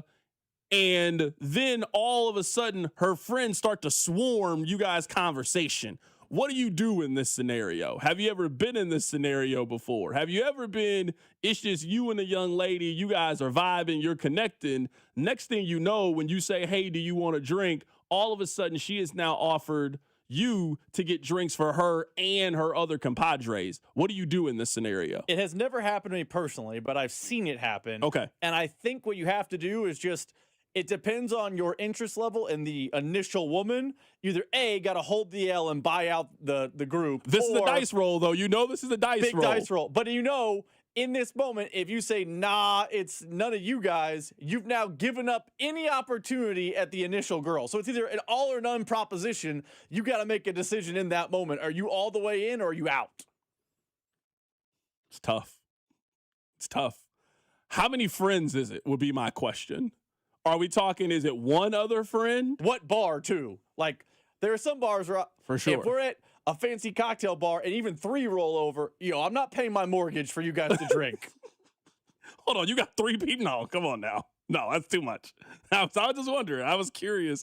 I was just very, very curious to get your thoughts on this scenario. All right, I want to play this for you. This is Ian Rappaport. We are starting to see the deck chairs move a little bit at wide receiver. The Buffalo Bills, they have now acquired DJ Moore. We are waiting to see what the New England Patriots do. Yesterday, they cut Stefon Diggs. But what the Patriots did is really what the Patriots have done for the last several decades, honestly, is they move on maybe a season too early rather than a season too late. We've had Stefon Diggs' legal issues have been very much in the news before the Super Bowl.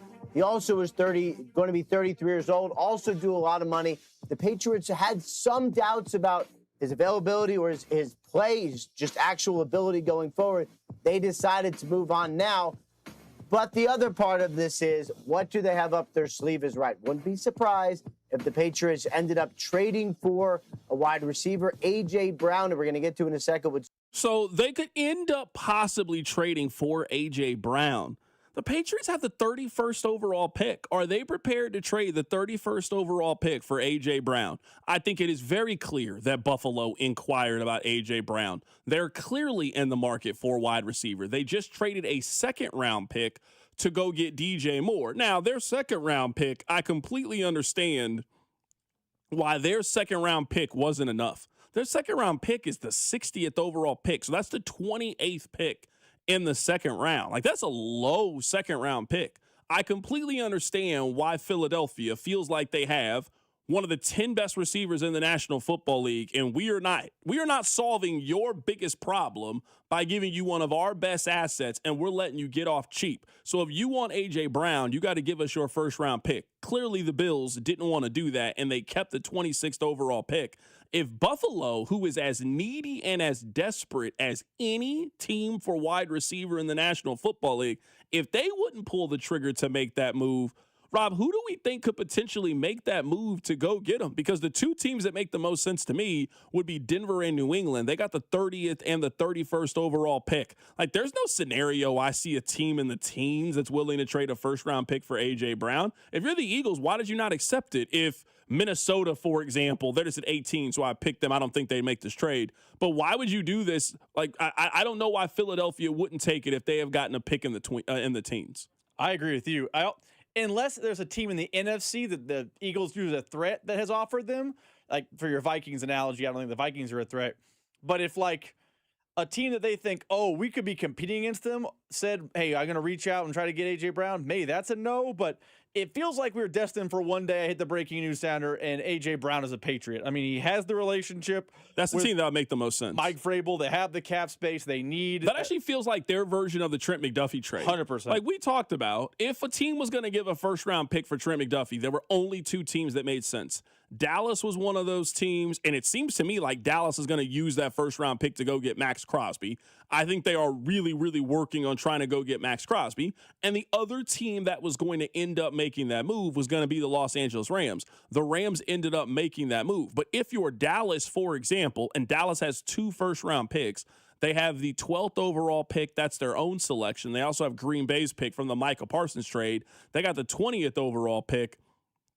I think Dallas has determined that they're going to try to use that pick to go get Max Crosby. So there was a story that came up earlier today. This is from Trey Wingo, formerly of ESPN, been on the show. You guys know who Trey Wingo is. Things are moving fast regarding Max Crosby. Last night, Dallas thought they were close to a deal, but since then, other teams have raised the ante and are potentially offering the Raiders 2 first-round picks, expected Dallas to now shift their focus to Trey Hendrickson. To me, the team that would be willing to trade 2 first-round picks to go get Max Crosby is Chicago. They've got the 25th overall pick. You trade the 25th overall pick, and you're willing to trade the future first-round pick because you're expecting it to be in the 20s or the 30s next year because you go win a Super Bowl or compete for a Super Bowl. Chicago, to me, would be the team that makes the most sense. If you were saying that a team has to trade 2 first-round picks to go get Max Crosby, Rob, I'm looking at Chicago. They're the team that makes the most sense to me to make that move. Yeah, I mean, that makes the most sense to me. I just feel like when we're talking about these free agents, the NFL is rarely, hey, what we all expect is going to be the expected. Like Trent McDuffie is an outlier. How often in NFL off seasons we're like, hey, here's the thing we all see coming, and it happens. Maybe it happens at the lower levels, like we joked about the Mike Pinnells, but like as you get bigger and bigger names, it feels like the expected becomes less and less expected. Like, you know, Team Dark Horse or Team X enters the fray. So I think you're right. I think that's correct. But every time you think you're right in the NFL, it zigs and you're zagging. And that's just how the off seasons work. Coming up at the top of the hour, we will reset things. Rob was not here yesterday, so we'll get Rob's thoughts on the trade that sent Trent McDuffie to the Los Angeles Rams. We'll also get his thought process on Darren Bricks Peterson, who is shooting 32% in his last 4 games and 24% from 3. Kansas is 1-3 in their last 4 games heading into their regular season finale. And also, we are a week away from the start of the Big 12 tournament. So we'll talk about that as well. We'll also recap the trade that sent DJ Moore to the Buffalo Bills. The Bills traded a second-round pick to Chicago to go get DJ Moore. We'll also go around the country and get some of the national reaction to the Trent McDuffie trade. All that coming up in the 5 o'clock hour in the hits. Keep it locked in right here. It's The Drive on 96.5 The Fan. The Drive with Carrington Harrison on your home for Royals baseball. 96.5 The Fan. Here's your traffic report on 96.5 The Fan. We've still got a lot of red, a lot of backup into downtown, southbound 35. The problem is just before 18th, blocking part of the right lane. Continue down past Overland Park, 35 southbound past 95th. It is the right lane that's blocked there. A new problem up at 635, northbound just past K5, north 38th. Left lane blocked. I'm out with traffic on 96.5 The Fan. College basketball is nonstop. Big games, tight spreads, momentum swings each and every night. And now FanDuel is giving you a way to turn that energy into even bigger wins with the college basketball parlay profit boost. Here's how it works.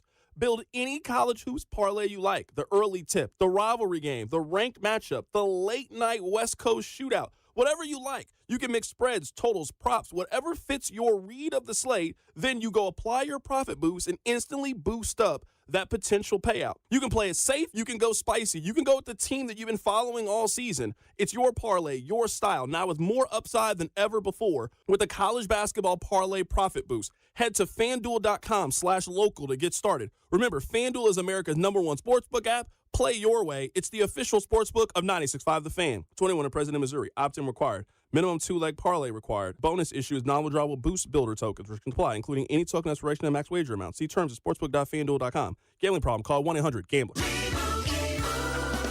And Doug. There's nowhere I wouldn't go to help someone customize and save on car insurance with Liberty Mutual, even if it means sitting front row at a comedy show. Hey everyone, check out this guy and his bird. What is this, your first date? Oh, no. We help people customize and save on car insurance with Liberty Mutual together. We're married.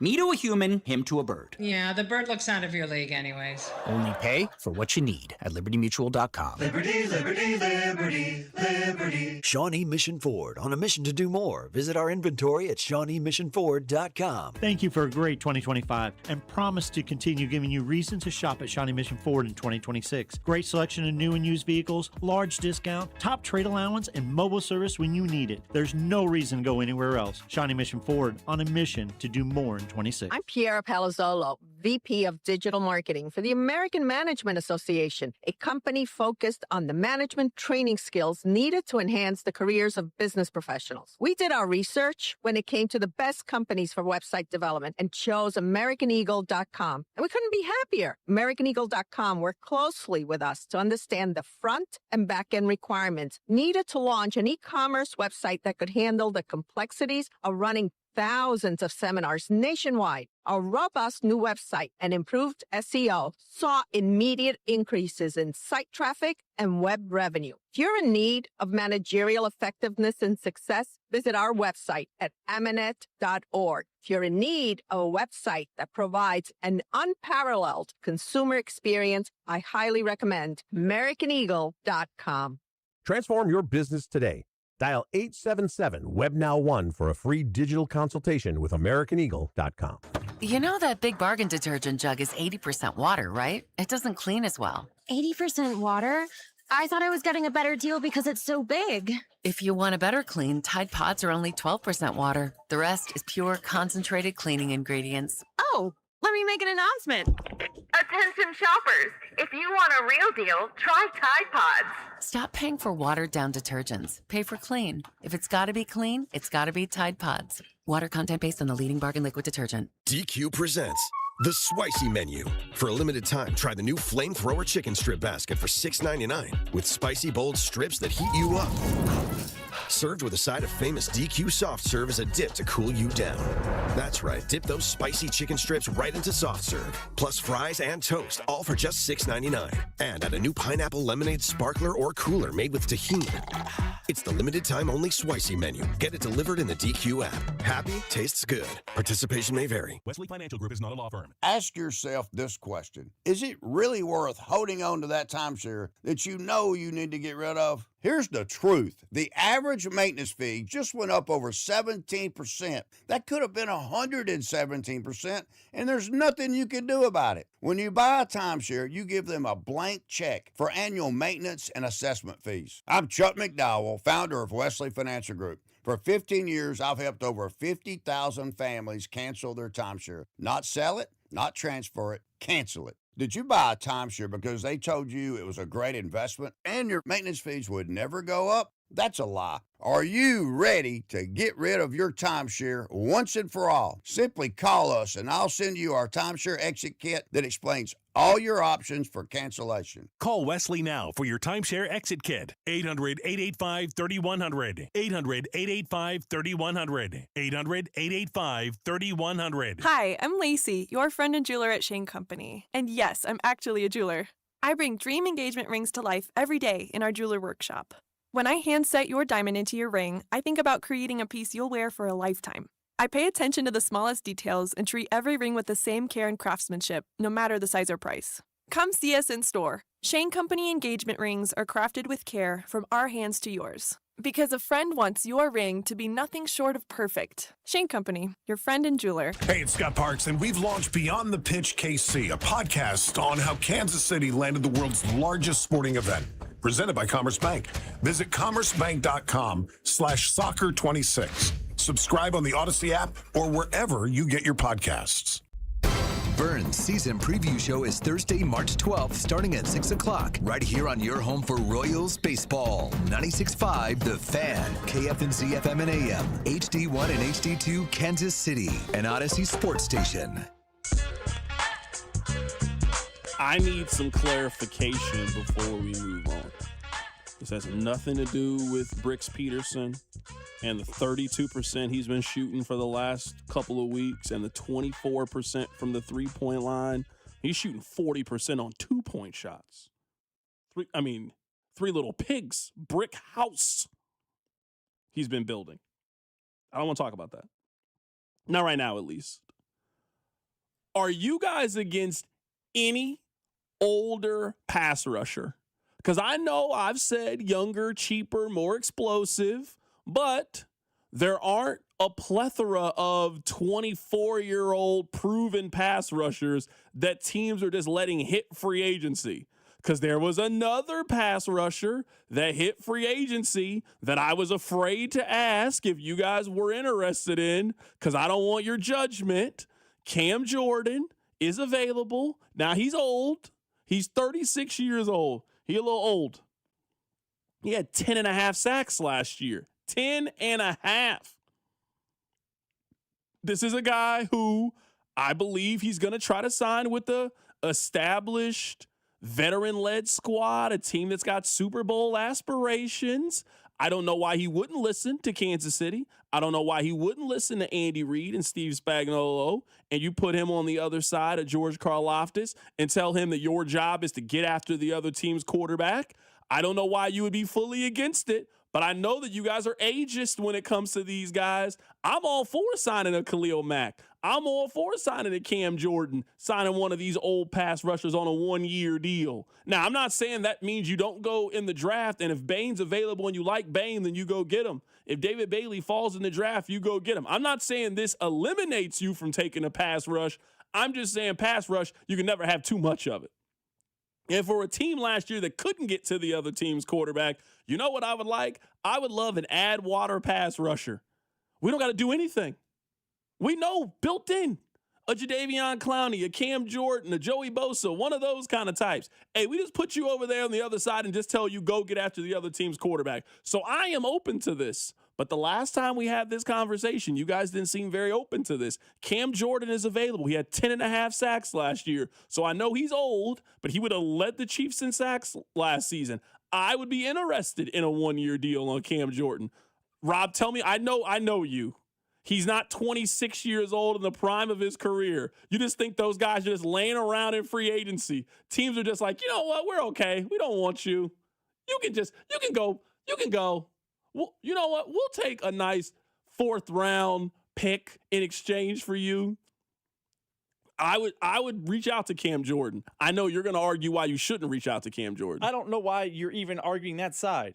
Cam Jordan at the start of the NFL season is going to be 37. He turns 37 in July.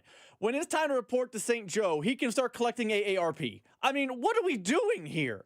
You're the one, the minute the Chiefs season ended, pre-Christmas, you were slamming the table, younger and more explosive. And now a guy who's Social Security eligible is the top of your list? I think it's different on D-line, and you know it's different when it comes to D-line. I just saw an old D-lineman struggle last year. His name's Chris Jones. Cam Jordan's got like 6 years on Chris Jones. He had 10.5 sacks last year.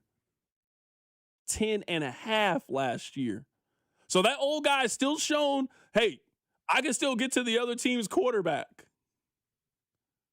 I understand that you want them to spend the 9th overall pick on a D lineman. Is that your only plan in D-line? Because that's all I hear from you is Ruben Bain's going to come in. He's going to save the day at pass rush next year. They don't got no other plan at pass rush. Their plan is hope that Bain and Bailey fall to them in the draft. That's it. I just got to hope that the draft falls their way. Or are we going to be proactive and try to solve some of the issues because there was a time, now maybe this time has passed. I remember back when the Chiefs were winning Super Bowls, the feeling was that everybody in the league was going to want to come play with Patrick Mahomes, and they were going to pay the Super Bowl tax, and they were want to because it was so great to be in Kansas City. Now I'm saying, hey, let's find one of these guys who hasn't won a championship, who would love to come to Kansas City, play for a division, play possibly in the AFC Championship game, and go to the Super Bowl. Can we find one experienced pass rusher that could do that? I'm not saying don't go get younger at pass rush, but you need more than one. I don't care how good you think Ruben Bain is. He is not solving all of their defensive problems next year. They need somebody else too. So I'd roll the dice on a 1-year, $10 million deal for one of these kind of guys. Front load it, guarantee it, small cap hit, and roll the dice and see if he's got a little bit of juice and can give you something. Every time I suggest a pass rusher other than just Ruben Bain on this show, you crap all over it. Oh, Jaylen Phillips is going to be expensive, and he's hurt a lot. He don't get to the other team's quarterback. Boye Mafe isn't that good. Hold on, we got to go back here. If you're telling me Jaylen Phillips, Cam Jordan had twice the amount of sacks as Jaylen Phillips had last year. He had 5 sacks. That's because his scooter from the grocery store gives him extra speed. He is going to be 37 years old. Okay, I'm just telling you, old man game. Jaylen Phillips is in the prime of his career. Also, his career high is 8.5. Old man game falls off a cliff fast. If you think he's going to have 10.5 again at 37. I don't need him to have 10.5 sacks. I'll take 6 next year from Cam Jordan. I'll take 6. I'd much rather roll the dice. I get 6 out of a 27-year-old than 6 out of a 37-year-old. I'm saying get both of them. I'm not saying this is an and or. I'm saying is you need more than one. I would say part of the problem with the Chiefs is they don't ever get more than one of anything. Oh, we got this one. No, get 2. So if the first one breaks down, you're prepared to now you got the backup possibility. So at wide receiver, for example, I'm not saying just go get one wide receiver and that's it. No, go get them in pairs, like shoes. You don't just get one shoe. No, you need two shoes. So they need two pass rushers for next year. They need two running backs for next year. They need two wide receivers next year. They don't just need one corner. They don't just need one safety. They need two safeties for next year. Outside of corner and safety, that's what I've been preaching. I keep saying the Kenneth Gainwell type and a draft pick, and it's, you can't do that. Gotta be explosive. Yeah, I want them to take a swing. Jaylen Phillips is going to be according to Mike Clay, the second best free agent in the class, but that's not a big enough swing. Let's get an 87-year-old out there. Let's see if he can wheel around and make some plays. You know what would scare me about Jaylen Phillips? You keep trying to tell me how good he was. Two teams have determined we don't want to pay him. Miami didn't want to pay him. Philadelphia doesn't want to pay him. But now he's coming in to save other teams' problems. He plays a premium position. That's part of the problem. He ain't a premium player. He had 5 sacks last year and played in 17 games. That's what he is. He had 5 sacks. He had 1 sack in 2024. I cannot believe you're willing to sign Cameron Jordan. Cameron Jordan was in college with Matt Ryan. I'll take a bet right now if you want to bet. I bet you Cam Jordan has more sacks in 2026 than what Jaylen Phillips has. I'll take that bet with you right now. I'll take that bet. Jaylen Phillips is What do you want to put on it? Mark it right now. Mark the tape. I'll mark the tape. We're going to put Chipotle burrito on it. We'll put a Chipotle burrito on it right now. I will bet you in 2026 that Cam Jordan, who is qualifying for retirement, I guarantee you he will have more sacks this upcoming season than what Jaylen Phillips is going to have. I will bet against the guy who's eligible for his 401k. Okay. All right. He can take it out right now without penalty. Okay. Someone on the text line makes a good point. Rob, your argument is not wrong, but when you're dying in the desert, you need all the water that you can drink. I will say, I do think you're doing that thing that the text line is doing. Like you want them to get the 25-year-old super healthy running back that doesn't want any money. You want them to get the 24-year-old pass rusher who has no injury history that can come in and get 8 sacks for the Chiefs next year that doesn't want to. Where are these players coming from? You're asking for these mythical players. I have names. Owe was good last year when he got traded to the Chargers. Boye Mafe, a player the Chiefs actually tried to trade for midseason from the Seahawks. He would be a player I bring in. I keep naming Jaylen Phillips. I get why you don't like Jaylen Phillips. You got to keep telling me how these guys are proven pass rushers and teams keep saying no. I'm just saying is we can agree. Outside of quarterback play, pass rush is the hardest thing to find in the National Football League. I agree. It is the hardest thing to find. Why was Baltimore cool with letting this guy go? Why were the Chargers fine with letting this guy go? Because just reading it seems like a no-brainer to me. He had 10 sacks in 2024. He had 7.5 sacks last year. You would think this is a no-brainer. He's 27 years old. He's been healthy. It doesn't bother you a little bit that teams have just said, no, we don't think he's worth it when he plays such a premium position? Let me ask you this. If you're a Rams fan today, are you pissed the Chiefs? Are you worried because the Chiefs gave up a premium corner and we gave up on him, we don't want him? I think sometimes it just doesn't work, doesn't scheme fit, cap, whatever. I don't think that's a bad question to ask if you're the Rams, though, because we talked about this yesterday. I know you weren't here. We talked about this yesterday. I do think, now, I'm not saying that he is L'Jarius Sneed, but I do think that the Chiefs carry themselves like we can just make another one. Now, I don't mean to get all political here, but Rob, do you ever watch Fox News? Do you see how all the news people look exactly the same? Like, I don't know how they do it. They just have a factory of just really attractive blonde white women. I don't know where they just keep finding them from. That's what the Chiefs are at corner. We just feel like we can just out of nowhere, here, come here. Can you read? Read that teleprompter right there. That's what they do at corner all the time. And then, to be fair, when they leave Kansas City, it's not like we're like, oh, damn, man, they really missed that guy. Text line told me you were here, an entire offseason. Man, Steve's the best corner in the league, lockdown corner, best corner in the league. They didn't really seem to miss L'Jarius Sneed when he was gone. And when he was outside of the system, you have never heard L'Jarius Sneed's name again. Nobody talks about L'Jarius Sneed. Nobody cares about L'Jarius Sneed because he left the mothership. He was like when somebody leaves ESPN. You know who he is? He was like Rachel Nichols. Where does she work right now? You've never seen Rachel Nichols. You have no clue what channel she's on. She was on ESPN. She left ESPN. We've never seen or heard from her again. That's who L'Jarius Sneed was. So I could make the argument that the Chiefs are rolling the dice on the same thing that we did with Trent McDuffie. We can just start this process all over again. And in fact, we've already penciled the person we think we can do this with. We think we can turn Noah Williams into this kind of player. We think with these 9 draft picks, we are going to find this person again because we always find this person again. Because we are the system. We have the best defensive coordinator. We got the best D-back coach. I'm just going to let those guys go in the back, tinker, watch film, and then they'll come out and then they'll tell us who the answer is to their question. So I understand the point that you are making, but the Chiefs have pretty much told you Brett Veach has never paid anybody at corner. Not once. I saw this stat yesterday. They haven't paid a second contract to a player in the secondary since Eric Berry. Eric Berry got drafted 16 years ago. They don't give out second contracts to guys. They always seem to have good corners.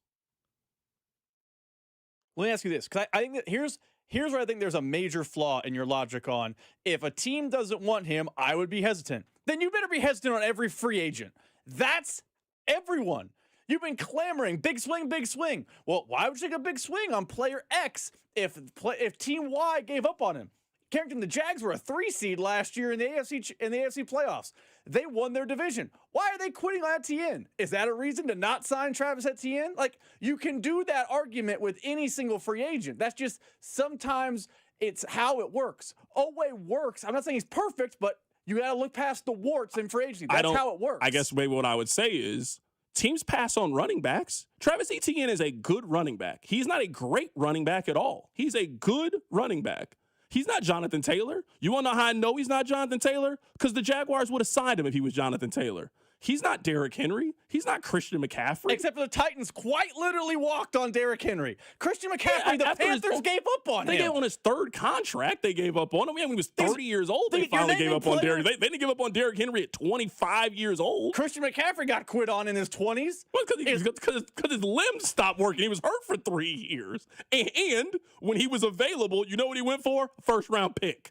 And you were saying, no, why would you trade all that for Christian McCaffrey? And then he got healthy again and took him to the Super Bowl. So, yeah, Travis Etienne is a good player. Yeah, he's a good player. But you can't on one side be like, oh, don't pay running backs and why he's available. You know what Jacksonville is doing? They're not paying a running back. Mike Evans, a good player. Should be worried the Bucs letting him. I mean, you can literally do it with anyone. Any player. Mike Evans has played in the league for 13. Eventually somebody passed on Tom Brady. They weren't passing on Tom Brady. He was 26. They passed on him. He was 41 years old. When the Chiefs signed Tyrann Mathieu, should there have been more red flags? He had played for 2 teams. Yeah, he was out of the league then. But whenever the Chiefs told you Tyrann Mathieu was done, he was out of the league 2 years later. When the Chiefs signed him, he had played for 2 teams previous. Has to be a massive red flag. The teams quit on Tyrann Mathieu. Justin Reed was great in Kansas City, but when they signed him, the Texans had quit on him. Is that a red flag? My point more was at premium hardcore positions. Teams are usually not passing on. Sam Darnold was in free agency after 3 teams. Teams are usually not passing on 26-year-old premium pass rushers. George Karlaftis was an average player. Chiefs couldn't wait to pay George Karlaftis. They fell over themselves to give George Karlaftis this money. Here, please. Teams usually are not walking away from 26-year-old, we think that you are a double-digit sack guy. So that's why I'm just saying, all these guys that you keep telling me they're available, there's got to be a reason how in the prime of their career, teams like, nah, we don't really think you're worth the money. I mean, the Cowboys gave up on Micah Parsons in the prime of his career. It seems like at a premium position. It feels like a little bit of flawed logic. Okay. I understand. I enjoyed arguing with you. That was a fun 5 o'clock hour. Yeah. Feels good to be back. Somebody said, what about Max Crosby? But the Max Crosby, like, no one's arguing that Max Crosby isn't good. The Raiders paid Max Crosby. He is still really good. They're just not a good team and are trading him because they think that trading him can help them be a good team. That's why the Raiders are trading Max Crosby. They paid Max Crosby. They paid him like he was one of the 5 best pass rushers in the league. They didn't just let him expire and hit free agency. They didn't franchise tag him, did nothing, just let him walk away and hit free agency. And then when the Raiders eventually trade Max Crosby, they're going to get a 1st-round pick for him. The Chargers are going to get a compensatory 6th-round pick maybe for a pass rusher. I don't think that's a comparable thing. Yeah, the Chiefs eventually gave up on Tyreek Hill. They got a 1st round, a 2nd round, and a future 5th-round pick for him. They didn't give up on him. They sold him.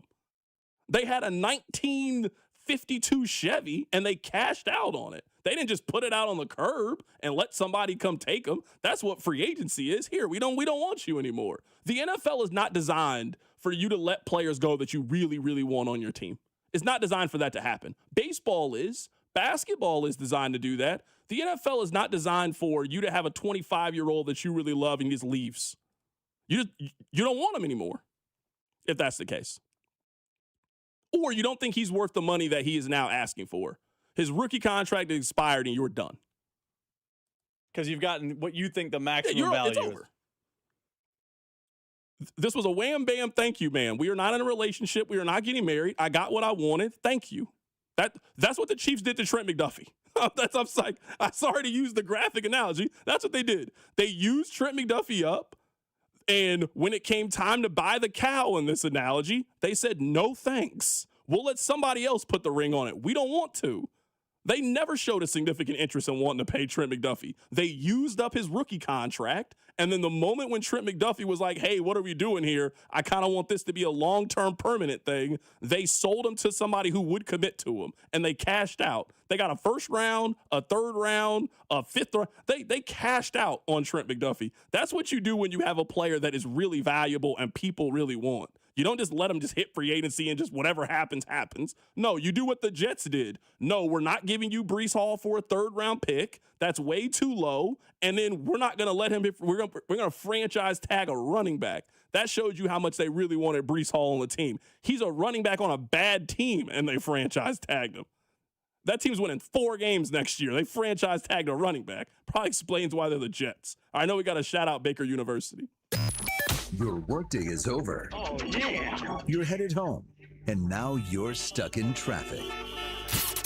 Time to get caught up on the biggest stories in Kansas City and around the country with CDOT and Rob. It's time for the hits. Number 1. Kansas Stars hits are brought to you by Baker University. Make your next era orange at Baker University, the first university in Kansas, and ranked number 1 in return on investment among private universities in the state. Baker University, forever in our orange era.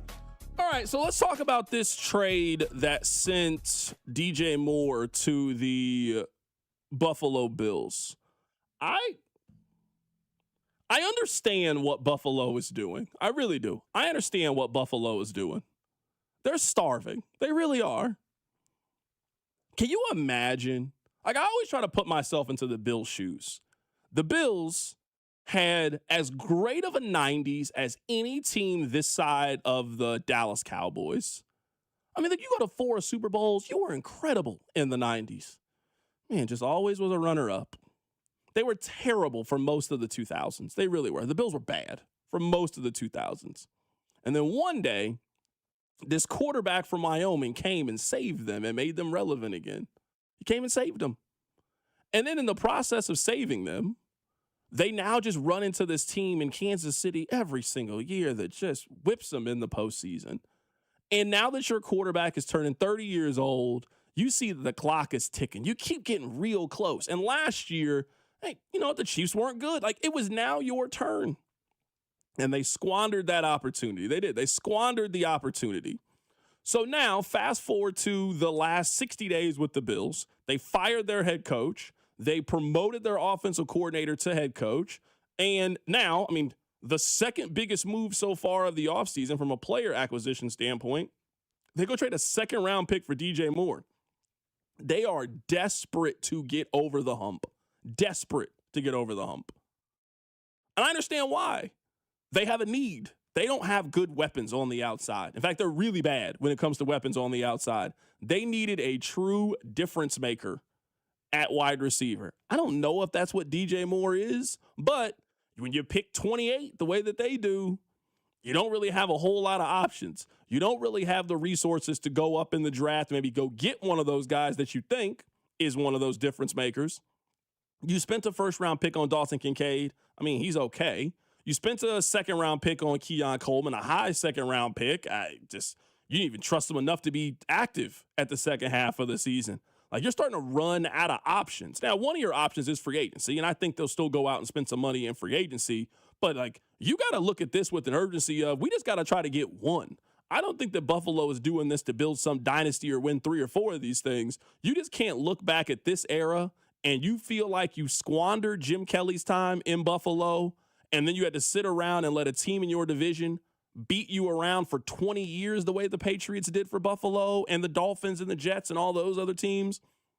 And now that you sit here with maybe the best quarterback in the National Football League, you find yourself in almost the exact same situation that you were in 1996, now in 2026. I do understand why Buffalo made this move, even if I think they overpaid for a good wide receiver. I don't think he's great. I think they overpaid for a good wide receiver. I think, what's the old saying? Bad process, good result. Like, I think DJ Moore, the football player, is a good football player. And I think the Bills wide receiver room got better today. I just think it was a really bad way to go about doing it. Like, I don't know if you ever like watched a football game with friends and everyone everyone's screaming, "You can't go for this, you can't go for this," and they run some goofy trick play and somehow they get the 4th down. You're like, every part of that was terrible and it shouldn't have been successful, and yet here we sit. For a basketball analogy, it's the no, yeah shot. That's the DJ Moore trade.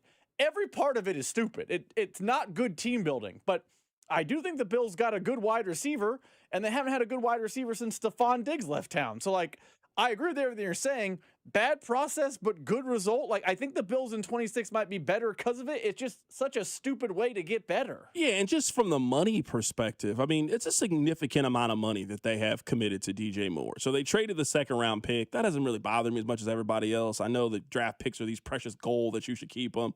Yeah, I mean, they're assets. They're assets that you can use to either get a significant rookie contract or you can turn that into a veteran contract. I don't think that there's one way specifically, depending on where you are as an organization. So Buffalo has completely guaranteed the 2026 contract for DJ Moore. His 2027 contract is going to be guaranteed next week. So at the start of the league year, it guarantees 2027. I imagine he's going to be on the team next week. They also will be guaranteeing $15.5 million in 2028. I mean, this wasn't a small commitment they made to DJ Moore. They made a 3-year commitment to DJ Moore. Now, let's see what else they do. I think Buffalo's going to take another swing at wide receiver. I think they're going to take another swing and maybe go get a Romeo Doubs or try to go get another big-name receiver and try to have the best offense in the National Football League. If you got a top 5 quarterback, a top 10 running back, maybe top 5 running back in James Cook, you go get DJ Moore and you got Romeo Doubs and you got a decent tight end with Dalton Kincaid and Dawson Knox, you got a pretty decent offense there that can be top 5 scoring in the National Football League. Let's see if they can shore their defense up a little bit and you give yourself a little bit of opportunity. I see what Buffalo is trying to do, but it's a pass-fail at this point for them. Do you make the Super Bowl? Do you win the Super Bowl? Because no one cares if you win the division. No one cares if you win one playoff game. No one even cares if you go to the AFC Championship game if you're Buffalo. We've been there and done that. Does Buffalo go to the Super Bowl? Do they win the Super Bowl? That is the only way that we will evaluate this as being a good trade for them. Coming up on the other side, Rob and I will stop arguing, and we will play some national opinions based on Trent McDuffie. We'll do that next. Keep it right here. It's The Drive. The Drive with Carrington Harrison on your home for K-State athletics. 96.5, The Fan. Well, it's Carrington Harrison from The Drive here. Let me ask you a couple of questions. Do you have poor sleep? What about low energy? How about brain fog, a reduced sex drive, weight gain, and workouts that just don't deliver like they used to? Well, the problem could be low testosterone. And the truth is, those testosterone levels can start declining as early as your 30s, 2 or 3% every single year. And before you know it, you just don't feel like the same man you did back in the day. Well, you don't have to accept this as just aging. Heartland Men's Health specializes in customized testosterone therapy and targeted body composition plans. You might think you have low T. Well, pick up the phone and call this number, 844-447-6600, or check out the website and take this simple 10-question quiz. Visit heartlandmenshealth.com. Your initial visit is just $100, includes a medical consultation, a PSA test, and lab results in about 30 minutes, and your treatment can start that day. 3 locations, Overland Park, Independence, North Kansas City. There's no need to wait. Go stop by and see my friends over at Heartland Men's Health. Featured therapies are compounded and have not been evaluated nor approved by the FDA. Provider prescription required. See website for details.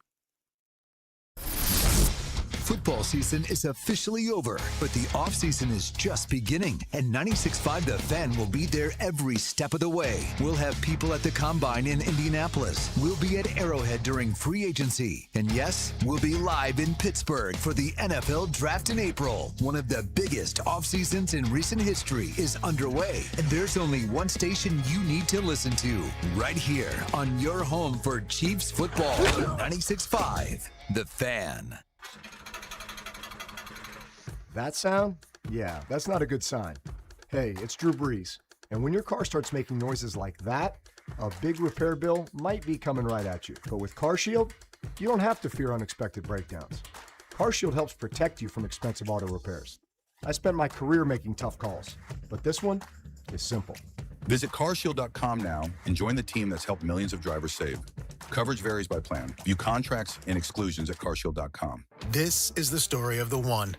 As a maintenance tech at a university, he knows ordering from multiple suppliers takes time away from keeping their arena up and running. That's why he counts on Grainger to get everything he needs, from lighting and HVAC parts to plumbing supplies, all in one place. And with fast, dependable delivery, he's stocked and ready for the next tip-off. Call 1-800-GRAINGER, click Grainger.com, or just stop by. Grainger, for the ones who get it done. Hi, I'm Chef Franklin Becker. You know the jingle. Now discover the facts about Ozempic, a GLP-1. There's only one FDA-approved Ozempic made by Novo Nordisk. Learn about the real thing. Talk to your healthcare professional today. Call 1-833-OZEMPIC or visit Ozempic.com to view the medication guide and to learn more about Ozempic. Semaglutide injection 0.5, 1, and 2 milligrams.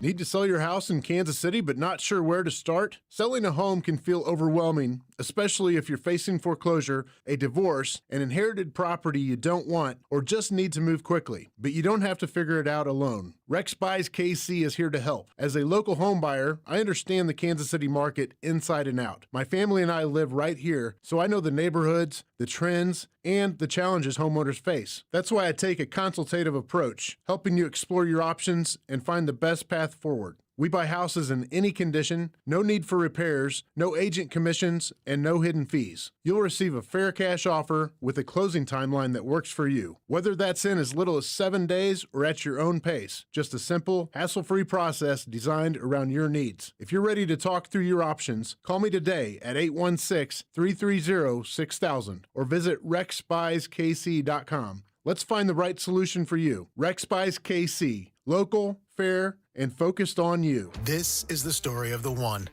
As a maintenance tech at a university, he knows ordering from multiple suppliers takes time away from keeping their arena up and running. That's why he counts on Grainger to get everything he needs, from lighting and HVAC parts to plumbing supplies, all in one place. And with fast, dependable delivery, he's stocked and ready for the next tip-off. Call 1-800-GRAINGER, click Grainger.com, or just stop by. Grainger, for the ones who get it done.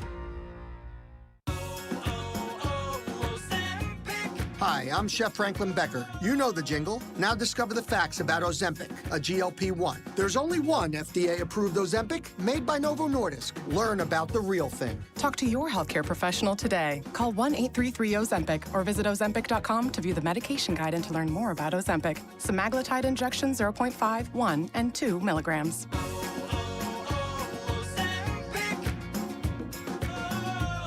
This hour is brought to you by State Water Heater and Reeves Weideman online at rwco.com. Need a water heater? State Water Heaters has the solution. The Adapt Gas Tankless Water Heater with X3 scale prevention delivers efficient, on-demand hot water with no annual maintenance and may qualify for money-saving utility rebates. Ask your plumber for State at Reeves Weideman. Visit rwco.com or statewaterheaters.com. Here's your traffic report on 96.5 The Fan. We've still got a lot of red, a lot of backup into downtown, southbound 35. The problem is just before 18th, blocking part of the right lane. Continue down past Overland Park, 35 southbound past 95th. It is the right lane that's blocked there. A new problem up at 635 northbound just past K5 north, 38th. Left lane blocked. I'm out with traffic on 96.5 The Fan.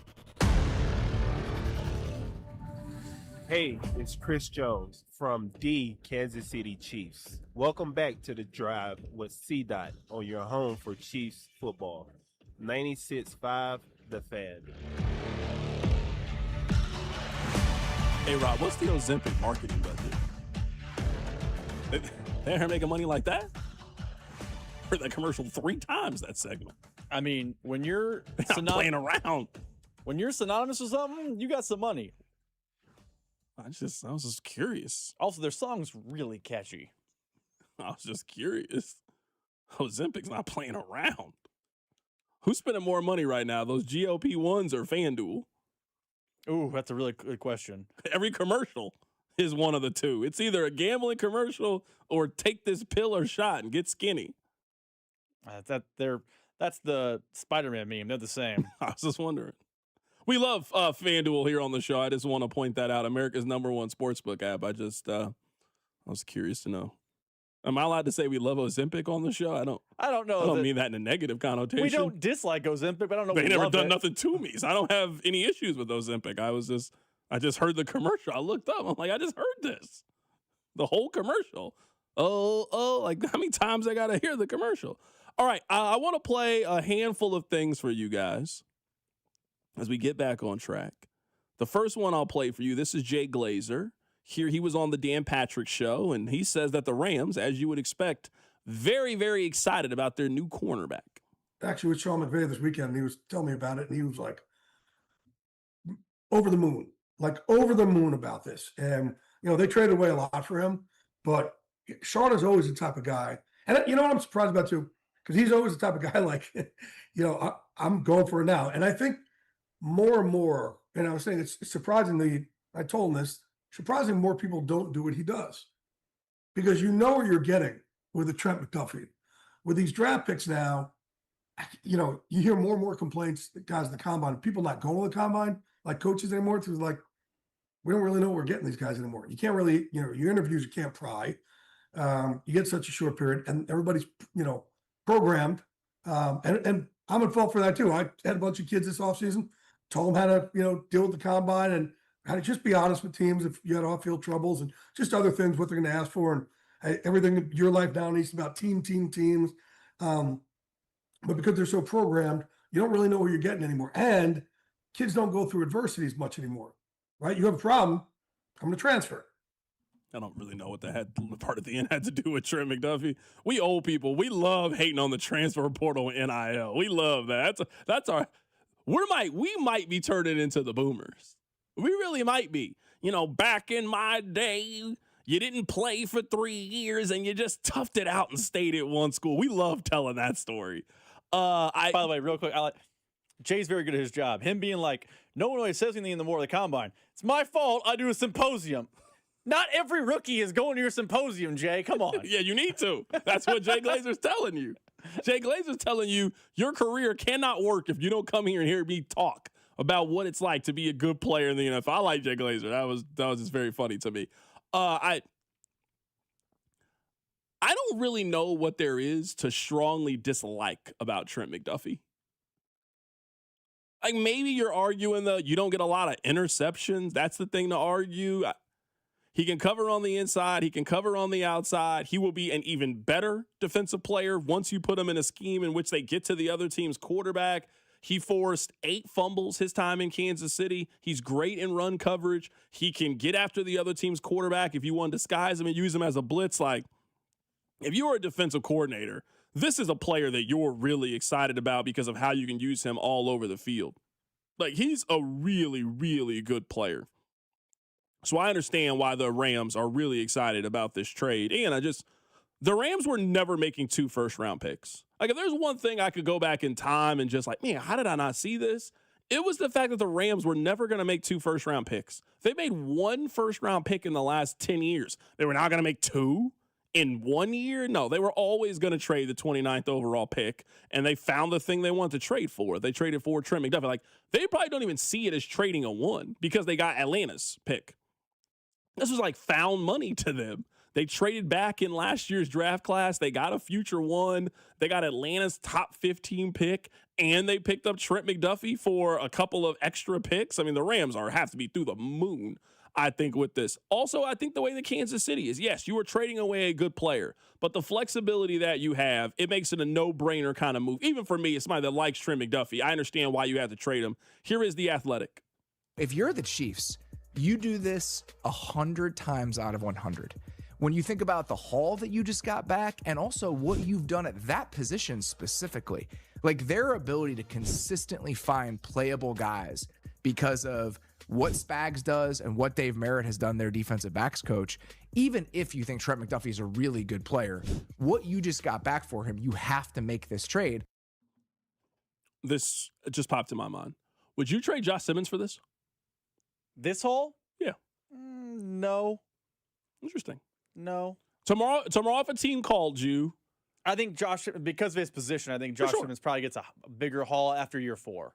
Okay, I'm just saying. I'm saying right now. Right now, if there's a team that says we think that this is our left tackle of the future, we will offer you a very similar package to what Trent McDuffie went for. Would you trade? I would still say no.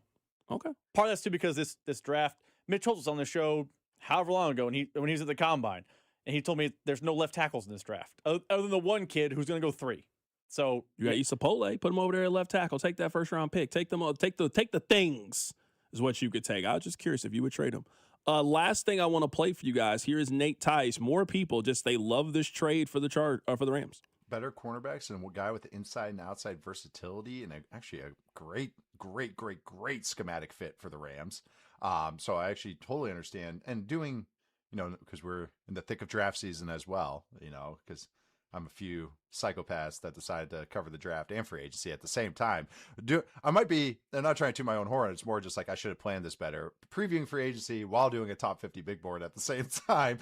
But in April, I will appreciate it because I feel a lot better about these teams and how I feel about the teams. But no, as I was doing mock drafts, kind of started to realize I think everyone's their first glance at the Rams roster is corner. Because they've kind of made some hay with some no-name corners, some day 3 guys, some retreads. They've had a couple different. They traded for Roger McCreary. It was a trade, right? Trade or cut? Yeah, it was a trade. In the middle of the season, I couldn't remember if it was a cut or a trade. Titans. You never know with the Titans. And also just they like this, just this dynamic play. McDuffie is one of the better slot defenders in the entire NFL. Kind of has gotten washed away in the last couple of years as the Chiefs have kind of been out of sight, out of mind. We see other guys crop up, and McDuffie's played on the outside, and a very valid corner on the outside as well. And a lot of zone stuff and aggressive scheme under Spags, a lot of funky blitzes, using him as a blitzer or using him in trap coverages or something of that, poach coverages. Not poach, but trap. I'll call it trap. That was Pro Football Focus talking about the Trent McDuffie move. I really, really think that this is just a win for everybody. This is a trade that makes a lot of sense for everybody. I would say the first 2 trades of this offseason, I think, fit that. I understand why Buffalo made the trade that they made. I also understand why Chicago traded them away. We got Luther Burden. We got Rome Odunze. We spent a first-round pick on Colston Loveland. We got to take this second-round pick for DJ Moore and turn that into an offensive lineman or somebody that can help us on the defense. You have the running backs in place. You got the quarterback in place. You got the pass rusher like Chicago right now. It's about trying to bolster that defense and get it to be one of the best in the National Football League. So I understand why they did that. I understand why Buffalo made that move. Same thing for Kansas City and Los Angeles. So far, eventually there's going to be a move that you're thinking, oh my goodness, they completely fleeced that team. I don't think that's happened so far with the 2 moves that we got going to really kick off NFL the offseason. Keep it right here. It's The Drive. You're listening to The Drive with Carrington Harrison. I mean, come on, guys. What are we doing here? On your home for Chiefs football, 96.5, The Fan. That sound? Yeah, that's not a good sign. Hey, it's Drew Brees. And when your car starts making noises like that, a big repair bill might be coming right at you. But with CarShield, you don't have to fear unexpected breakdowns. CarShield helps protect you from expensive auto repairs. I spent my career making tough calls, but this one is simple. Visit carshield.com now and join the team that's helped millions of drivers save. Coverage varies by plan. View contracts and exclusions at carshield.com. Shawnee Mission Ford, on a mission to do more. Visit our inventory at ShawneeMissionFord.com. Thank you for a great 2025 and promise to continue giving you reason to shop at Shawnee Mission Ford in 2026. Great selection of new and used vehicles, large discount, top trade allowance, and mobile service when you need it. There's no reason to go anywhere else. Shawnee Mission Ford, on a mission to do more in 26. Tonight, expect thunderstorms followed by light rain with a low of 57. Weather brought to you by Staples. From posters and presentations to labels and loyalty cards, Staples has all the print to boost your brand. Shop now in-store and online. Staples. That was easy. There's a simple reason to buy from New Century Ram, Jeep, and Dodge in Paola. They're honest guys who don't add big city overhead to the price. Shop the full lineup of new and used cars, trucks, Rams, and Jeeps at New Century Dodge Chrysler Jeep Ram.com. That's New Century Dodge Chrysler Jeep Ram.com. And for 2026, the powerful V8 Hemi is back in Ram trucks. Just 20 minutes south of the city, and you'll save thousands. New Century Ram, Jeep, and Dodge. You'll always pay less in Paola. There's nothing like the sound of Royals baseball. When the boys in blue take the field, loyal fans tune in, turn it up, and stay connected. And where do Kansas City's most passionate sports fans gather? Right here on 96.5 The Fan. Sports fans are loyal fans. They support the teams they love and the businesses that support their team. If you're ready to grow your business and connect with a dedicated, engaged audience, call 816-522-0444 or email greg.bergen@odyssey.com. That's greg.bergen@odyssey.com. DQ presents The Spicy Menu. For a limited time, try the new Flamethrower Chicken Strip Basket for $6.99 with spicy, bold strips that heat you up. Served with a side of famous DQ soft serve as a dip to cool you down. That's right, dip those spicy chicken strips right into soft serve. Plus fries and toast, all for just $6.99. And add a new pineapple lemonade sparkler or cooler made with tahini. It's the limited time only Spicy Menu. Get it delivered in the DQ app. Happy, tastes good. Participation may vary. That's the sound of James adding long-lasting Gain scent boosters to his laundry this morning. Several hours later, James sniffs the irresistible scent of Gain on his shirt. Gain. Several hours later, James has even caught the attention of his mother-in-law, and she never gives him attention. Ooh, you smell amazing, James. Oh, thanks, Mom. I love you too. I never said that. Add Gain scent boosters to your laundry. Add joy to your day. A KFC tale in the pursuit of flavor. The greatest insult the Colonel ever suffered was being served a wrap that was just a snack by a friend. So he took 2 crispy tenders, lettuce, tomatoes, and pepper mayo, and wrapped them in a soft tortilla. It wasn't a snack, it was a meal. He called it a twister, and never called that friend again. The Colonel lived, so we could chicken. The Twister, now back at KFC, classic or with bacon. Also try it spicy. It's finger-licking good. Prices and participation may vary. Get in the zone, AutoZone. Jeff's day is off to a slow start. So he heads to AutoZone, America's #1 battery destination, where Sammy, a local AutoZoner, tests his battery for free. Looks like he just needs a charge. And Sammy does that for free too. In no time at all, Jeff is back on the road, ready to finish the day strong. Free battery testing and charging at every store. No hassles, just help. Get in the zone, AutoZone. Restrictions apply. What if your instincts could pay off? With Robinhood Prediction Markets, you could put your sports IQ to work on the games you know best. It's not you against the house. It's you participating in a live market. Buy or sell your predictions all game long. Trade every play with Robinhood. Visit Robinhood.com/predict. That's Robinhood.com/predict. Futures and cleared swaps trading involves significant risk and is not appropriate for everyone. Event contracts are offered by Robinhood Derivatives LLC, a registered futures commission merchant and swap firm. Royals coverage sponsored by Renner Garage Door. Forward and back, RENNER. Hey, it's almost Andy Reid. Who knew a Halloween costume would change my life and lead me to Renner Garage Door? Renner's KC's go-to team for service, repair, and replacement. RENNER. RENNER. Go to 965thefan.com for your chance to win an X-Family instant ticket, plus a shot at winning 4 Diamond Club seats to the K, all powered by the Kansas Lottery. You're listening to 96.5 The Fan from the DM Injury Law Studios. Mike's got this. Car, truck, or motorcycle wreck? Remember, Mike's got this. 816-888-7500. Mike's got this. Here's your traffic report on 96.5 The Fan. Problem still if you're headed down to Belton, 49 southbound at 150 Highway. Scoot to the left through here. New problem, 435 eastbound just before 470 49. Left shoulder blocked. That's some onlooker delay because that is a stall there off to the left shoulder. Raytown still working the crash, 435 southbound past 350 Highway. Scoot to the left through here. I'm Val with traffic on 96.5 The Fan. Follow this station on Instagram at TheFan965 for giveaways and behind-the-scenes content. All right, let's talk a little college basketball before we get out of here. I really think that First Take broke Darren Peterson. I'm serious. I'm not saying that as a joke. I'm saying that as just an observation. The Arizona game was bad. It was not good. But it really took on a life of its own after the Oklahoma State game. I just think the same way I think in the NFL, if you do something on Sunday night or Monday night, it matters differently.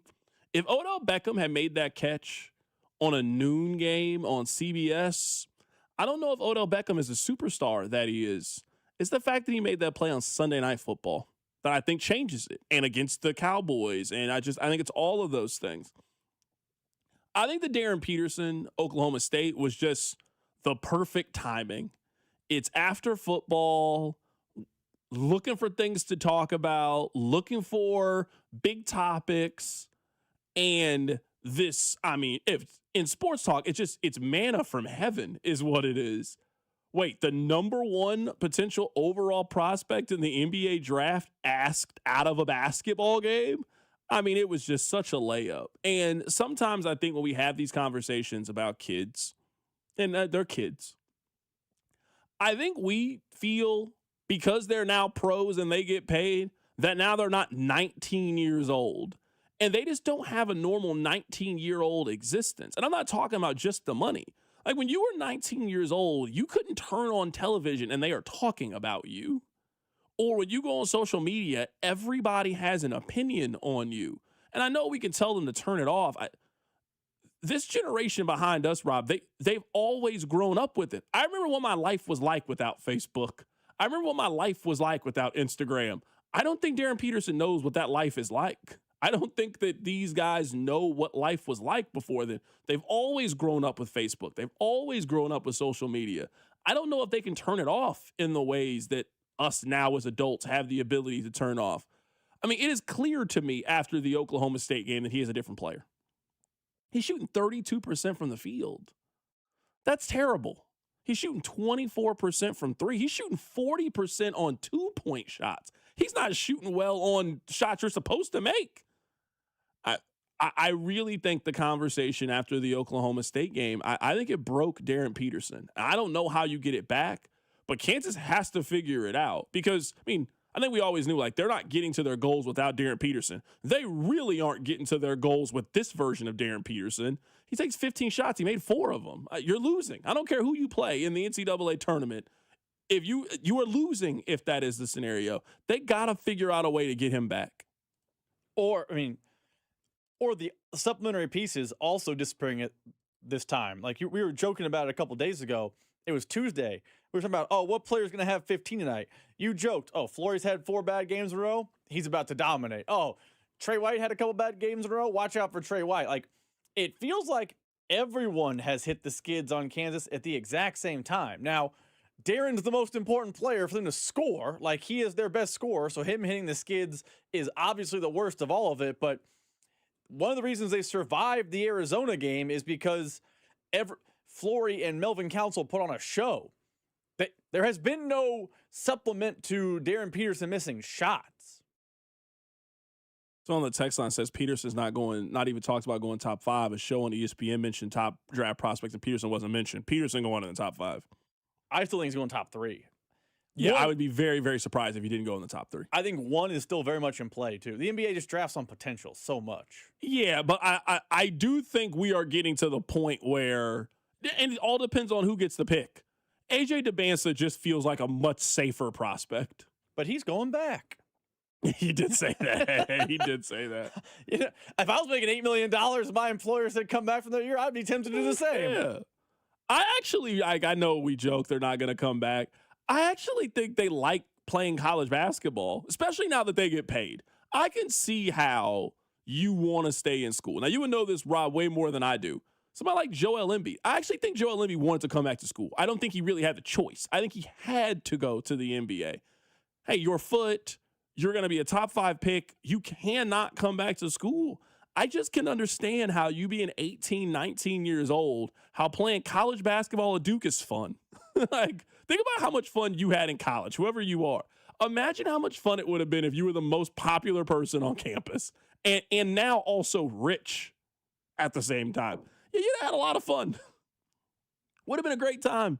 I understand how they just want to continue to be kids. Now, I don't think A.J. DeBans's staying, but I do think we've got to the point where even if you're guaranteed to be a first-round pick, I don't know if the NBA is guaranteed to get all those kids anymore. That used to be a no-brainer. If you're a first-round pick, you got to take the money. You're getting the same amount of money now. Like, whoever's the 31st overall pick in the NBA draft, or I guess the 29th overall pick, because there's 30 teams. Whoever the 29th overall pick, you are making comparable money if you're a top 10 college basketball player now. That was just not the case. You had to take the money. You don't got to run and take the money anymore. You can stay in school. I am curious how it changes the draft, because we've seen it affect the draft in the NFL. Like Brett Veach was talking about how, if a lot of guys were on their board and they went back to college, which surprised him. Like, I imagine the NBA will start experiencing a little bit of the same thing. Yeah. That money, man, you got to take it. On both sides. I get it, man. Be a kid. Ain't nothing exciting about being an adult. I'm tell you that much. Especially now where you can just be a college. Millionaire adult might be different than regular adult. That's fair. Good point. That's fair. Good point. All right. I am off tomorrow. I will see you guys on Monday. Take care of yourself. It's The Drive. The Drive.